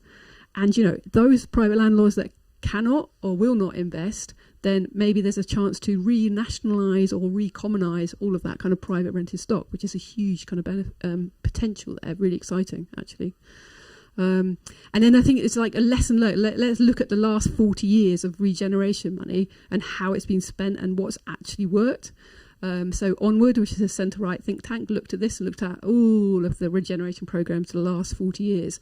And the ones that worked, the only ones that worked, were the ones that had a high level of community control and governance of them, and had an investment in social infrastructure as much as hard capital infrastructure. So if we're going to make the money that's in there work, let's put it in neighbourhoods, communities where people already care about the long term and they've got a real kind of investment in making that money really, really work. And then we can get some of Rufus's new money into it. That leverages this. That's, yeah. Thank you, Melissa. That'd be great. And Indy, just to bring you into the conversation, are there other forms of benefits or outcomes funding that you think that we should be leveraging that we're not already? And do you think there are any dangers around that? So I suppose I'll just take privilege of the mic and just take the question as I want it, which is that I think the interesting question is between Rufus and Melissa for me. I think the organisation of capital has an efficiency. The organisation of civic production has an efficiency. And what we've got to find is a hybrid which organises those two in the most efficacious way. The danger would be that so for example, it's between 1 trillion to 1.5 trillion that's required by government to retrofit every house. If it centrally produced that money and centrally built a programme to actually execute that, this would be a neon disaster in terms of actually being able to deliver with the complexity and everything else. So I think one of the advantages of, and this is where I think we have to be really tight, centralized money versus proximus money, i.e. how proximate is the money to the nature of the problem. So actually we have to be able to produce money close to the problem, close to communities, in order to make sure this is a genuinely civic transformation. At the same time, that proximity has to marry the scale of the problem. I think that is absolutely the number one challenge. So we have to be able to do what we did in a kind of national house building program after war, that scale of renewal, but in a completely different way. And if we can do that, I think something beautiful can happen. And that will require state and other forms of capital to organise in really radical ways. And I think when we talk about actually society, the value, as Rufus rightly says, the value is there, but not all of it is directly monetisable. That doesn't mean the value isn't there. You just can't transact it into transactable money. So this is where the state becomes really powerful. And I would argue, and this is kind of like historically, if you look at Britain, we have used, and I think the state has used instruments like perpetual bonds to fund wars. That's how 242 years ago, the first perpetual bond was used by the British government, and it was a mechanism to fund wars. I think we're going to have to think about state financing in a completely different way to bring capital to the table, which can service the time period that I think is on the table. Now, whether that I think state has the ability to do that, I think they may go beyond that. But I think the real question is, the reason why a state becomes really important is it can understand the value that's currently not transactable at the local level. So how do we bring those different stacks of capital together? I think it becomes really important. But the key thing for me is we can't organise at the efficacy of capital. We have to organise at the efficacy of civics. Capital follows to that efficacy. And I think there's really radical innovation required to how we allow capital production at the efficacy of civics rather than at the efficacy of what is a banking institution. I think that's a real innovation. Sorry. I'm going to get a couple more responses from the panel, and then we'll open it up. So do start thinking about your questions. Becky, did you want to make a point on that? I think I was talking about the public sector programmes and what's going on as a trend, but there is something we are doing at Westminster's Combined Authority, which is trying to look at the delivery model and also the sustainable finance model to try and marry these two together for the long term. And that's my job title, Net Zero Neighbourhood Delivery Manager. And the idea about that, and Rufus will probably talk a little bit more about the exact finance model, but the purpose is to look at a space, a place, look at the neighbourhood, what is required to get that neighbourhood to net zero, so the housing infrastructure, transport infrastructure, looking at opportunities for inclusive growth, jobs and skills in that specific area, looking at opportunities to invest in the green space as well. What is it that's going to require that total number in terms of the capital funds? And then what we're doing from that is matching up the opportunities for funding. So at the moment, obviously, what we're talking about is grant funding because that is what is available and certain. But looking into the future in the delivery, what can we do to bring in private capital, but also involve, as Indy was talking, kind of state financial instruments. And I'll hand over to Rufus to talk a little bit more in detail about what that is.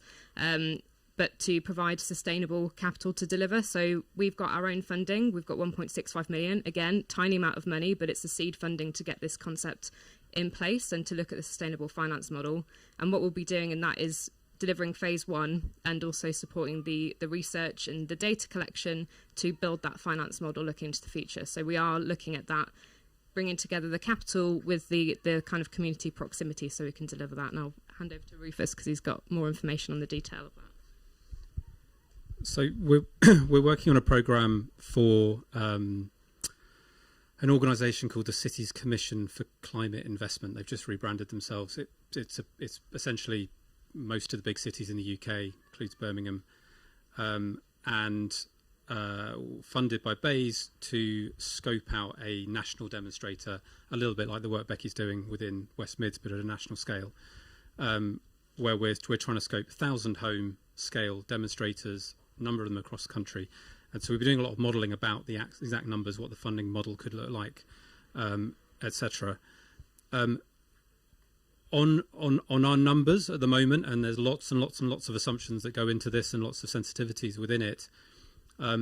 If you take the energy savings that you create by doing this kind of work and you split that value between the community, so you give people a discount on their energy bills, which is going to be required, and then you capture some of it to repay the finance, you can do around 60% of the total capital from pension funds.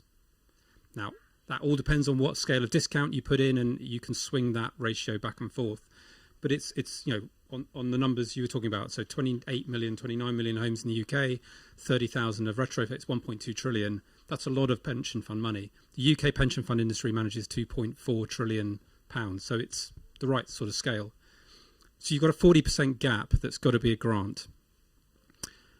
I think where it gets interesting is, A, those numbers are INC-VAT. So if the government paid that 40%, they get 25% of it straight back, 20 through VAT, and then a bit more through corporation tax and income tax and all the job creation that's created. But I think there's some really interesting innovation that could be done in that outcome space, because lots and lots of organisations would benefit from that kind of work. So to throw some slightly random examples together, if you, as part of that programme, you were to plant trees in that neighbourhood, and it's work that DM have done a lot of work on, you influence the water runoff. The water company has lower operating costs, get them to pay. If you do this work on all the houses, all the EPC profiles go up. Well, the mortgage companies are under regulatory pressure to improve the EPC profiles of their lending books. You just delivered that for free, get them to pay. If you provide buildings and contents insurance to the homes in that place, those buildings are now less or more watertight. You know, the insured losses will go down, make them pay for that. So there are beneficiaries across the whole piece. There's a huge avoided emissions. You could get into a voluntary carbon offset discussion, which is complex. But if you could chip away at that 40% with thin layers of those kind of outcome buyers, you're getting down to the point where for UK government it becomes a wash. If you get to the magical 25, they put 25% in, they get it straight back. Well, Treasury gets it straight back. Talking to the Scottish government, there's a slight issue, in terms of who pays and where the money comes from. But ultimately, an overall level, it washes back. So I didn't want to sound negative. I think there's tons of money out there that wants to do this but doesn't know how. And you've got to create the pipeline of projects, the kind of work that Becky's doing, to be able to meet that demand. But it's got to be locally based, but it's got to be aggregatable. So standardization, really boring stuff about risk registers and reporting standards and all that kind of stuff is super important. And just before Indy jumps in, I mean, I suppose one obvious question comes to mind is, how do we make sure those standards aren't just imposed by the financial institutions, and that the profit amount that they're expecting from those investments is not in effect just extracting value out of neighbourhoods which might not be able to afford it anyway? This is the all bankers are evil question, isn't it? No, not ex-bankers, really. No, it's a fair question. I mean, I would say no money comes without strings. Public funding comes with strings as well. I think there has been I think there is a shift in the financial services industry that we can take advantage of. That there is regulatory and societal pressure on funding managers, so not necessarily owners of the assets. We're the owners of the assets, right? It's our pensions, but the people who are running that money are under pressure to demonstrate that they are on the side of the good, not of the evil, in ways that has never been there before. There is huge demand for scalable investment opportunities, and therefore I think the balance of power in terms of how you write those structures has shifted. But how you write those structures is going to be incredibly important to how you make that work. I was talking to one pension fund company, runs a couple of $100 billion of pension fund money, who said, well, auto-enrollment means that our assets have gone up fourfold. We'd look at perpetual models, potentially. But if you're looking at perpetual models of private sector investing in community-based assets, that's setting off all sorts of alarm bells. You know, if your energy and heating system belongs to a private company forever, I wouldn't feel very comfortable with that. But it does allow us to look beyond 20-year funding to 30, 40, 50 potentially. Thanks, Rufus. Indy, did you want to come in on any of those points? And obviously, No, I just wanted to reference us back to Centric Labs' kind of presentation, which they gave earlier, which is saying that kind of the nature of the transition has to also deal with all the kind of integral issues of mental health, of kind of sleep quality, of air quality. And I think if we take an integral view, there is a much wider dispersal of value to society as a whole.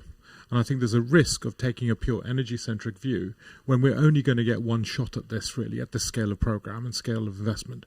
So how do we, and, you know, the simple childish example is, you know, if you put an air source heat pump in with a biofilter, you improve air quality as much as you deal with other things. If you put a hydrogen boiler in, you don't deal with the air quality problem. So the question is, there is a kind of thinking about an integral view which will allow us to look at the other societal benefits on the table, and I think they have to be part of that conversation. So really, and that would change some of the numbers that I think Rufus is rightly pointing out, that 15% or 25% gap. How do we start to think about that in that integral view? And I really think we should just keep holding back to the talk that was given by Centric Lab around the need for that integral view. I think that would be part of the kind of deal of solving this problem, and also unlocking the economy. It's not about only money we save, but actually sleep quality isn't just about money we save. It's also about the productivity we gain on the GDP side of the story. You know, you can unlock a whole amount of value for society. So it's not only about savings; it's about the if we want to use those metrics as just kind of shorthand of value. Do you want to say anything? Yeah, just maybe to add to that, I think this is the crunch of it. How do you get that upfront investment for these kind of outcomes? So we kind of know, you know, there's loads of evidence out there about the value of, like, you know, I think the chief medical officer said for every £1 invested in energy efficiency generates 42p savings in NHS alone. And there's evidence out there, you know, again, investing in retrofit is a better multiplier than you get on rail or road investment.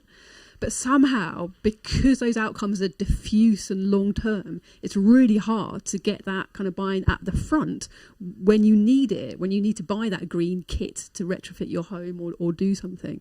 So I think it's like, how do you re-gear the system to really care about the long-term? And that's, you know, how do you do that? So we've been working with Igloo trying to set up a 1,000-year fund, so that you can blend the finance together, and so you can kind of pay out over that time. But you've got to actually begin to have that kind of framework that you're thinking at 100, 500, 1,000 years to actually even begin to make progress. Can I just add a lived experience of that? Yes. On this project, where we're trying to get the government to commit money to this programme, you obviously can't just turn up to the government and say, can we have the cash? There's the Green Book Treasury funding process to go through, where we are trying to say this is the value of the healthcare benefits, this is the value of biodiversity, of air quality. The system is not set up for it. We are fitting a square peg in a round hole, and we're trying very hard, but it... Can't see it. Yeah. They don't have the liabilities on there, but that's the other part. No. Okay, that's great. Thank you very much, panel, so far. I'm going to ask to open up to the audience. If you keep your questions quite short, I'd appreciate that. So sort of questions rather than sort of long rounding statements would be amazing. And we'll take 3 go. Yep, gentleman here with a red book. Can everyone hear? Thank you, Sarah. Hi, the name's Greenwood. Steer Global Greenwood Structures. I want to say to the lady, the NHS experience, get people off their bottoms, get them working. I want to pick up on the point. Fantastic to get local money. Local money does not have to be any fancy thing. We need to put banks back in the high streets and get EcoFit officers sitting in those tiny little bank branches issuing modified EPC money with basic bullet points that you can put 40,000 into a typical semi, super insulated, ultra insulated, solar panels for the summer heat to be stored under the floor. A 2 cubic metre tank stores 60 kilowatt hours a day. That's, perhaps 8,000 in a year, which is fundable at 1.5% if you make it 20-year money. So I'm addressing my question to Rufus. Is there any objection to issuing the quantitative easing style money, but by commercial banks, giving the commercial banks 1%, putting the 0.5% on 1.5% money into schools for green education? We need to get those schools, those kids, those primary school kids and those early secondary school kids off their bottoms, help their parents to dig round buildings, stop the heat losses at the ground floor, ultra insulate, doubly warm roof. You've solved the problem. You've got room by room, you put the internal insulation, and the exterior, you've got wind shielding between semis that goes together. Thank you very much for the question. That's great. Are there any other questions? And we'll get, gentleman at the back with the blue shirt, please. Just a question about you thinking about how to make that percentage go down. Is it possible as as Birmingham City Council or as a nation, how you do this, but to make it a commitment that the companies that you contract and the consultants you work with are non-for-profit? Housing should ultimately be non-for-profit, I think, but just a thought. So people still get paid, of course, but there's no shareholders involved. No extraction in that sense. I think there was one other question here, and then we'll go to other questions at the next round. Thank you so much. Yes, please. Yeah, I think a related question. I was interested in what Rufus was saying about that kind of 40% gap and how other beneficiaries can be kind of made to pay some of that for some of that. I'd be interested in any more kind of specific ideas about what levers are available to actually make that happen and whether any of them are applicable at the kind of local level. Okay, 3 good questions. So we've got a proposition or a question about very low cost investment coming from local banks into areas. I think we have a question around the contracting supply chain, how we can make sure that is kind of also benefiting local places, and also what are the positive levers we have actually to try and reduce that capital funding gap at the outset. Rufus, do you want to start? Because there were a couple of questions aimed at you there, and then others might want to answer. I think in terms of the source of capital, we've been thinking much more about pension fund capital, and the other big capital managers are insurance companies. They take all our premium and then they sit on that money until we make a claim on our insurance, so they have to invest it, and they have very long-term outlook. Banks tend to prefer shorter-term, higher return, higher risk funding. When you're looking at a blended finance model, you can't force. You do have to work to a market rate. There's nothing you can do around that, but I think you can use levers to encourage that funding to come in. I think the local government pension scheme is a really important player in this, particularly because that, connecting to the other question, that starts to make it more local. And in terms of the outcome buyers, yeah, very much so. I think the outcome buyers could be big national programs, and some of this, frankly, is about guilt-tripping big organisations to be doing the right thing. But also some of it can be very much local. This is the linkage between poor quality housing and educational outcome is really well established. So if you have particular areas where you have particularly poor outcomes, do you look at philanthropic money that's very micro, but in that area has a really leveraged impact? I think the potential for looking at a tie-in to voluntary carbon offsets really interesting. It's a challenging area, and there are all sorts of double counting issues, and avoided emissions schemes are notoriously difficult to run. But the prize of getting that up and running is the narrative for local companies to be offsetting their hard or impossible to abate residual carbon locally, rather than in a tree planting scheme that probably never happens somewhere else in the world. Is a very strong one. Great. Yeah, thank you. Are there any other points on that financial side? Yeah, Melissa, do you want to? Just maybe picking up the idea of getting those very local flows of money into the system, because we just need some tactics to get some stuff going, really. So definitely building on Rufus's point about rather than that distant offsetting, you can have localized insetting. So if that development is happening, then use that to the carbon kind of quota to retrofit locally, the adjacent homes, so people locally can see the tangible benefit of new development happening in their neighbourhood. We've been looking at a model whereby you can set up kind of microgrids for renewable energy, and you basically need about 50 homes for that. So we've been looking at a model where if you had 10 homes going on a small, say, garage infill site, new homes, could you then use the unavoidable carbon on kind of insetting to then connect up another 40 homes, and then you've got a nice microgrid there, and maybe kind of jack into an existing electricity substation, then you're using the infrastructure that's already there, which we think might be quite nice. And always like little gleams of hope. You'll never believe this, but there is one in the Levelling Up white paper.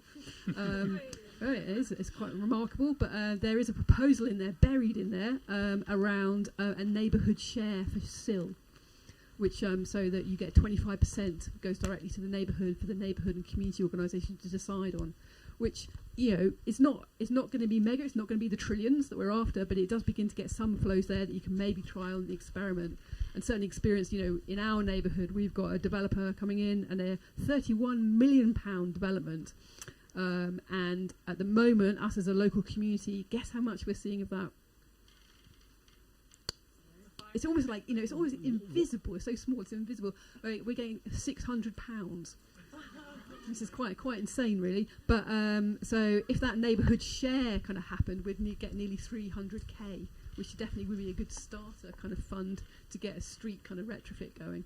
So lobby your MPs, because at the moment it's only rural parishes that will get this neighbourhood share. So it needs to come into cities as well. Something to do straight away. Thank you, Indy. Do you want to come back on this one point or go to Becky on the just on this local banking question? I think we do need to look back a little bit into building societies. Now, I think we need to rhyme with it, not rebuild it. What I mean by that is, I don't think if you look at the level of indebtedness in the UK, there isn't the savings rate to rebuild building societies. So the idea that we can build them is different. However, there is something very powerful about local capital institutions. So what is a new class of local capital institutions that can be built? Banks are given licenses to print money by the Treasury or the Bank of England. How do we build micro banking institutions which have a capacity to do this? I think there's a whole new class of monetary financing that's going to be essential and the innovation will be at the crossroads between building societies and new ways of distributed capital production by that. And I think those two things are now possible, both technologically, with central bank digital currencies coming through, that are going to be a key part of this institution. So these new micro-networked institutions. And I would really start pushing there. And this is what I kind of rhyme back to civic-public relationships. How do we build new civic-public relationships? And I think those sort of institutions are going to be really key. So that's the sort of rhyming space that if you ask me to focus in on, that becomes really interesting. Thank you. And just picking up the point about the supply chains and the contractors. Becky, do you want to take that one? Just quickly before I did as well, I wanted to Oh, yeah. pick up on something that Please do. Minister said about kind of authority-based insetting, which sounds like a nice idea. So basically, if we did retrofit, there would be the outcome, which is carbon avoided, and it sounds really brilliant, and it should be what we're doing. But just to talk about the practicalities about doing that and why it's very difficult, we're not set up as an energy sector to easily provide the data. So we know about the smart meter program, we've seen it being rolled out across the country. We should be utilising that for schemes such as this, but accessing that data from Smart DCC, who are the ones that are the data controllers for that information, it's pretty much impossible. You're going through like a 3-year period to get the cybersecurity sorted, and then the ongoing process as a company to put the infrastructure in place to access that data is very challenging. So some of these ideas, although brilliant in terms of the practical implementation, takes a long time, and there are a lot of considerations in terms of the system and the energy system, how it works at the moment, to mean that we can actually access those savings, that kind of carbon avoidance from retrofit. Can I just ask? Yeah. That's only because we're trying to do it at the individual house level. If we took a population level response, which doesn't require that in-house particular data, takes a kind of almost a sort of a new type of public response. Can everyone hear, by the way? Sorry, I just wanted to say that that's only because we're trying to find individual unit housing data. But if you took a population response, could we not get past that data problem and respond at a kind of aggregative level rather than actually the individual house level? So if you were investing in the outcome, which is the carbon reduction or the energy reduction in the home, and you were looking to validate that had happened, you would need to know what the baseline was in terms of the consumption for that house, and then how it had changed. And obviously, that changes with personal circumstances as people move houses. So an aggregated number could be valuable, but then I suppose it's how you actually make it. If you took an aggregative total, an aggregative drop, in a way, so you're only looking at the aggregative level of the data. I mean, just because I think that also builds different incentives for change as well. But I suppose the problem there is trying to tie together cause and effect, and that the impact of the investment in, let's say we're taking the place example. But there you take a probabilistic view. You don't take a definitive view on your financing. If the funding's aggregated, it works. Yeah, exactly. Yeah. The aggregated data works if the funding's if you're buying carbon emission reduction over 1,000 homes, because you're right, because as a single occupant dwelling that has this amount, you do the work, and while you're doing that, they move out and a family of 5 move in. You're not comparing like to like, but across a whole neighbourhood, you may be able to find ways around that. Still means you need data from WPD, which is hard. Supply chain. Yes. Moving on to the really easy topic of the supply chain. Becky, do you want to address the question from the back about local contracting? Yes. So in public procurement, there is normally a requirement for over a certain amount of the value of the contract to include social value in that procurement. And normally it's pretty open, so you can stipulate particular outcomes that you're looking for in that procurement, or it can just be asking the contractors to come forward with what they're willing to do. So that could be buying carbon offset credits, it could be employing people in the local area, it could be investing in skills and upskilling people that they're already employing who are in the local area. It tends to be that kind of thing that's included in social value for procurement. However, getting good social value responses relies on the market that you're testing in to be competitive. So we need enough companies to respond to the procurement exercises that we're doing to put effort into the social value side of things, because otherwise we are putting out a tender, we might receive 2 responses. One response is brilliant in terms of social value, but awful in terms of cost and actual technical response. And then the other one, no social value response, but brilliant in terms of technical and price. And because of how the procurement works, we select the one that is good on technical and price. So that is currently what's happening. But if you have a supply chain which is more mature, so the suppliers that we're looking for across retrofit services, they're the retrofit coordinators, they're the retrofit assessors, the people who are doing the planning and the quality assurance. There are more of those, but we still need more of that skill set. And then the other side, the installers as well, the skill sets there. So we don't have a specific skill set that's an installation installer. That could be a builder, could be a plasterer. You know, there's all sorts of skill sets that are doing that at the moment.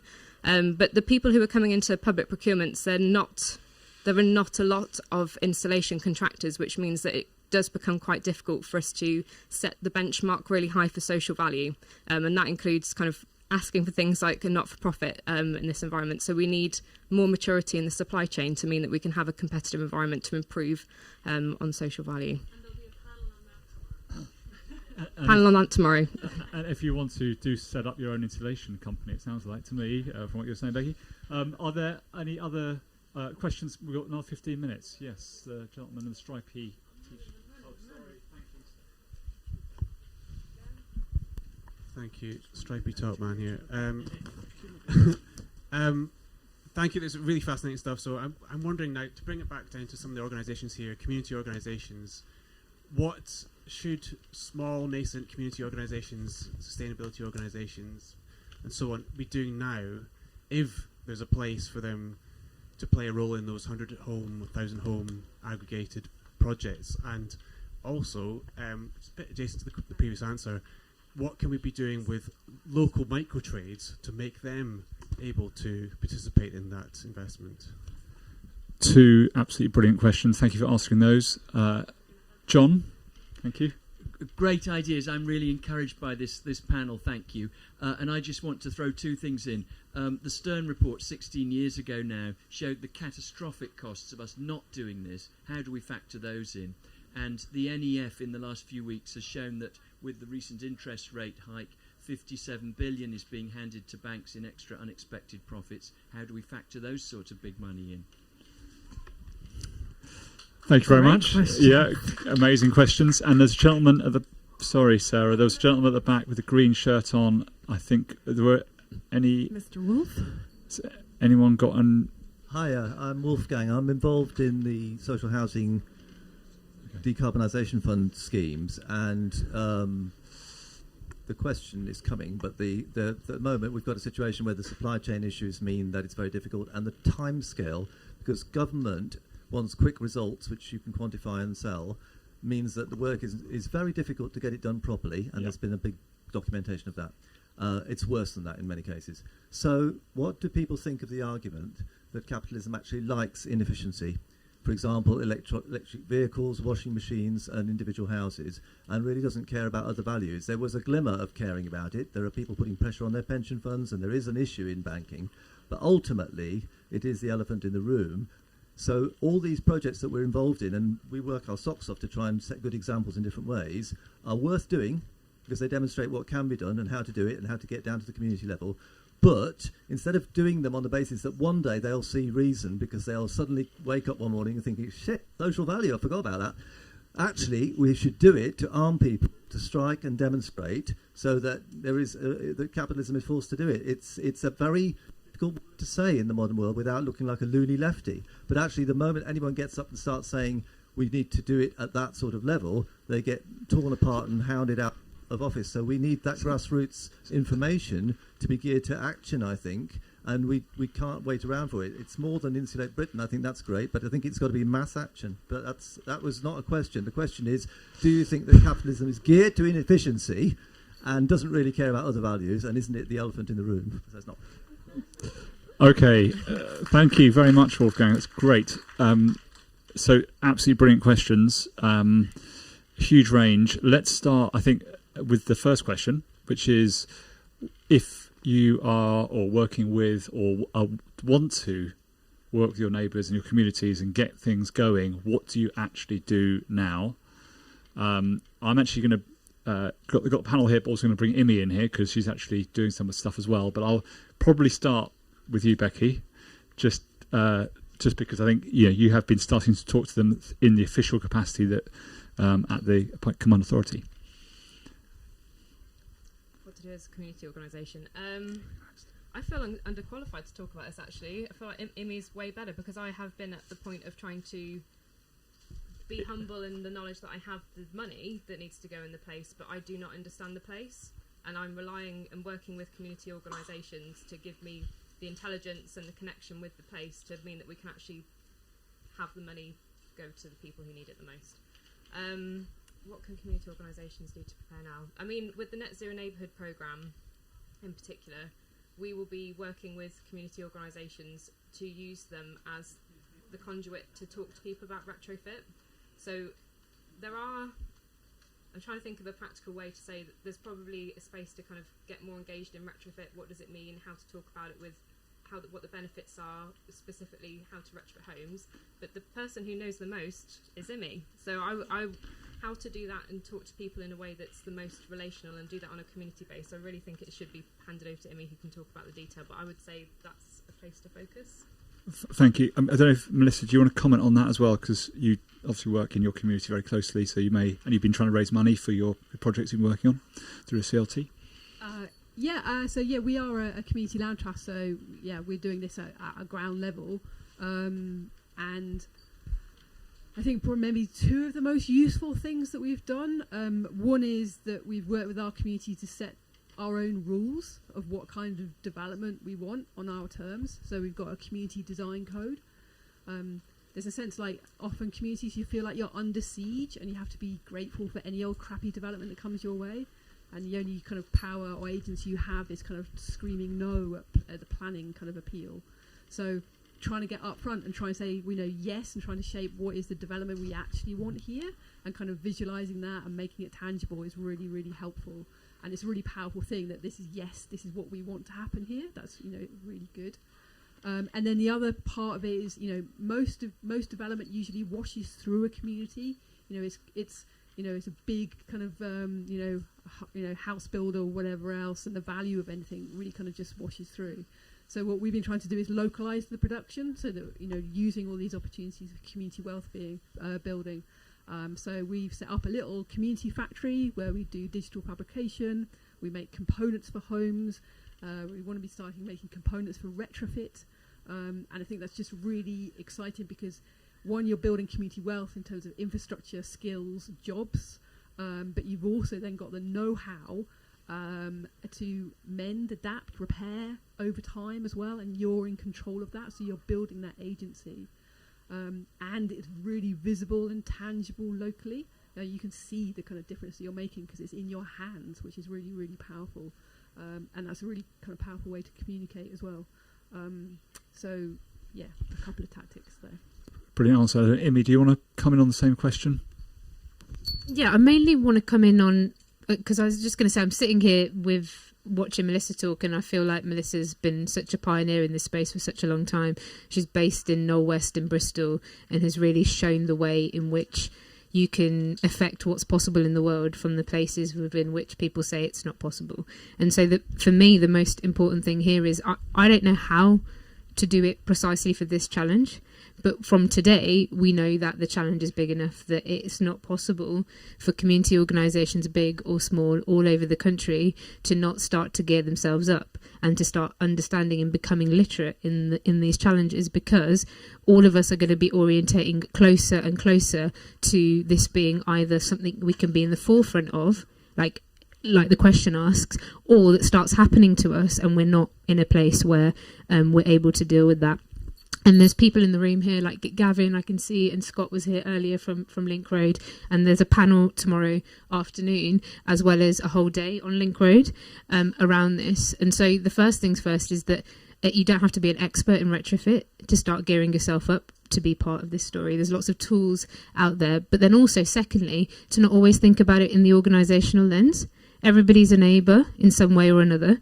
And so if you look at the pictures of our very, very early engagement, or you go talk to Magda and Joe, who have been leading on that, it was just a table outside Scott's house, and we paid for his electric to plug a coffee machine in and just sat there. It was really cold. And we just carried on sitting there, and then it became something else, and then it became something else, and then it became a street party, and then it became all of this, and today it's this, and next it will be a street-based demonstrator.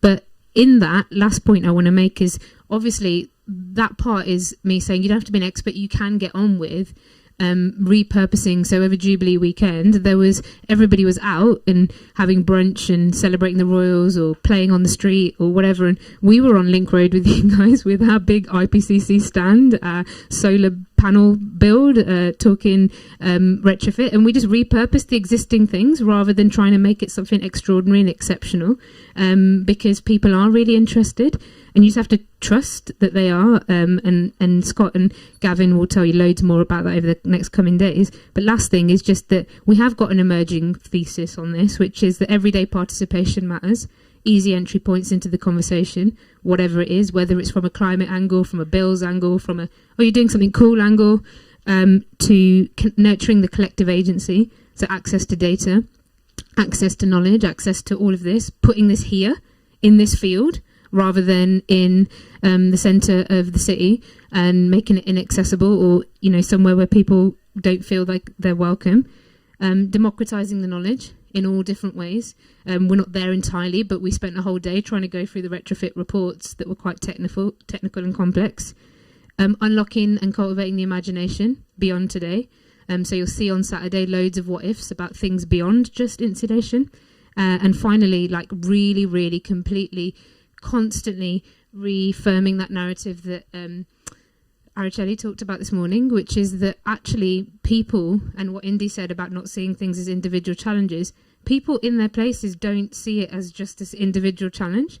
So hosting a conversation that if they're talking about insulation, they do start talking about their front lawns and their back lawns and the amount of parking and all of this, nurture human nature, as Kate would say, because actually humans are much more interconnected and understand in that way. But my first point is you don't have to be an expert. You can just put something out in your front drive and start talking to people about it.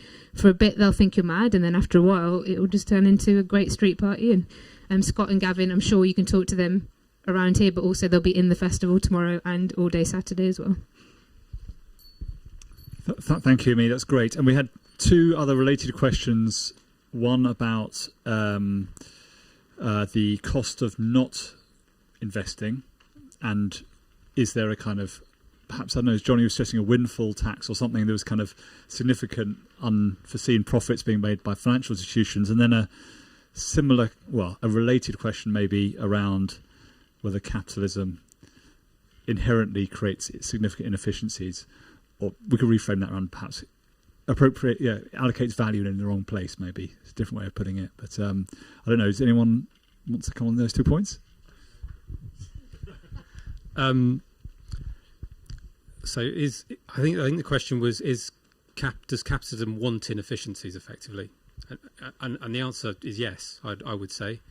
At a very generic level, I don't think you can look at so if you take financial services as a proxy for capitalism, which is a bit of a leap, you can't look at financial services as one monolithic entity. I've worked for banks. Do banks care first and foremost about creating profit and shareholder value for their shareholders? Absolutely they do. That's why I now work for not-for-profit. But I know you're not going to change that, I don't think. And a lot of organisations that are focused around financial investment, that whole structure is geared around pricing inefficiencies and information arbitrage and buying cheap and selling high. Right? That's what it's about. That said, I'm not sure that applies in quite the same way to other parts of financial services. Pension funds are custodians of our savings for our future and should do what we collectively want them to do. Are they good and bad within that spectrum? Yes, absolutely. Can we individually make a difference to that? Yes. How is your pension fund invested? What funds are they in? You should know that, and you should have made those decisions because you have the right to do that.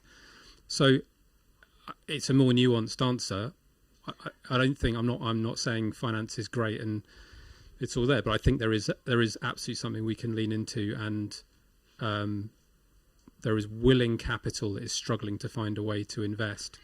Can I just come back to that first question about what communities can do? Because I think when we're talking to those sort of institutions about scaling up this kind of work to the size that they can invest in, one of the pushbacks we get a lot is, yeah, but are you going to get people to say yes? This sort of question of doing this with communities, not to communities, community consent, and doing that at a scale that isn't a few homes that have come together and decided this is a good idea, but is hundreds or thousands of homes. And so the role of community-based organisations to act as catalysts in how that local conversation is happening, even if it wasn't happening at all before, and how that's developing, I think is really important. And finally, what we really need are exemplars of this having worked, so that you can point to those streets.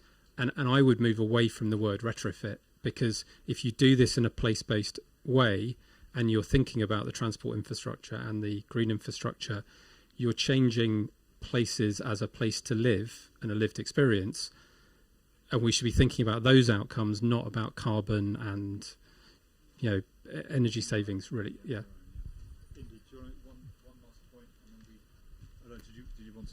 I was just going to go on the capital point. I slightly worry about, so the electric bike is almost certainly the future of the city. The electric bike. It's not the electric car, it's the electric bike. And the electric bike, and the reason why capital is currently being concentrated on electric car is because currently where power lies.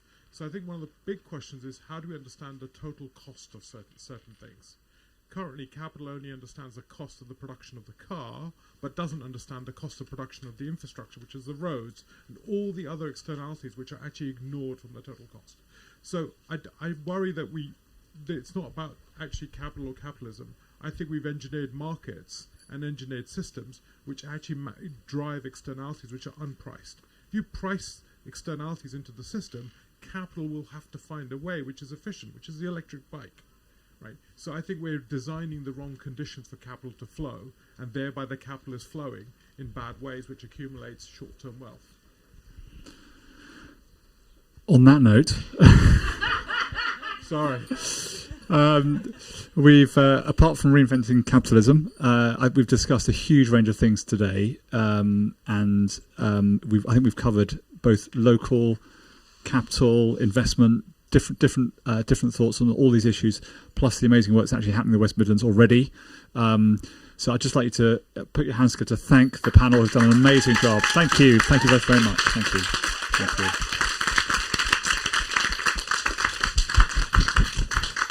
I'm going to hand it back to Imi. Amazing. Our closing panel of the day is an incredible one. We're going to take it right back down to health, housing, the experience of people where they are, the impacts, linking to some of the talks this morning. We'll take another IMI 5 minutes, not an indie 5 minutes, which is you can move around. Remember, things are recorded, so if you're like, yo, I don't think I want to sit through another talk, that's okay. Or if you want to go and sit out there and watch it on the live stream, you can just plug in from your phone. So we'll start in precisely 5 minutes, and I promise you there's some brilliant people on this panel to close off the day, so please do join. Don't forget to write on those houses, okay, and share some ideas as well, otherwise I'm going to have a very upset person over here. Anyway, we'll have another 5 minutes. Thank you.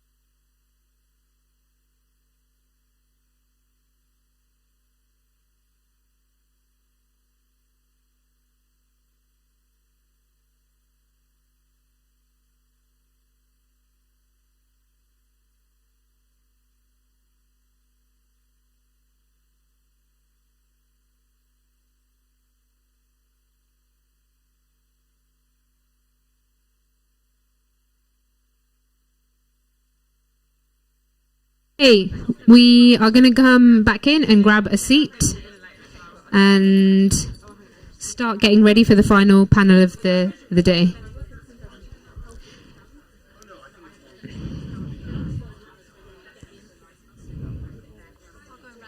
Yep.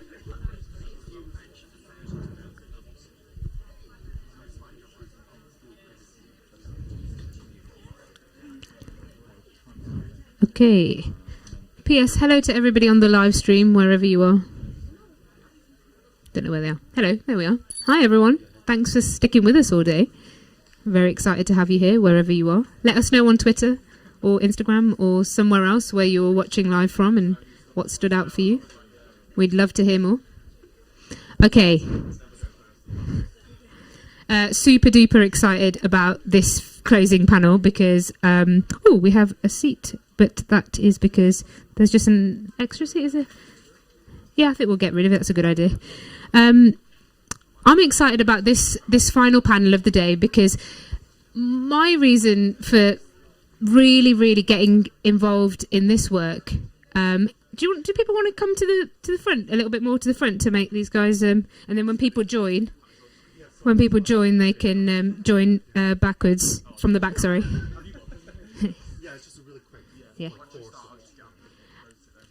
And this final panel of the day is, like I said, tomorrow we're going to go loads into the practice and hear more from neighbours and people and pioneers doing this work. But this final group and collection of people is really what actually excited me about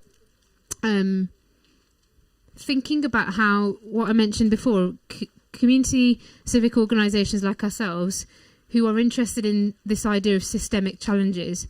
This final panel really embodies all the different ways we need to think about that. And they come from actually quite different perspectives.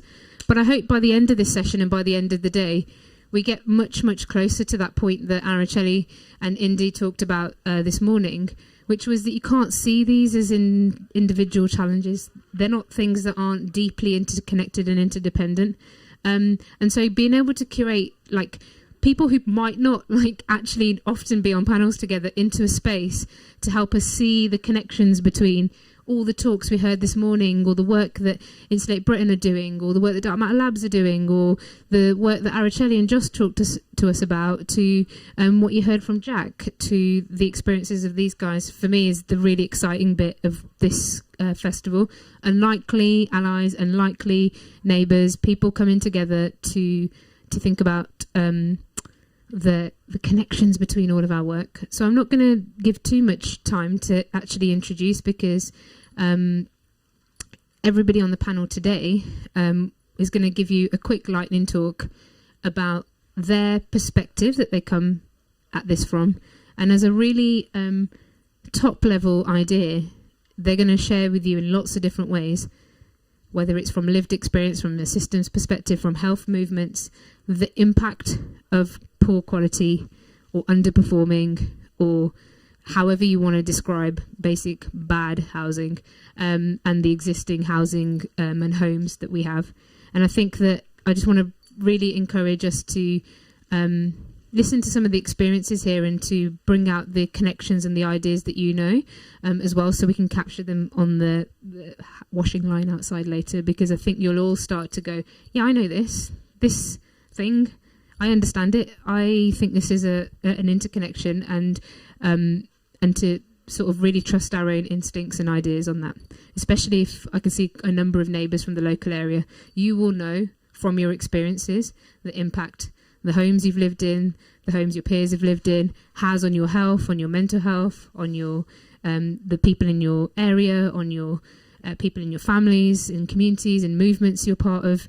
And it's really important to trust, as Araceli said, to really trust that embodied learned experience, so that lived experience, so we can start to surface that and connect it to the big ideas, because it is all really, the data and the research, as Araceli shared and Calvin did earlier. So we're going to go in this order, and everybody will have max 10 minutes, might be a bit less, it might be more. And we're going to start off with Calvin, and I'll let you pass on yourselves to each other, if that's okay. Thank you, Amy. Hi, my name is Calvin. I think probably you remember me from earlier.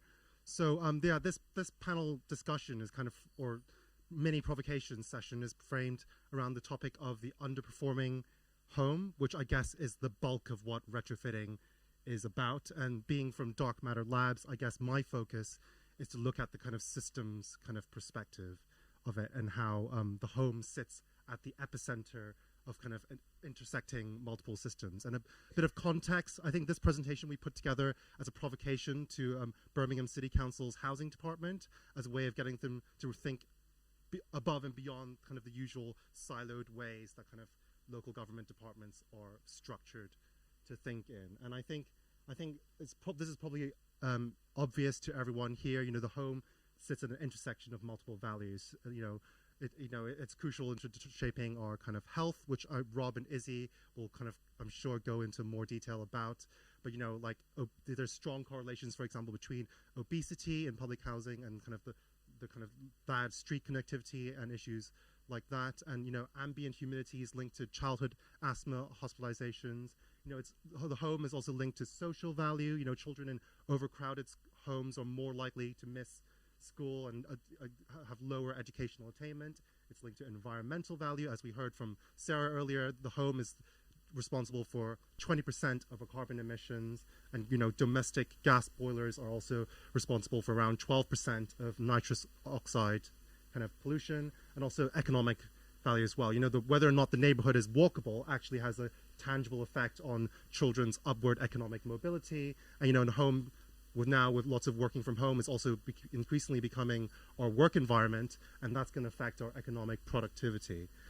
And all these things also individually have a huge impact, but also together create a kind of systemic kind of effect, and they kind of interplay with each other. So, the kind of direct impact of underperforming housing, which I'm sure Kwejo is going to go into a lot of depth in, will have immediate effects, like exposing us to noise pollution, air quality, humidity and damp, cold, or overheating in the summer, not giving us enough green space, high housing costs, etc. And these kind of gradually lead on to secondary effects, such as health, heat stress, increased obesity, decreased productivity and educational attainment, kind of lack of social kind of cohesion, that kind of thing. And as we kind of take a systemic perspective, we realize that the home sits at the center of a ripple effect of all these cascading effects. And I see some architects nodding, and I think we all understand that instinctively. But the thing is, who in the end is responsible and pays the price for these underperforming homes? And as I said earlier, a lot of the time these will end up being public bodies like the local CCG or the local city council, whether through its educational department, its bereavement services department, its social care department, to kind of the police, to kind of transportation, etc. And ultimately, being in the centralized country that we do live in, this falls onto national government. So I guess my provocation is, why don't we address these issues at their root, rather than dealing with them down the line as kind of entrenched and very expensive symptoms as they become tertiary and on cascading effects. So that's about it, really. That's a quick provocation for you all. Thank you. Hi, guys. I just want to start by saying I'm really glad to be here up in Birmingham today with everyone, and listening to everyone's sort of testimonies and all the talks and panelists that's been up here earlier today. It has been really, really insightful. My name's Kwejo Twenabo, and I'm a campaigner, social housing campaigner, and essentially what that is a massive pain in the backside for landlords. That's social landlords and private landlords. But what I've been doing is it started off just over a year ago. So I was living in poor housing. I mean, I was in social housing, and have lived in social housing for the majority of my life.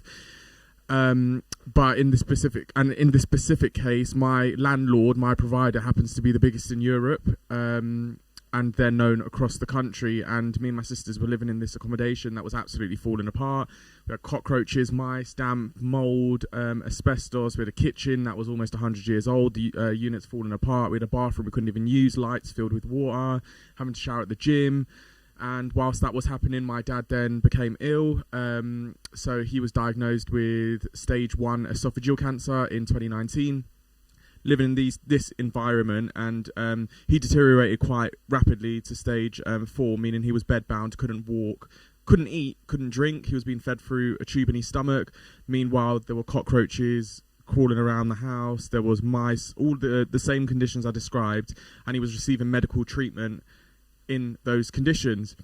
And we had been complaining to our landlord, complaining as you do, wanting help, still paying rent every single month, and they did absolutely nothing. He passed away, and then things went from bad to worse. On the day of his funeral, there was a massive leak which caused the ceiling to partially collapse, and that was February 2020. They didn't come out to even look at it until the October of that year. They then took it down and told me, they hadn't even dealt with any of the other disrepair, but they told me I wouldn't have a ceiling for Christmas and I wouldn't have it till the following year. That was the case. So at that point, I had just had enough, took pictures of my house, put it up on social media, because I just thought they're not listening. It got to a point where I actually phoned them in the new year and asked them, you've told me you're coming out for the 100th time. And they said, we're really busy, we're not coming out, and hung the phone up on me. So I said, that's it. So I then shared it online. It picked up, and the news got hold of it, local news, and shared it. And then my housing provider turned around and said, we're sorry. After everything, all of that, my dad and whatnot, and they turned around and said, we're sorry that Quajo feels as though he hasn't received the service he deserves. And I just thought, you're an absolute joke. And that was the catalyst for them, and things just went downhill, because then I decided to go around my whole estate, every single house, knock on every single door, went in with my phone, took pictures. They were living in even worse conditions to me. I think there was over 500 homes. I shared it. That was picked up by ITV News in 2 weeks. We spent 2 weeks filming on the estate, and it went out as a top story a year ago last month. But it even got to the point where the housing provider found out that we was filming, and surprisingly I get messages. We was all in a WhatsApp group chat. On the day we had finished filming, I got a text from the tenant saying, the housing's come out to fix all my issues, they've knocked on my door, weirdly. And then I'll get in one by one all of the tenants telling me the same thing, but went out as a top story. And then I went around other estates, did the same in my local area, same housing provider. And then from there, I started getting messages from tenants across London, from different housing providers saying the same thing, and not just housing associations, but local authorities too. I can tell you they're actually worse than housing associations. I can admit that, because they get off very lightly, and the conditions are absolutely horrific. Now I'm going around the UK. I've been to Birmingham 2 months ago. I highlighted a case, worst case of damp and mould. The lady in there was blind. She had a stroke. She was in her 70s. And she was bedbound. Every wall and every door in that house was covered in mould. And her daughter worked for the NHS, and they were living there for the past 10 years. They had been complaining to Birmingham City Council, absolutely nothing. I then get involved, and within 24 hours, they're moving them out and telling them that they're going to find them permanent new accommodation. It shouldn't be like that, and that's the same with the work that I do now. So when I go in there, that's what happens. Tenants, the other day I highlighted a case, worst case of cockroaches that I had seen, and they had been complaining for 10 years. 10 years they had been complaining. I even left with cockroaches on me. It was that bad. The infestation was that bad. And 24 hours moved them out and put up a generic statement online, because thousands of people had seen it. But that shouldn't, absolutely shouldn't be the case. But it happens all too often. I'll describe some of the scenarios of tenants with cockroaches, damp, mould, mice. I didn't even know we had venomous spiders in this country, but we do, because I went to a house that was infested with hundreds of them. Sewage, people's homes being flooded with sewage, people's washing machines, sinks, baths filling up with sewage and flooding their homes, ceilings collapsing on people, cupboards collapsing on people. I had one lady that was knocked unconscious because the cupboard, while she was cooking and had the cooker on, collapsed from above her, because the housing providers didn't actually secure it. When they came, they didn't screw it into the wall like you would expect. Collapsed on top of her, knocked her unconscious, and she woke up to all the food burnt. I'm surprised it didn't catch fire. But when I say people are dying in their homes, they quite literally are. I've spoken to tenants where they're dying of cancer, stage 4, like my dad, and it's happened time and time again. And they're whilst they're dying, they're also having to fight their housing providers for a decent level of living that we should all be entitled to. It's a human right, and it's a human right violation that's happening on a scale that people won't imagine. I've been doing this for a year now. It's been happening for the last 40 or 50 years. I've just happened to go into people's homes with a camera and make it public and share it with thousands, if not millions of people. And they've been aware this is going on. So that's essentially what I've been doing. But I'm so glad the conversation of housing is picking up, especially over the last year, and people really should be talking about it, whether you're in housing or not. And I had a conversation with Nikki earlier about this. There's this stigma, and I said it's from last year. It's very much, I thought it was just a UK thing, but I think it's just a human being thing in a lot of cases, where everyone's about me, and it's very selfish. If it doesn't affect me, it's not my issue, it's not my problem. I don't have to deal with it. And it needs to go from that to we, because we really should be thinking of each other, whether it's housing or whether it's climate change. I've had people say to me, oh, we don't need to worry about climate change, we'll be dead anyway before it starts affecting anyone. And it's like, that's the problem. That's the problem there. You shouldn't have to be thinking about yourself. I didn't get paid for any of this. I was using my student loan to go out and do it. Why? Because I cared. And if the right people cared about these situations, we would not be in these situations. That's the problem, and that's where the foundations have to be built. No foundation can be built until people genuinely care and not just stick on their websites that they care about their tenants like all of these housing providers. But yeah, that's essentially what I do. Thank you.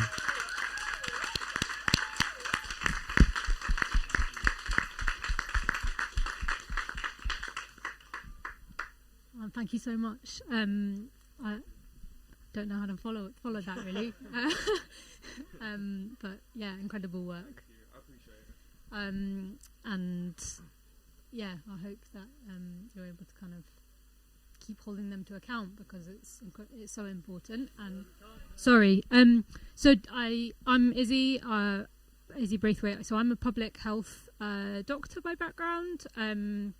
I guess I'm sort of here to talk a bit about the health impacts, and I think like those stories and like your experience, the people that you've been talking to and their experience really shows what a health crisis we have in this country in terms of the impacts that housing is having on people's health.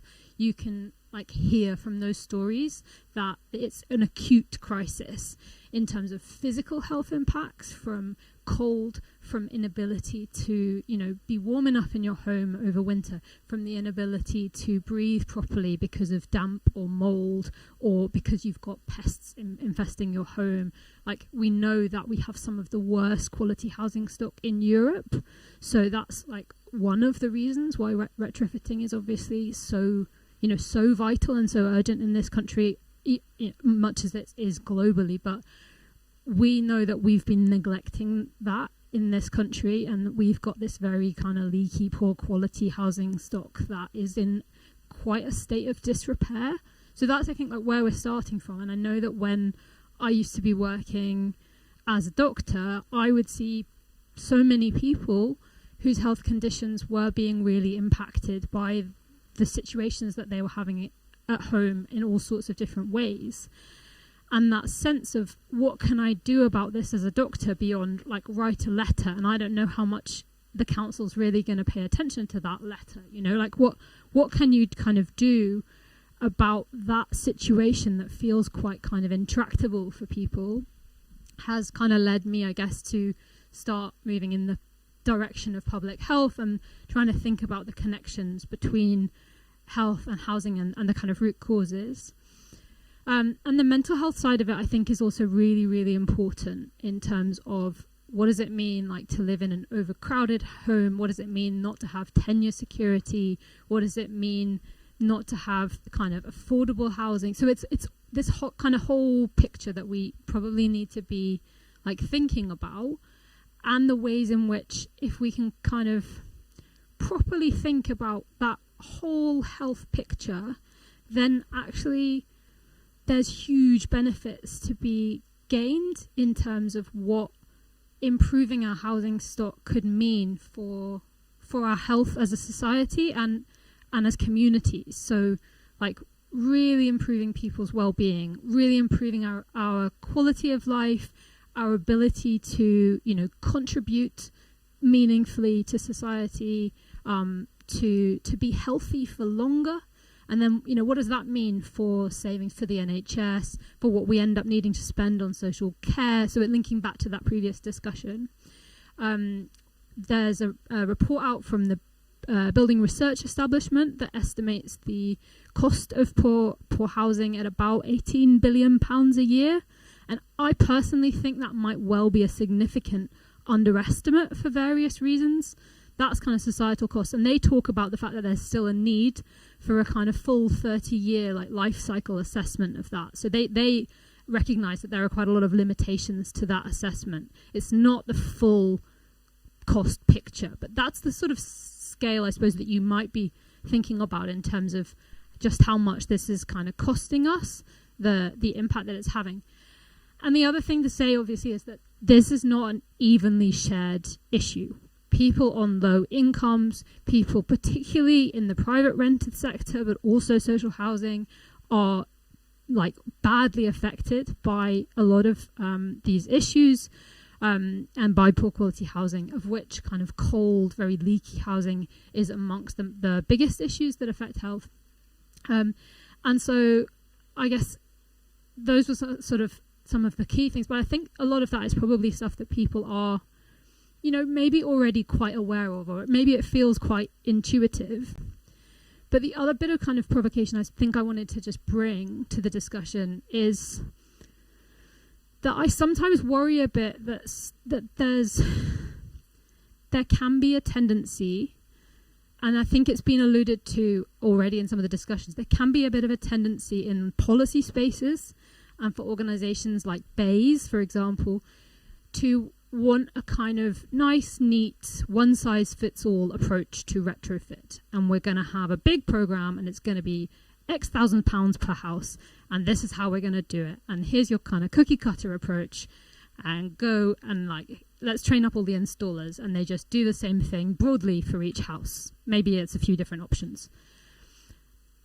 I have real concerns about that from a health point of view, and some of you who are architects and things may well share some of those concerns, and I think Indy alluded to some of those things as well in his talk.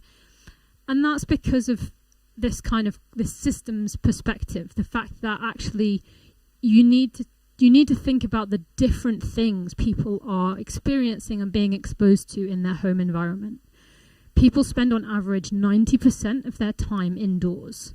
Some people spend more than that, and some of the most vulnerable people.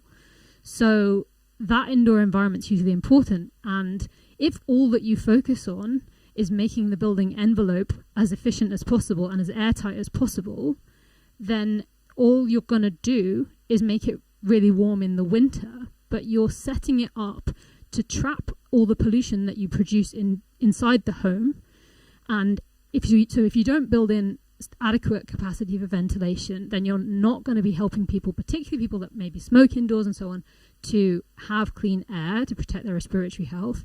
If they're in areas with radon, that's all sorts of lung cancer risk. So there's a lot of complexity within that, I think, for different kind of health reasons. In the summer, particularly in future years, you might be setting them up for significant summer overheating risk, and then energy bills around aircon and so on.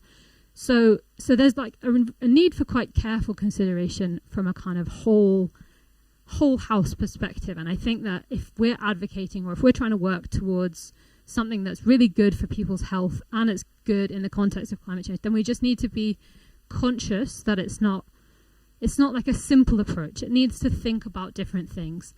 We need to think about fire safety in relation to, the experience of Grenfell. We need to make sure that developers can be held to account.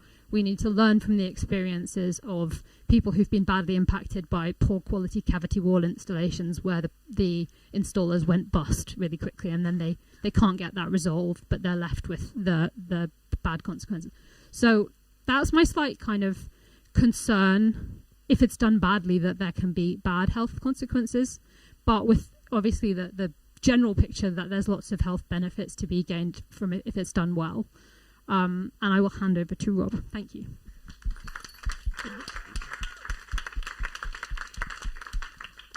I'm not really sure how to follow both of you. I'm probably going to be very, very lightning speed through this. But hi, everyone. I'm Rob. I'm the climate and health campaigner at MedAct. And by background, what I've been doing most of the last decade is community organising. I also studied social policy. I was a student in Swansea, and when I was living there, there's like many towns, there was a big problem with rogue shark landlords kind of prying on, vulnerable communities and also students. And had an incident where part of our boiler, well, basically our boiler fell off the wall, and there was basically just green mold behind it. And we've been living in this place for about 2 months at that point. The landlord comes around and goes, "Oh yeah, that's because you're drying your clothes inside." And like, that really can't have caused that. That is impossible. It got me interested in how this was affecting other students, and as a social policy student looking at housing, I went and did some research on, how many other students are experiencing this? There must be data on this. And I found, to my shock, that there was no data collected on the impact of fuel poverty on students, because the conditions of students was considered temporary, completely ignoring the fact that, if you're spending like 4, even maybe 5 or even longer, how many years of your life living in those conditions, it can lead to health conditions that can really impact you. Side note, I have chronic sinusitis. I don't know exactly what caused it, but I can definitely tell you that living in those conditions for 4 or so years definitely didn't help. I'm going to talk a little bit more about, sorry. The point I forgot to make was that ended up bringing a motion for our Students' Union to the NUS at the time, basically mandating to do that research. And the research that we found, that was then done in 2013, is we found that about 3/4 of respondents, students around the country, experienced fuel poverty. So the vast majority of students were experiencing it. And then follow-up research that was done more recently found that about half the student population in the UK basically live in conditions that they consider uncomfortable, to put it mildly.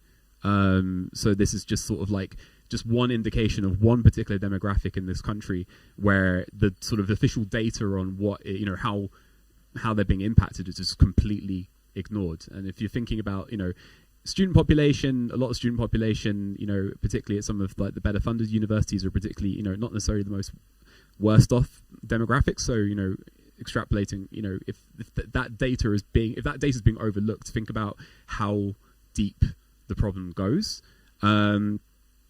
So in my work at MedAct, I help coordinate our Health for a Green New Deal campaign, which basically is kind of trying to mobilize the health community to back, in policy terms, a just transition in the UK. And I'm going to talk a little bit about a report that we published last year that kind of calls for a bunch of different demands.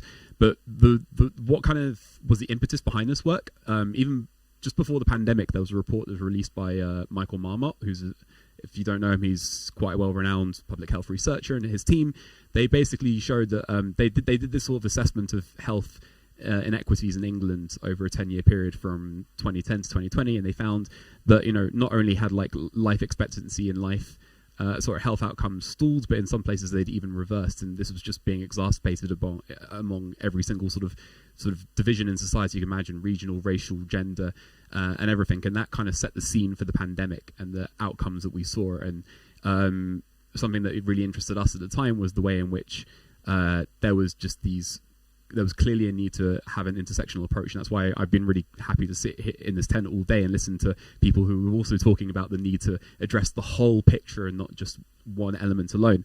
So this is what led us to author and publish the public health case for a Green New Deal. So in case you don't know what the Green New Deal is, the Green New Deal is basically, it's a 10-year social policy plan looking at energy, housing, public services, creating jobs. And the aim is to mobilize the economy and political structures to basically bring about a rapid and just transition to a zero carbon society. And we fundamentally believe that not only is this like a Green New Deal, but fundamentally this is a public health New Deal as well. There's been a lot of discussion today about how we do need to discuss the intricacies of how things are operated and how we reach certain outcomes. And I guess one provocation, if that's the word we're using, provocation, cool, that I would offer on that front is that I think those discussions are really important. We need to figure out how we do things properly. I'd also say that we shouldn't let ourselves get too lost in the woods, that we forget about the immediate things and the things that could be done with the right political willpower in the here and now.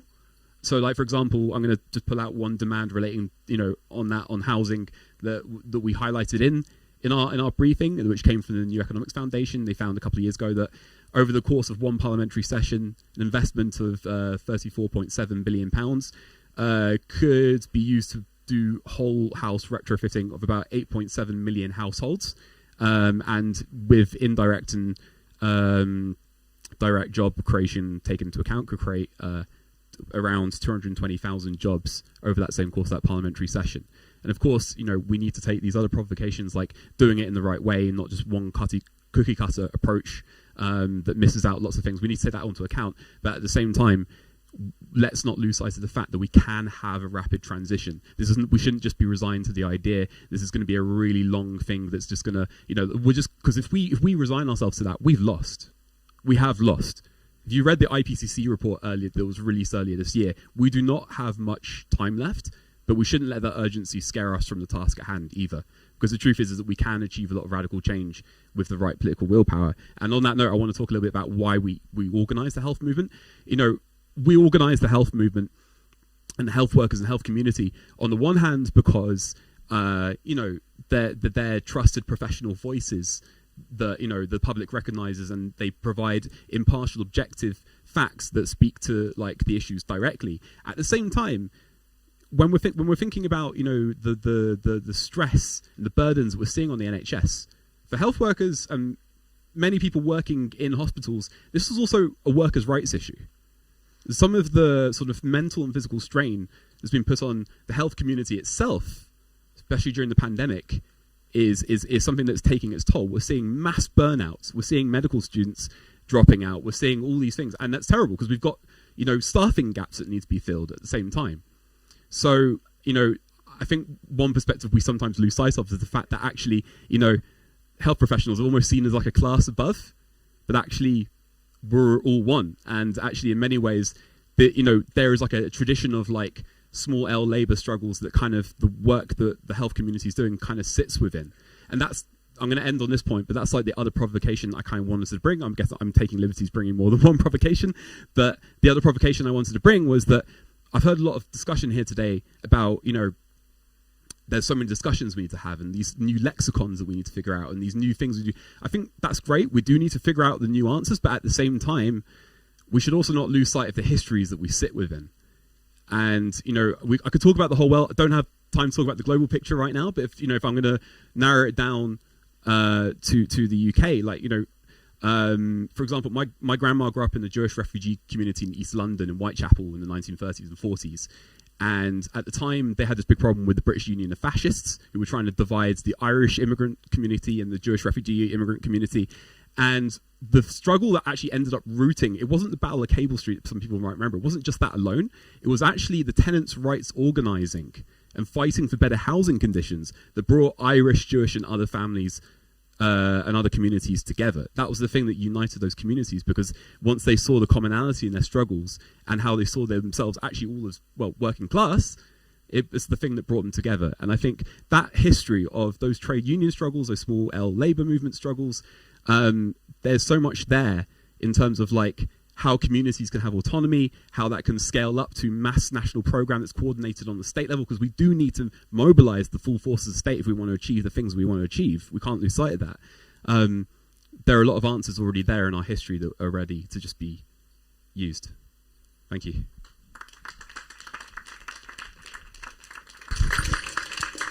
Amazing. Lots of more perspectives for you this early evening. Lots more spaces in which we can, from very different perspectives, learn from histories, movements, lived experience, activism, organising, systems, data, modelling. And I guess I'm going to open up now to some questions. And while you're thinking of them and putting up your hands, I'm going to ask, everybody's engaged in a kind of an activism, a movement, a showing a picture to the world. What one thing would help you more? And I do want to, in this moment, just acknowledge the labour of what it means to come and share such a personal story, and then be doing that so often in order to make a point about a wider system, because I think we shouldn't lose sight of the toll that takes, and how much we know that communities most marginalised by and oppressed by systems often have to hash out all of their own traumas in order to make a point and highlight an issue that I think should be at the forefront of our conversation. So I just want to thank you, and this morning Araceli, for that, because she often has to, as an Indigenous woman, really dig back deep down into historical traumas in order to make a point to everyone. So I do think that the question I'm asking about what help do you need, I want to start, or what next step or what support can a community like this give to your work. I want to actually start with Kwajo, because I just want to say like how much you have brought to this from your personal lived experience and invested, and then take it on. And in the meantime, put up your hands if you've got a question. I think we've got time for one round, maybe two. And I will be hoping that some women ask the question first. So looking out, or non-binary people, I'll come to you first if you put your hands up. Amazing, thank you. I think for me, when I started this, what I wanted was, well, first of all, change to come. But in order for change to come, there needs to be an admission that there's a problem there first and foremost. And that's what I was really pushing for. But with a subject like housing, and the reason I decided to go out and share my story and not really care is because I knew there was others going through similar situations. And if I could do something to prevent them from being in that situation, then I wanted to be able to, because I remember thinking back during my time and my family, wishing there was someone there that I could go to apart from your MP and your councillor, or anyone else that just fobs you off or points you in a different direction, someone that could be there to actively help.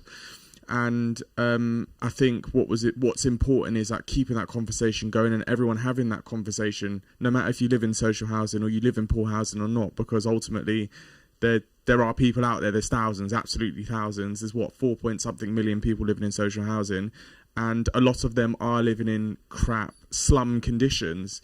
And we're the sixth richest nation. It shouldn't be happening to any human being. If we won't let animals live in those conditions, why are we letting human beings live in those conditions? They just shouldn't be allowed at all. So that conversation needs to be had, whether you live in poor housing or not, and it needs to be sustained. It needs to keep being had. If you see these posts, what I don't want is people to become accustomed, and I don't want my posts to become normalized and people think, oh yeah, I've seen that, or yeah, I know I've seen a few of those. I want every time I post something for people to be shocked and like, this shouldn't be happening. People shouldn't be living like this.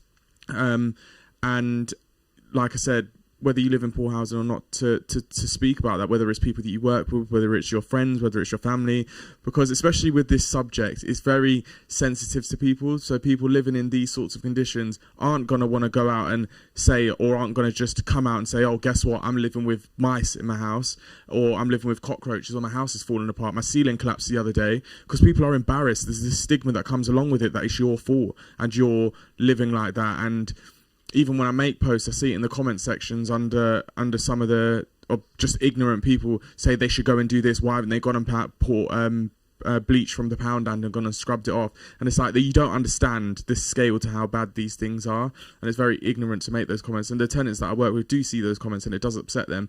But that's what stops people. It's that stigma that stops people from speaking out, and it's essential they do, because without speaking out and admitting there's a problem and really forcing it onto the people with the power, then there's no incentive there for them to want to make change or do anything different, and they won't ultimately. So keeping that conversation going and making those living in those conditions feel comfortable and safe talking about it, I think is the first step. And a bit of advice that I'd give to absolutely everyone, because I'm telling you now, you may not realise it, but there is someone that you will know, whether it's directly or indirectly, living in poor housing. They just haven't told you.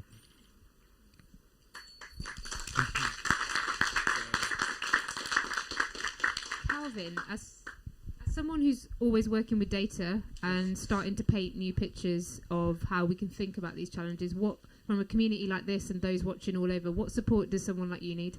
I would actually push back against that and say it's not about the data, but to echo what Rob was saying, I think what I need to support what I'm doing is political will.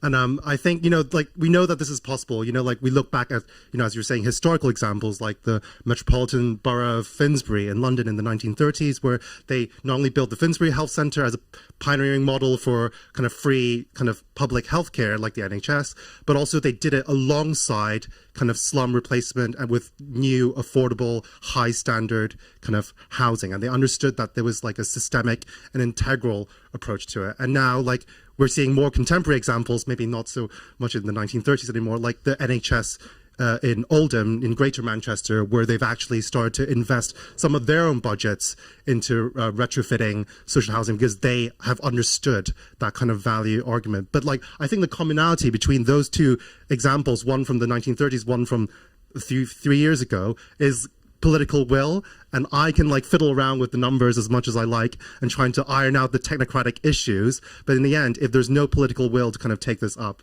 then it's not going to go anywhere. And I think that those and part of the way we generate that political will from a grassroots level is the kind of community engagement work, is the kind of activism work that we heard about earlier, and I would just say keep on going.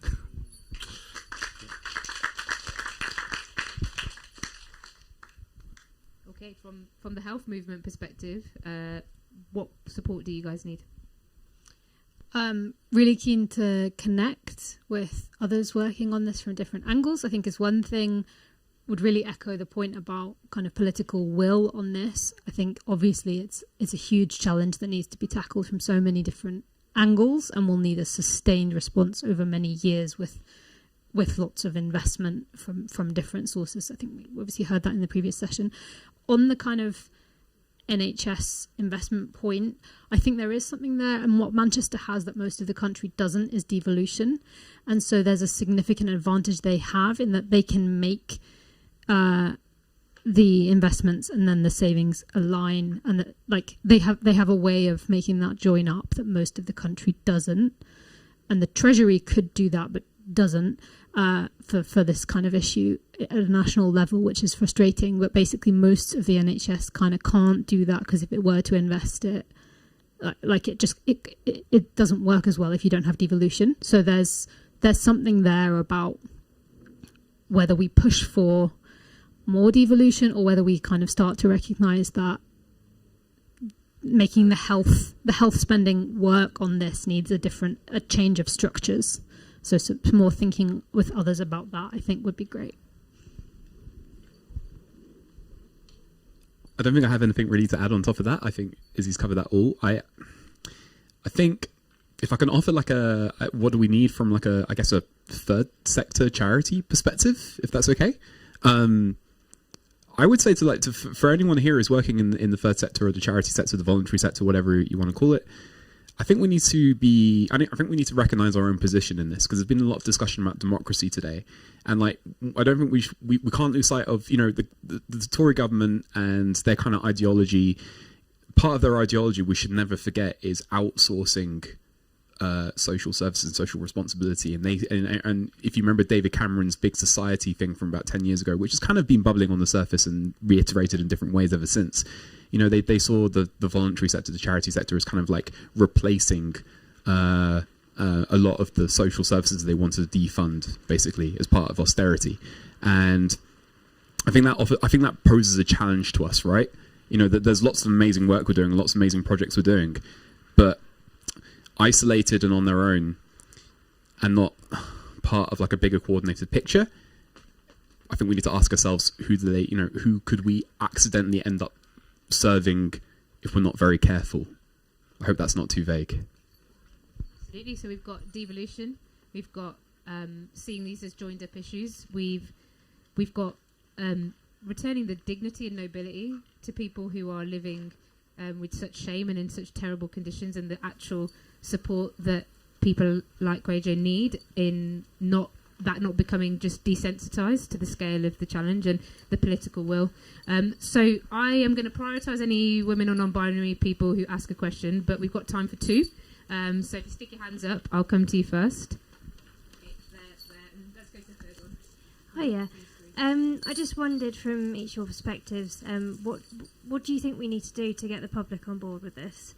I mean, one thing that was just going through my head is, should we go to Grand Design? Should we go to, old George and just say, should we actually just be retrofitting in an eco-friendly way and showing case studies on the TV? Is that one way of getting through to people? So that's my question. Maybe we'll take all three and then we'll go one here and then just walk down at the back. Hi. My question is, are there patterns that you can see in this substandard housing? Is it poor management from particular providers or councils so that many of their properties would be in bad shape? Or are these properties everywhere in the sense that they may be a very poor building, poorly constructed, that is, sort of falls at the bottom of the maintenance list, and it could be across the country? I think patterns can help us understand, how you can sort of approach it. I know, just speaking from friends' experience in London, that tenants sued a particular borough and they got results, and other boroughs who haven't had tenant action, they're still sort of working toward that. Is it where you can sort of do something against one provider and achieve a lot, or is this something that's really everywhere? Hi, I lived on a council estate on and off for 20 years, and back when I started in the 80s, we had a live-in caretaker, and we had a direct labour organisation.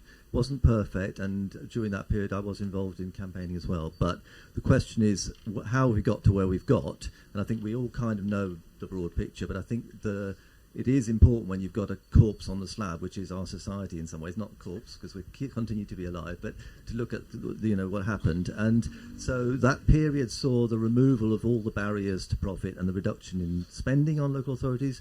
And in that process, they've also become quite they don't want to deal with things, and that's what you have said, Joe. I see every week, and it's horrendous.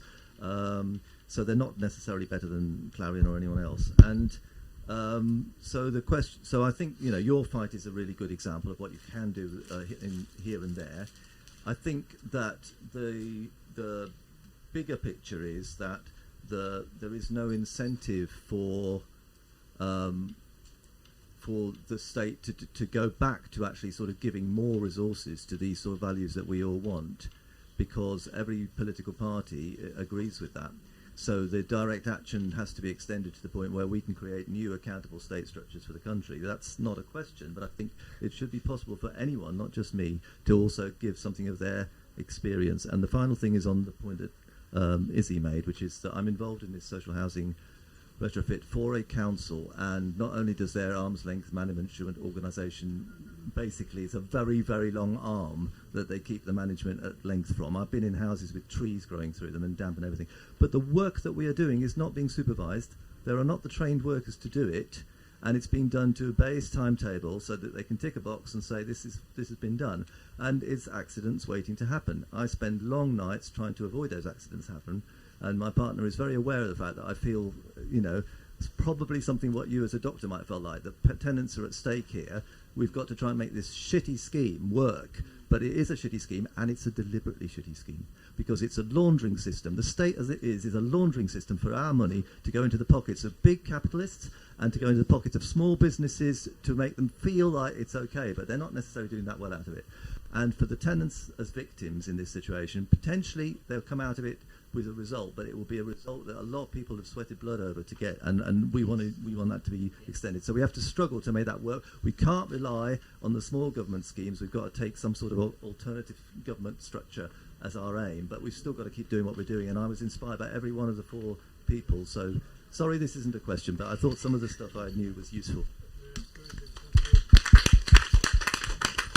Thanks, Wolfgang. And to say that tomorrow as well, if you want to commandeer a corner and go for it, please do. We can provide a blackboard, we can set up an open space. If you want to start pulling gently, beautifully people in from the reservoir and tell them why this matters, you are more than welcome to do that safely and equitably and carefully. But please take a space and do more. So finishing questions. What can we do to get the public on board? What kind of things does that need? And are there patterns that you're seeing, Kwejo, particularly? Is it like, tenant action? Is there one provider? Is there any experience from ways in which that could work? But also, Rob, please feel free to come to that, because you talked about historical. Mm-hmm. But it'd be great if everybody could say a last word on one of those questions, not both, because we don't have enough time. So we'll start with Kwejo.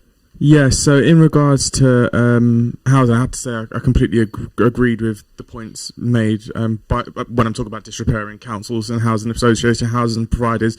I completely agree in terms of patterns. There is patterns.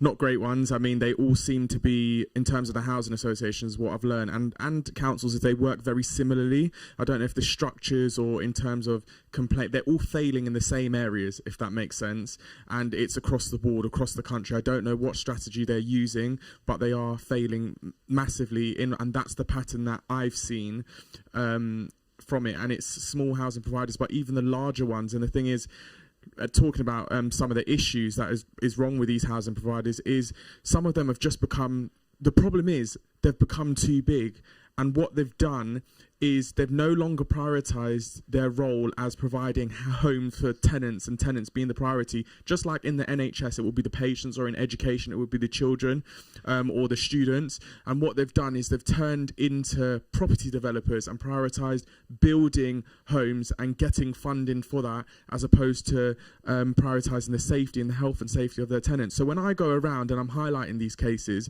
and I walk into someone's home that's been complaining for 10 years, and then 24 hours the housing provider comes out and says, do you know what, we're going to move them and find them permanent accommodation. They don't come out and say that because they care about that tenant or the fact that they've been living in that situation. They care about it because they've been embarrassed and shamed, and they're trying to save what's left of their reputation because they've been absolutely disgraced.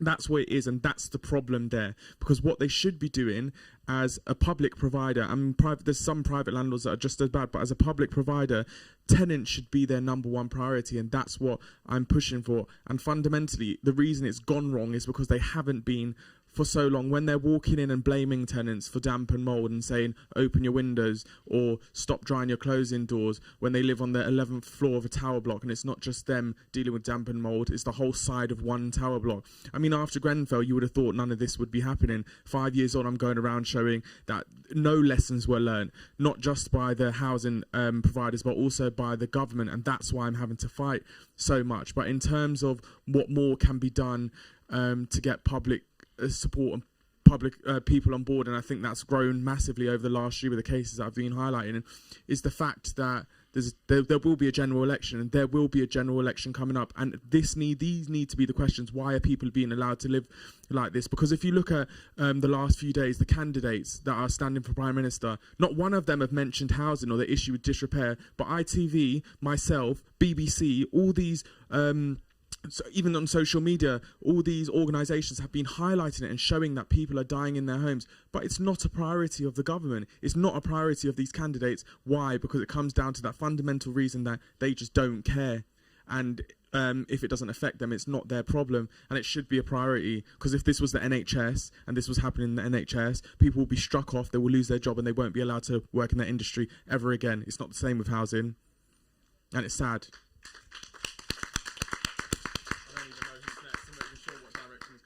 On that note, if you're okay with this panel, I've asked these guys and they are, and Calvin, I'm going to stop on that note because I think... Sorry, I went on for No.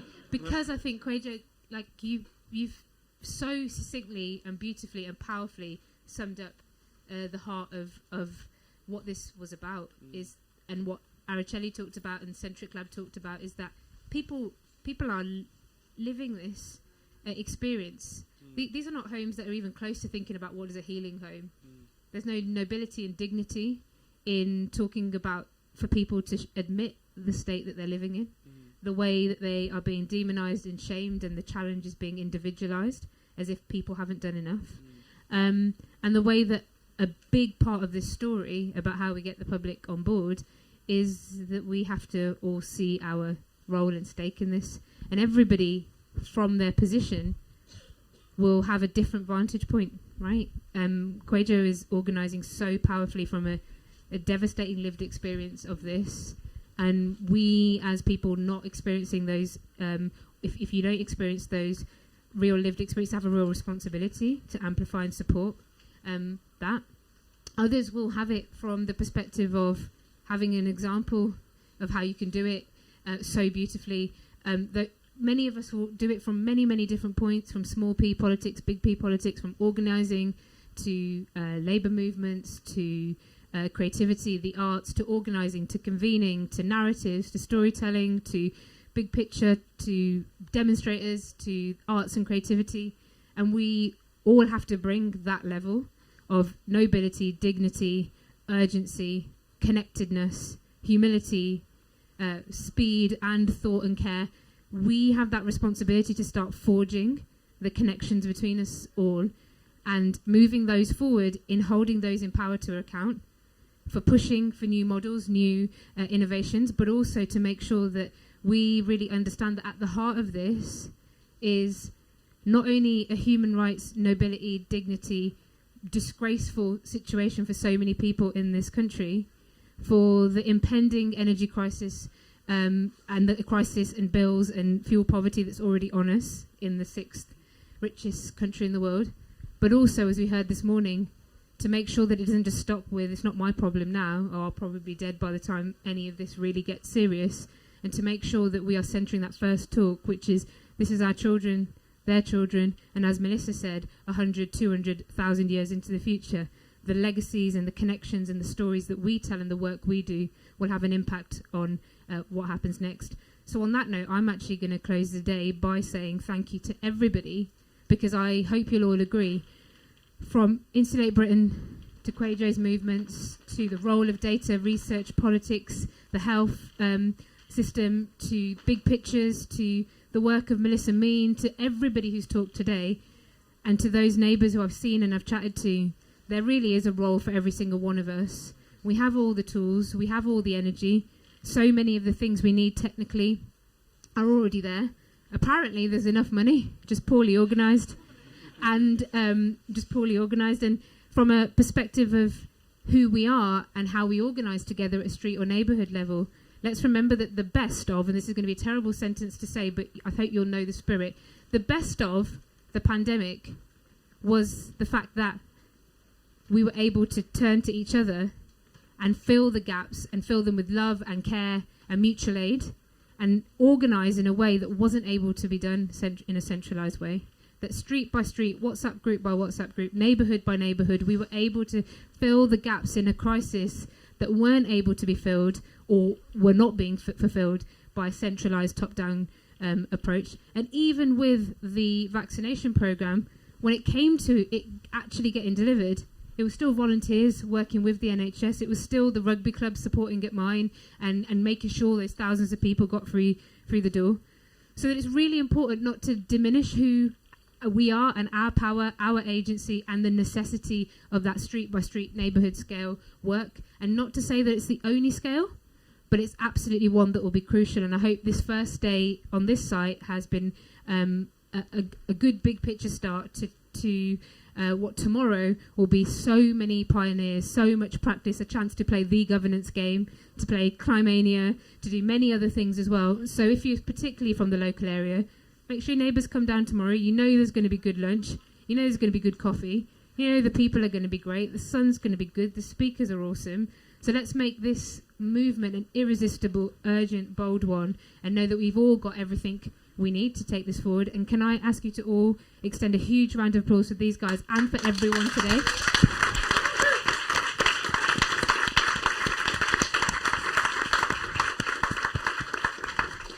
Thank you so much. If you are heading to the dinner this evening, please feel free to come and just connect in with Joe, who will tell you where you need to go, or if you're cycling, you could follow John on your bike. And if you feel like you have 5 minutes, if everybody just picks up a piece of litter, moves something back to how you saw it this morning, it will definitely make many hands making light work. And we'll see you back here tomorrow morning to start at 10 o'clock. Thank you so much. Good night.